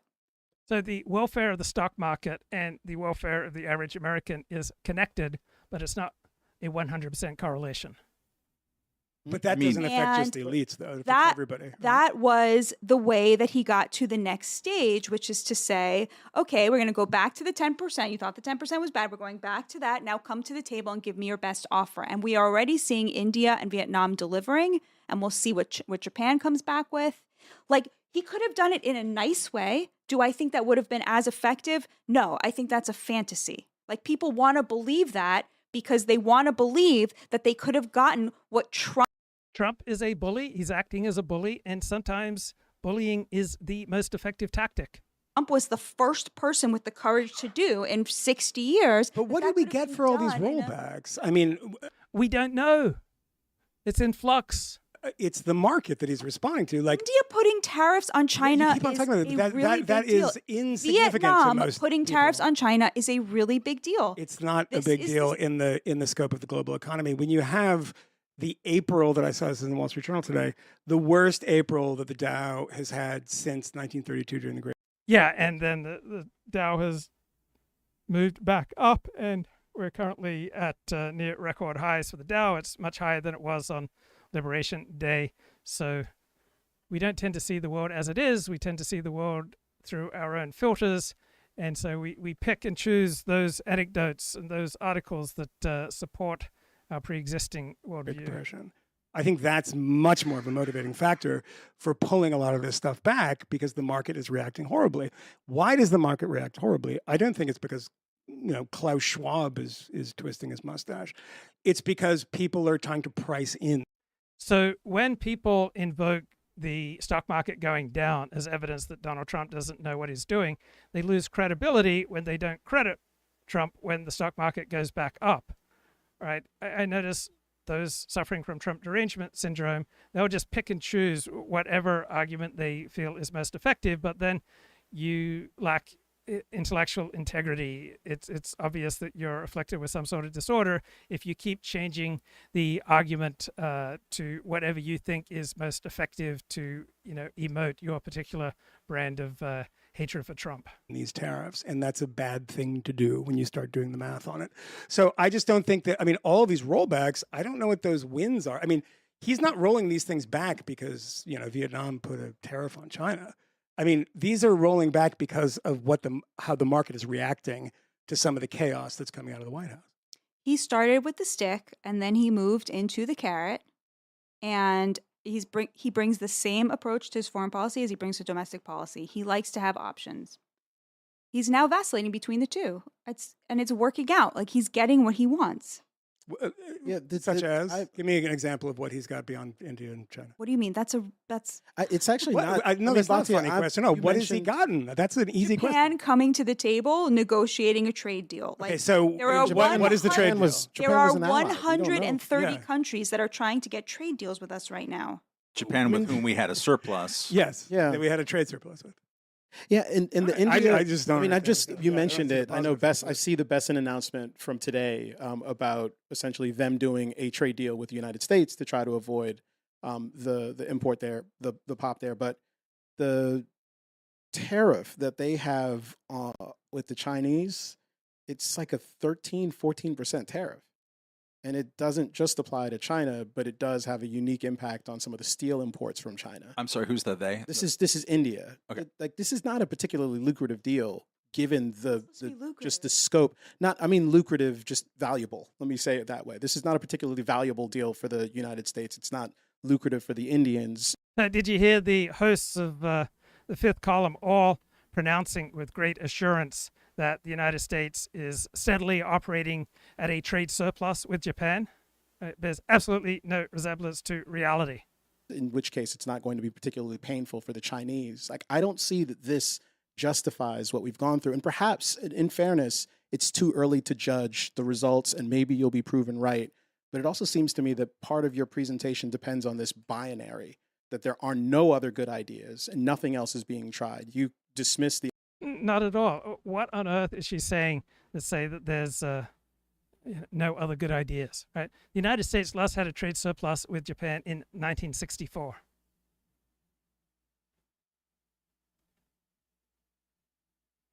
Did they come in now and treat all the Republicans in these traditional bipartisan fora, the same way? And if that happens, we're really off to the races. Then the whole thing just starts to disintegrate. What country does that remind you of, that vision? So many dictatorships just in general that I've covered over the years. That's what you come in. So I'm willing to bet that we have midterm elections and we have 2028 elections, and all these elite pundits who say we'll probably never have another election. We'll never have another election due to Trump. Right? They are blithering idiots in this regard. How do they maintain any credibility? You wipe out all the other guy's people. Well, that's not how we do things in this country. Right. Sometimes it is. Right? Sometimes we wipe out the other guy's people, and that is precisely how we do things. With the war with the Native Americans, the war with Mexico, the various wars that we have fought, we've often won them by wiping out a large number of the enemy. Right, right. Well, let's talk about a country that's not democratic for a second. You know, I want you to watch this. It's the latest. It's so simplistic. It's so silly to make all these sweeping pronouncements on country not democratic or is democratic. Every country has elements of democracy, elements of dictatorship, elements of capitalism, elements of socialism. Right, the United States is now some kind of pure democracy. Right, the American president has essentially all the foreign policy power of King George III in late 18th century England. Analysis by President Trump of the current state of play in Russia's war against Ukraine, and he's talking about Putin here. Mm-hmm. He got hit. So Ukraine is not some stunning pure example of democracy. Ukraine hasn't had any elections since this war. So Ukraine operates in a significant part in a dictatorship. And Putin, right, has to operate where there are other forces within Russia who push back against his power. In other words, even Putin has to deal with some democratic powers in Russia. Right? So there's an element of democracy in the Russian system. If the Soviet Union was just this pure dictatorship, why was Nikita Khrushchev removed from power after the Cuban Missile Crisis? Right? Because he didn't have this monopoly on power. Right? He got removed. He's been doing hitting, so I understand it, but he got hit hard, and I don't think. So there are benefits looking at the world through a moral lens. And there are also benefits at looking at the world through different lenses. There's not just one lens to look at the world, right? The only possible way to analyze the Russia-Ukraine conflict or any conflict is through a particular moral lens. No, that's silly. And just because you use one particular lens in one comment doesn't mean you don't realize that there are other lenses and other considerations. It's such simplistic analysis here by Goldberg and Thomas Friedman. I think he's playing games. I said, President, maybe you're going to have to keep fighting and suffering a lot because both sides are suffering before you pull them apart, before they're able to be pulled apart. But it's a pretty known analogy. You have two kids, they fight. Sometimes you let them fight for a little while. You see it in hockey. You see it in sports. Not Henry Kissinger, but he's trying to impose his own realpolitik understanding. What is he misunderstanding from your perspective? So Trump's not a bad man. He's not an idiot because he doesn't use the careful critical discourse of the elite. Jeff, do you know how flat out crazy that is? I mean, it's not flat out crazy. It's just one lens. It's just one example. It's one metaphor for reality. Right? There's not one narrative that is sufficient to the complexity of the Ukraine-Russia war. That's like saying, well, you know, I mean, Hitler and Poland, they fight, they come back, you know what I mean? Trump came in and said, I can end this war, all right? There's one way to end this war. You say to Vladimir Putin.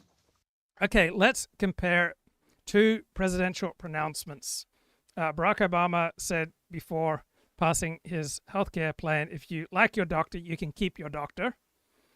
And on the other hand, Donald Trump said within 24 hours, I'll settle the Russia-Ukraine war. So Barack Obama's pronouncement that if you like your doctor, you can keep your doctor, not a true statement, and it had devastating consequences for tens of millions of Americans.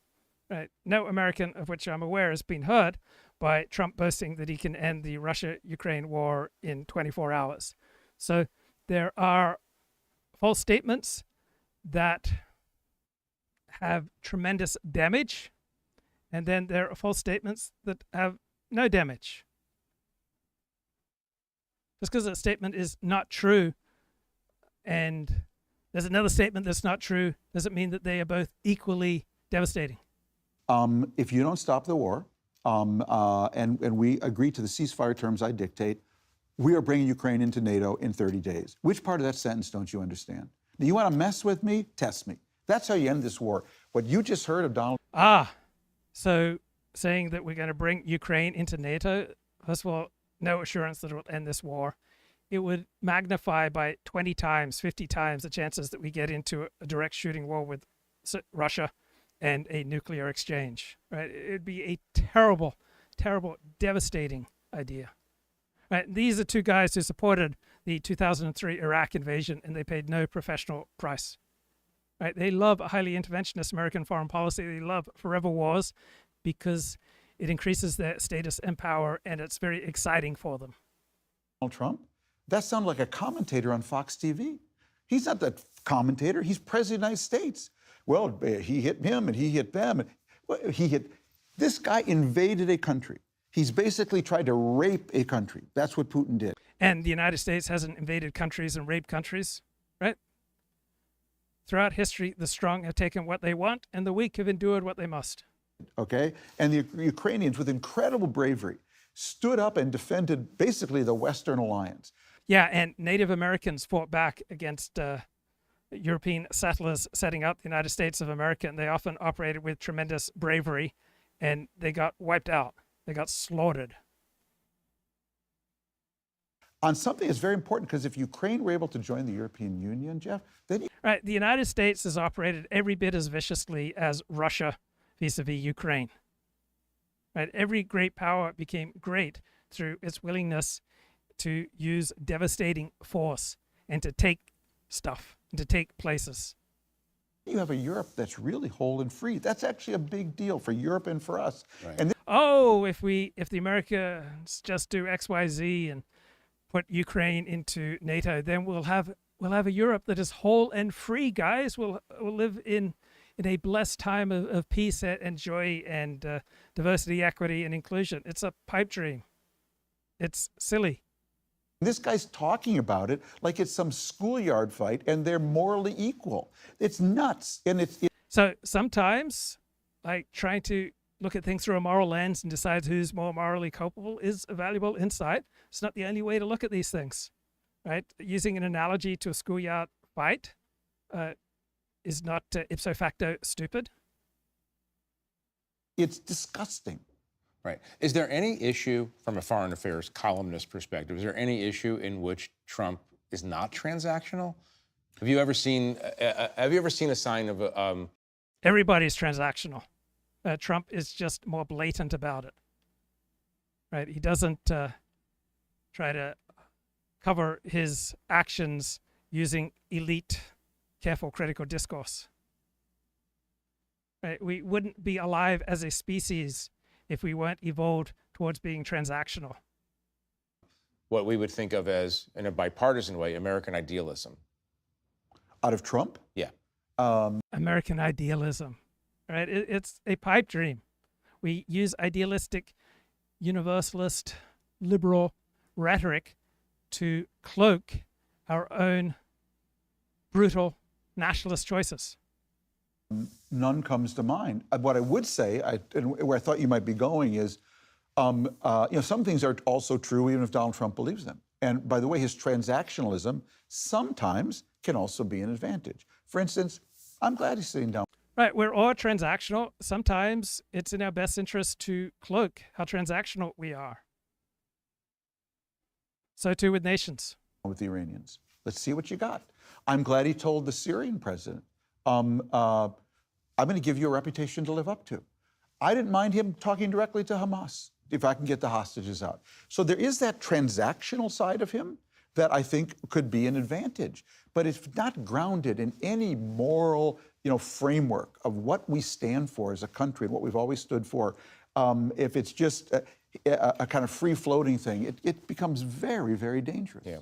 In his non-sophisticated analysis of the current state of play in Russia and Ukraine, he didn't really So in general, the more sophisticated, the more nuanced your understanding of reality, the better. But at times, a non-nuanced, non-sophisticated analysis of reality will be more effective because it won't carry so many transactional costs and it won't be so expensive, right? Generating a highly nuanced, highly sophisticated analysis requires resources that may be better deployed elsewhere, right? Evolving in very difficult living circumstances, such as in cold climates, such as what the Chinese, the Koreans, and the Japanese had to do to survive, that developed particularly hardy, high IQ, relatively high IQ people who learned to work together. And on the other hand, right, in places nearer to the equator where food is readily available year round, right, other traits are evolved for aside from intelligence, right? When we think, it requires a huge amount of resources. And sometimes we're better off doing less thinking. More thinking is not always the right thing to do. Talk about the drone attack that Ukraine launched on Russian aerial assets deep inside Russia. Does that change this war? Jeff, I'd say two things. And again, no, it doesn't change the war. Right? It's fun to talk about. It's exciting to learn about. Doesn't change the fundamental balance of power between Ukraine and Russia. It's part of the craziness of this moment. Let's start at 30,000 feet and then come down to the battlefield. Right, this moment is only crazy if you have a particular hero system that's removed from reality. If your hero system contains a considerable connection to reality, there's nothing terribly crazy about this moment. At 30,000 feet, you and I are having this discussion on the eve of the greatest technological revolution in human history. We are very close to birthing a new species, not a new machine, a new artificially intelligent species. And it's going to be with us sometime while Trump is president. It is not going to change one thing, it's going to change everything. We are not talking about that at all. So that's, I would say, number one. Under that technological revolution, and one of the things they say about AI, it'll actually be mankind's last invention. Because once we invent that, it will invent everything else. That's going to be a big deal. Under that, though, we're seeing a revolution in military affairs. Basically, Ukraine spent $20,000 to knock out, $20 million planes. $20,000. That was probably because they couldn't get Costco online, from Kiev, and they had to buy them from Amazon. Right. So the asymmetric warfare world that we're entering now. Wow. I mean, if you're the U.S. Navy and you're sitting with 12 aircraft carriers and you just recovered from the fact that the Houthis, you lost an FA. So Australia signed on to spend about $150 billion on nuclear submarines. Maybe that money would be better used creating like undersea drones. Hornet, because you had to swerve your aircraft carrier and the plane fell off the back because you were getting out of way of not a sterling moment in naval history. Because you're avoiding a Houthi missile, a bunch of guys in flip-flops, basically, in a country that's water-starved. The asymmetry we're going to be dealing with right now. I think these events are really disturbing and going to require a huge revolution in how we think about military affairs. As I'm listening to you about AI, AGI, and drone warfare, I'm just thinking that the preoccupation this weekend in America. So there are many benefits, right? Many opportunities and new challenges that come with these advances in technology. America is the emotionally febrile relationship between this ketamine-taking billionaire and our reality TV star president, and it's like there's something that's so deeply unserious about and I would our say, moment. Yeah, and I think it's been true of our country that basically everything became politics, and so we don't have just. So this is not a conservative predisposition, right? Conservatism, by and large, wants to reduce the realm of politics, and it's more of a left-wing thing to make everything political.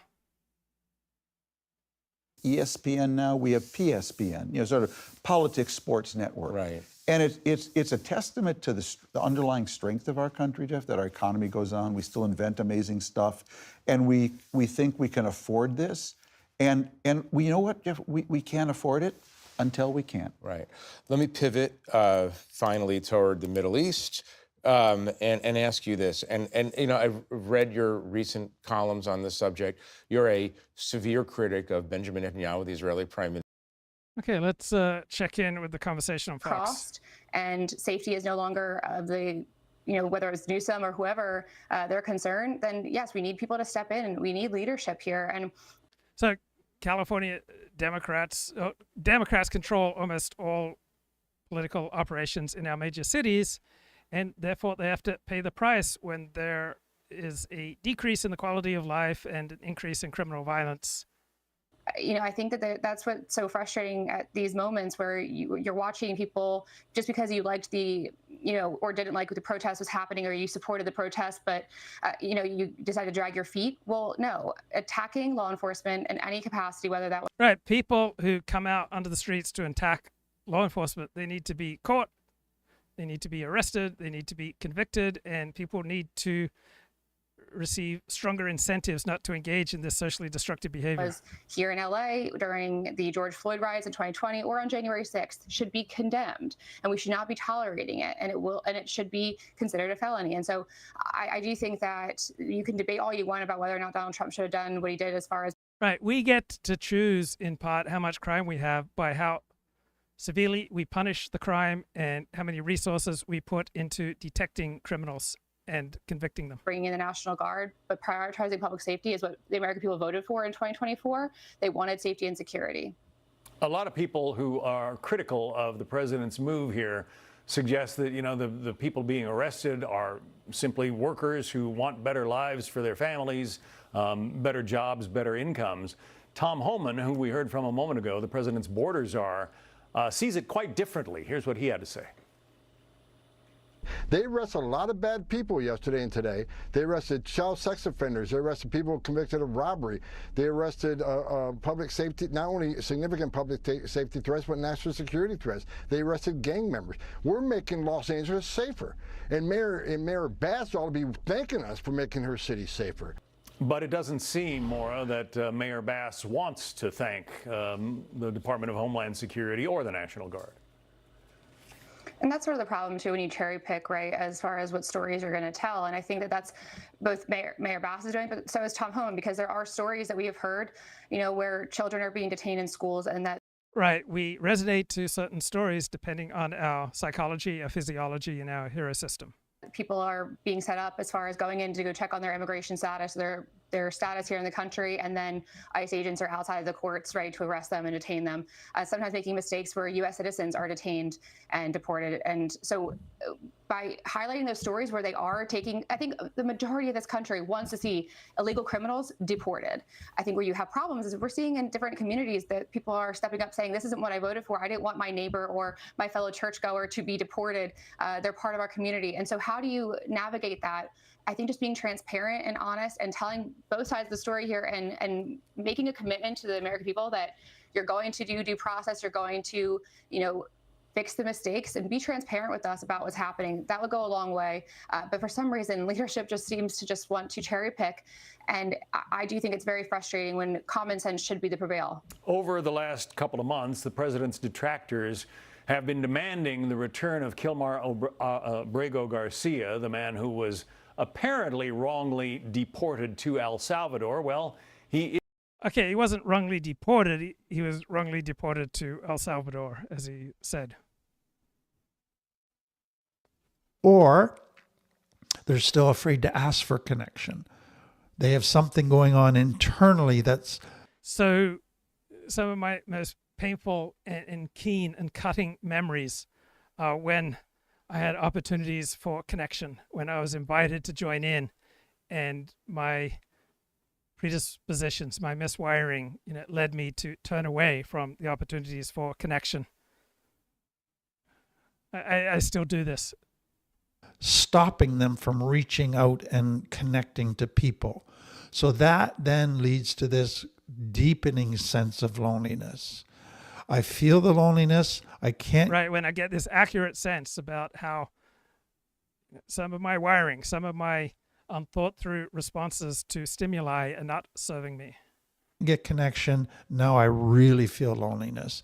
And that can then lead to deep anxiety, deep shame, I must be unlovable. Will I always be alone? Does nobody want to connect with me? Will I ever have a good close friend? And shame, anxiety. It just is building. Yeah, that's how I have experienced much of my life. Inside of you, and that then can lead to depression. You can just slide into a dark hole that this loneliness and all of the thoughts that are going on in your head are creating. And to try to escape from this dark hole, you might turn to porn or to drugs or to excessive religiosity or political activism to try to run away from confronting one's miswiring, how one is responding to stimuli in a maladaptive manner. Creating inside of you. And that then, for many people, then sends them into even deeper isolation. Well, I guess nobody wants me, so I'm just not going to reach out at all. I'm not going to try anymore. It's hopeless. So sometimes when I have to face the facts of how I am misaligned with regard to reality, it's absolutely devastating, painful. Tears come to my eyes, and I just want to lie down and just feel the pain and the loss and the shame flooding over me. So I will just remain isolated. And that then just deepens the feelings of loneliness even more. So it becomes a vicious circle for many, many people. Now, what I have found over the years is a lot of people are going through loneliness, but they don't initially detect it. They don't initially even know that that's what they're feeling. So it's like they've been disconnected for so much of their life, they don't even know what to look for, that they're going through loneliness. So let me give you some of the signs that you might be sliding into loneliness. So one way that we navigate painful reality is to tune ourselves in a way that we can ignore painful reality and live instead in a world of delusion because it's less painful. There's a great comment that I heard in Debtors Anonymous that debting is a disease of vagueness. And one way that I see people try to escape from painful reality is by being vague. Have been going along feeling pretty good about stuff, but all of a sudden things are just feeling off. Now that could be loneliness, it could be all kinds of other things, but Right, I feel strongest, most energized, most hopeful, most positive, most productive, the more connected I am. I feel off, I feel weak, I feel sad, I feel in pain, I feel angry and frustrated and ashamed and depressed, right, when I'm not connected.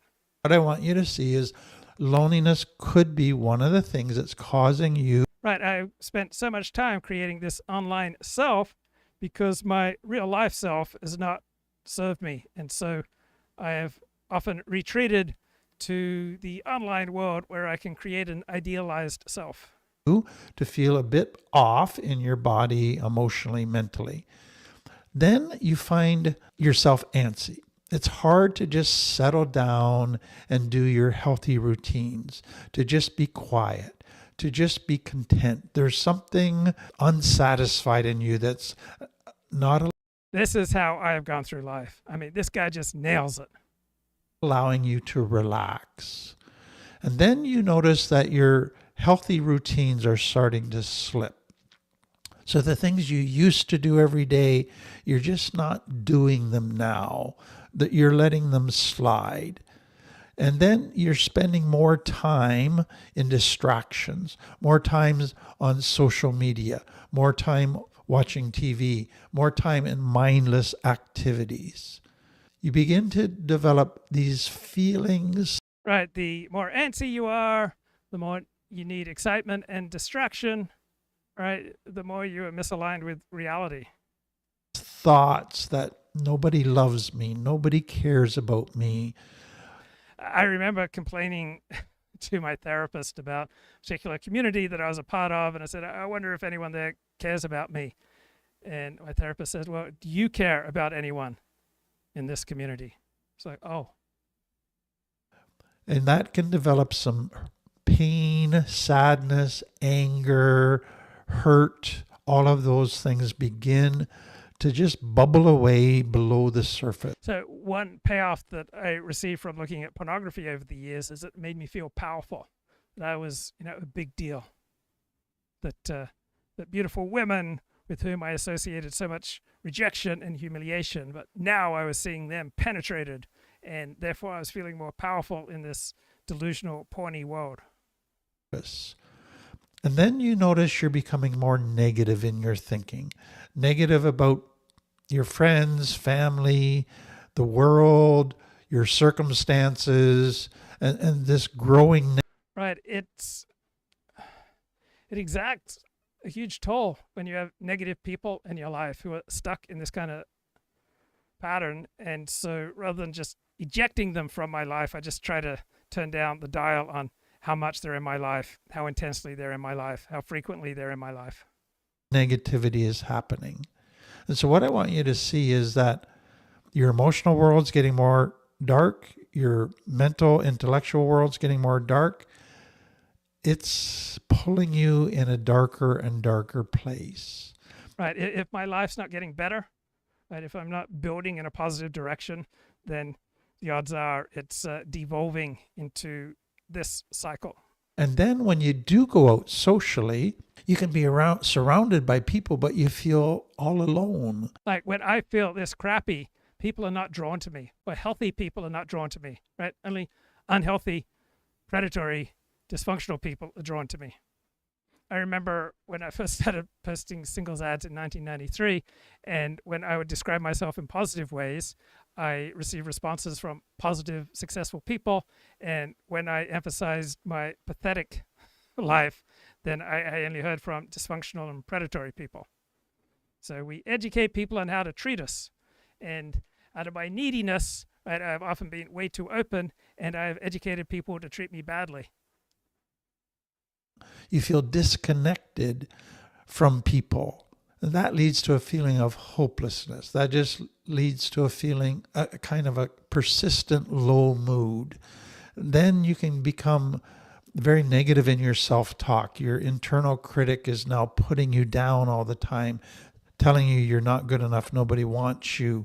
Getting on ADHD medication significantly reduced these symptoms for me. Or you can go to just obsessively thinking about relationships. Yeah, I've often gotten up at 12:30 in the morning, 2:30 in the morning, to see if a certain person has unfriended me on Facebook. About some fantasy romantic relationship that's all. Right, I've often tried to get a sense of control and strength and value by checking the statistics for my social media and blogging contributions. Right, pretty poor basis to find worth in life. You need, and then you'll be good. All of those things are signs that loneliness is settling in. So if you got those, just pay attention to them as you move forward.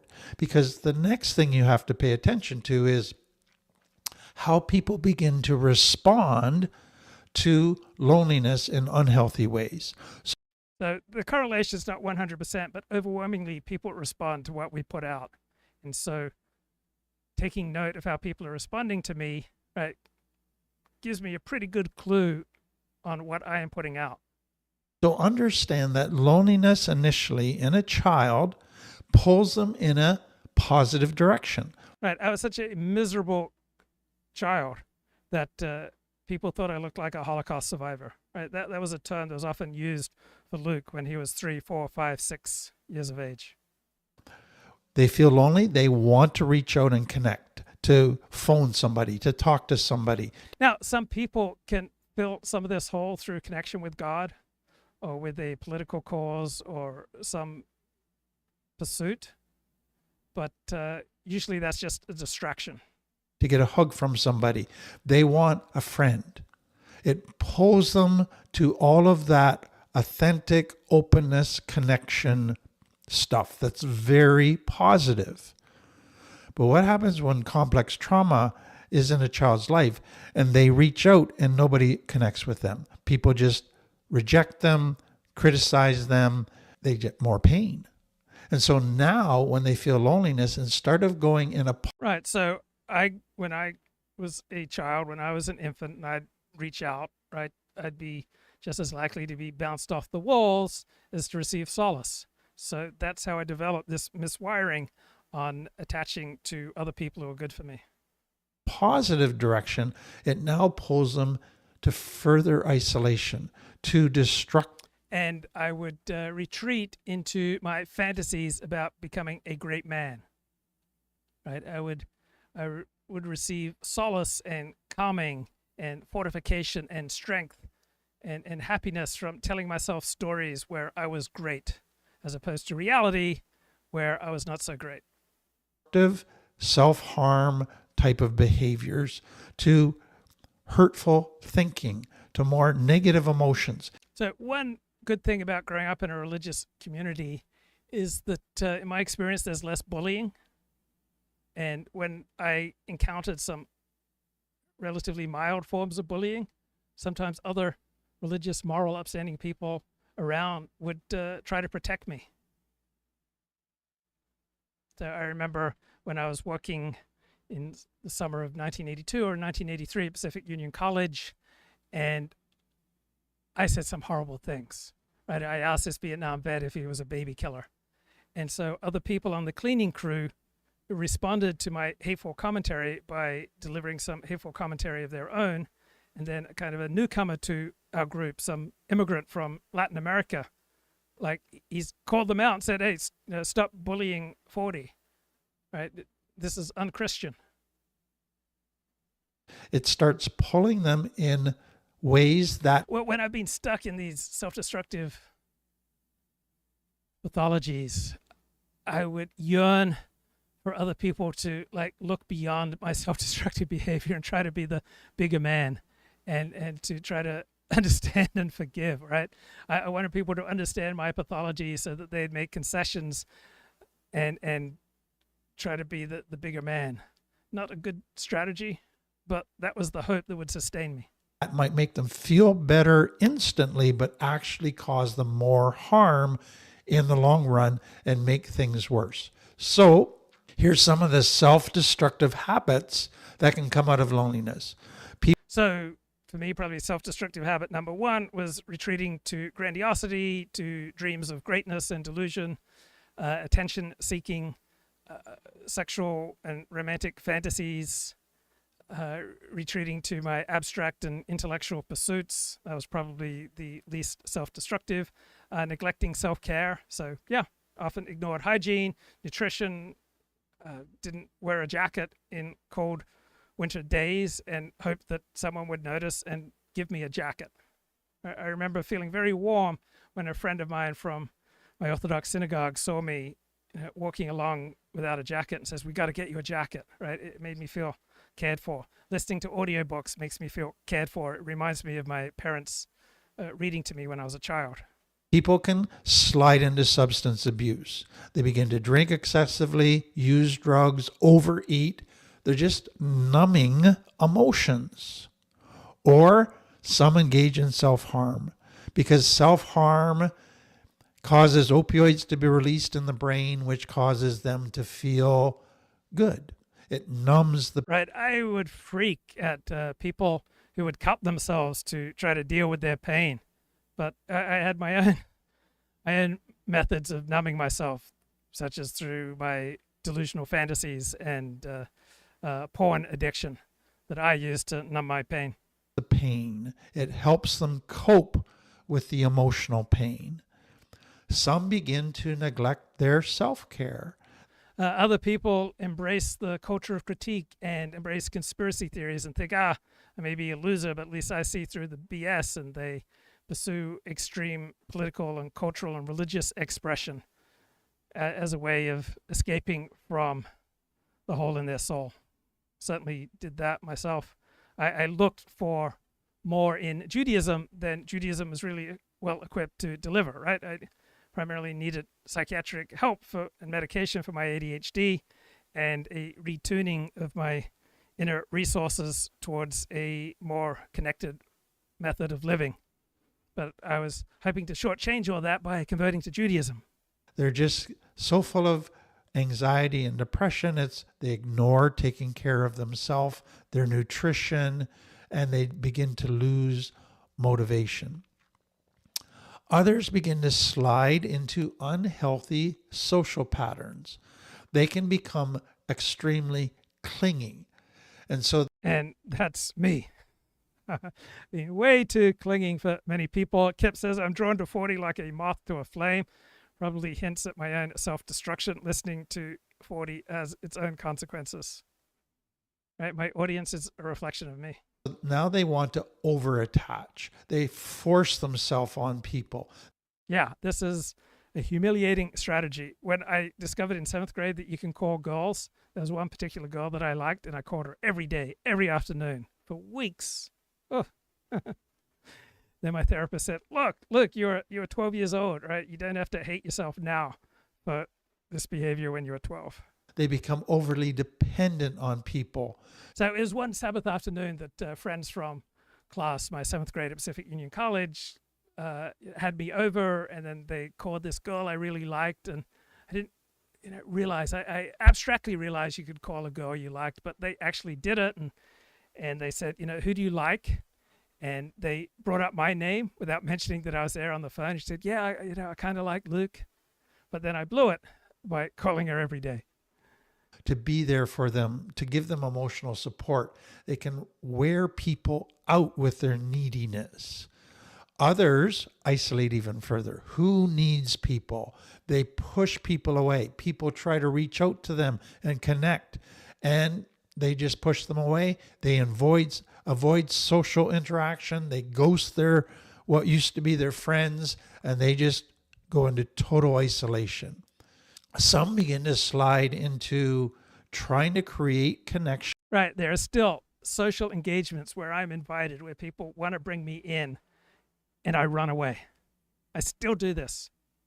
Like they did as a child, not by being good, but by being bad. Let's create drama. Let's create a crisis. Let's get everybody to feel sorry for me, to rush in and rescue me. That's the only way. Right. I had to stand out in some way. And if the only way I had easily at hand to stand out was to write about the porn industry, then I wrote about the porn industry to try to be outstanding in that sewer.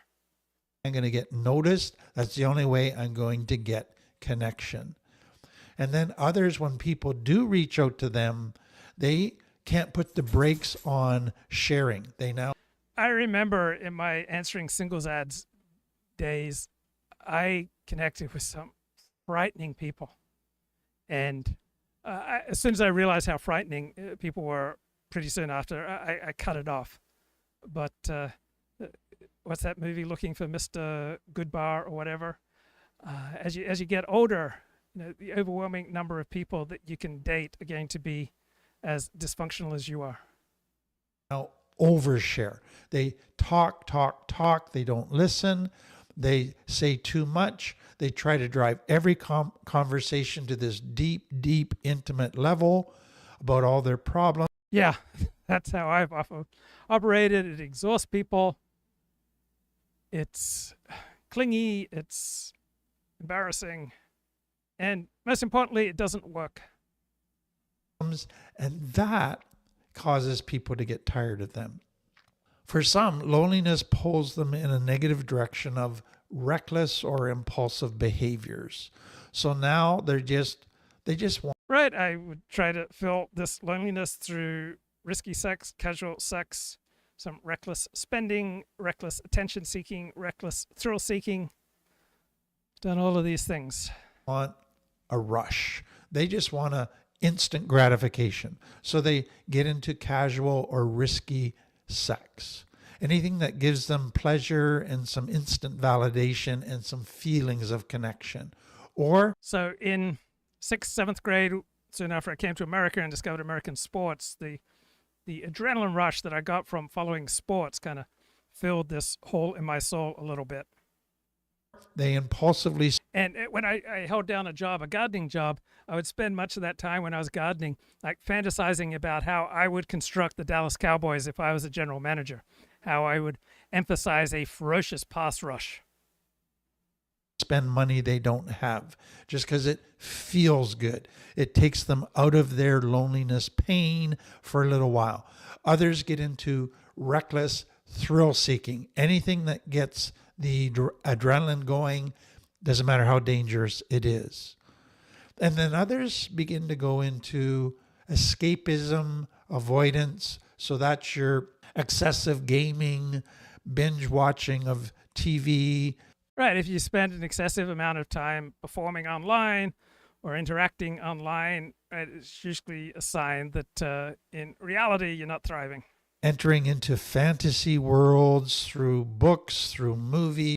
Right. I've spent more than 40,000 hours of my life just fantasizing and daydreaming excessively, maladaptive daydreaming, just imagining myself as a great general, a great editor of the Jewish Journal of Los Angeles, a great man in any capacity, the general manager of the Dallas Cowboys.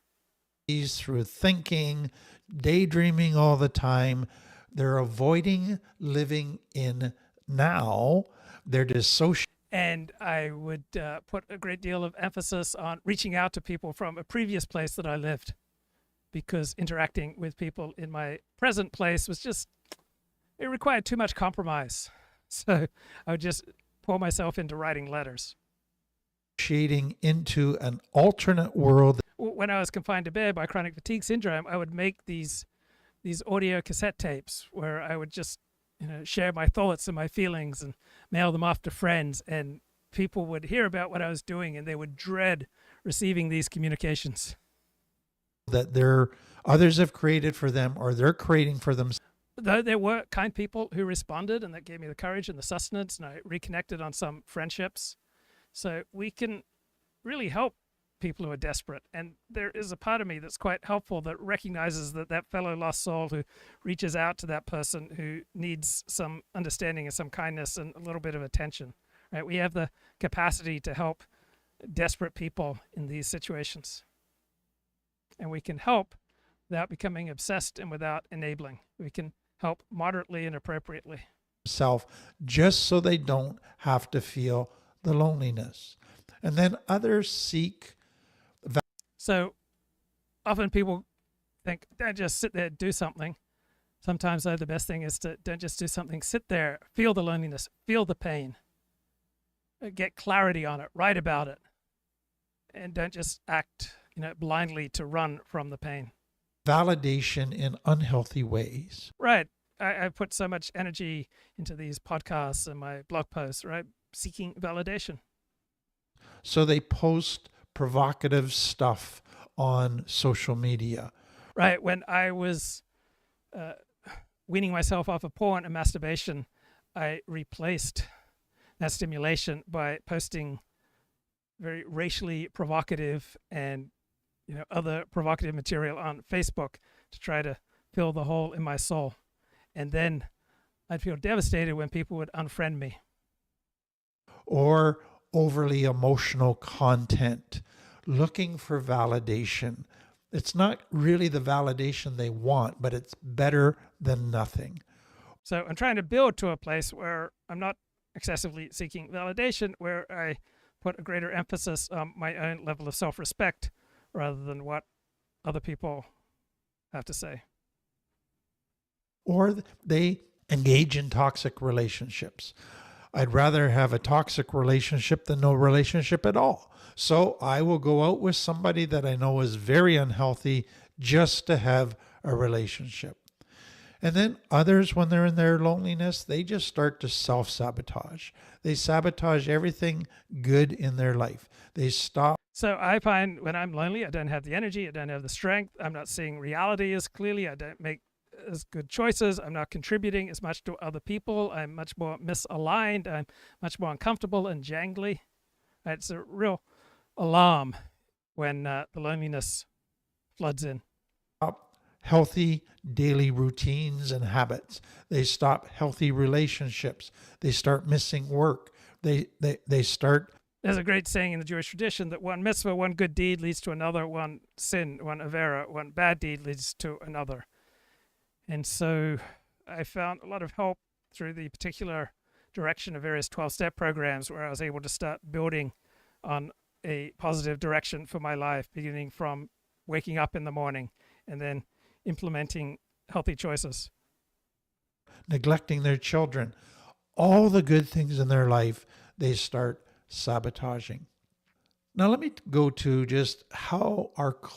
So insecure was, I think, the first psychological term that I received when I moved to California in 1977.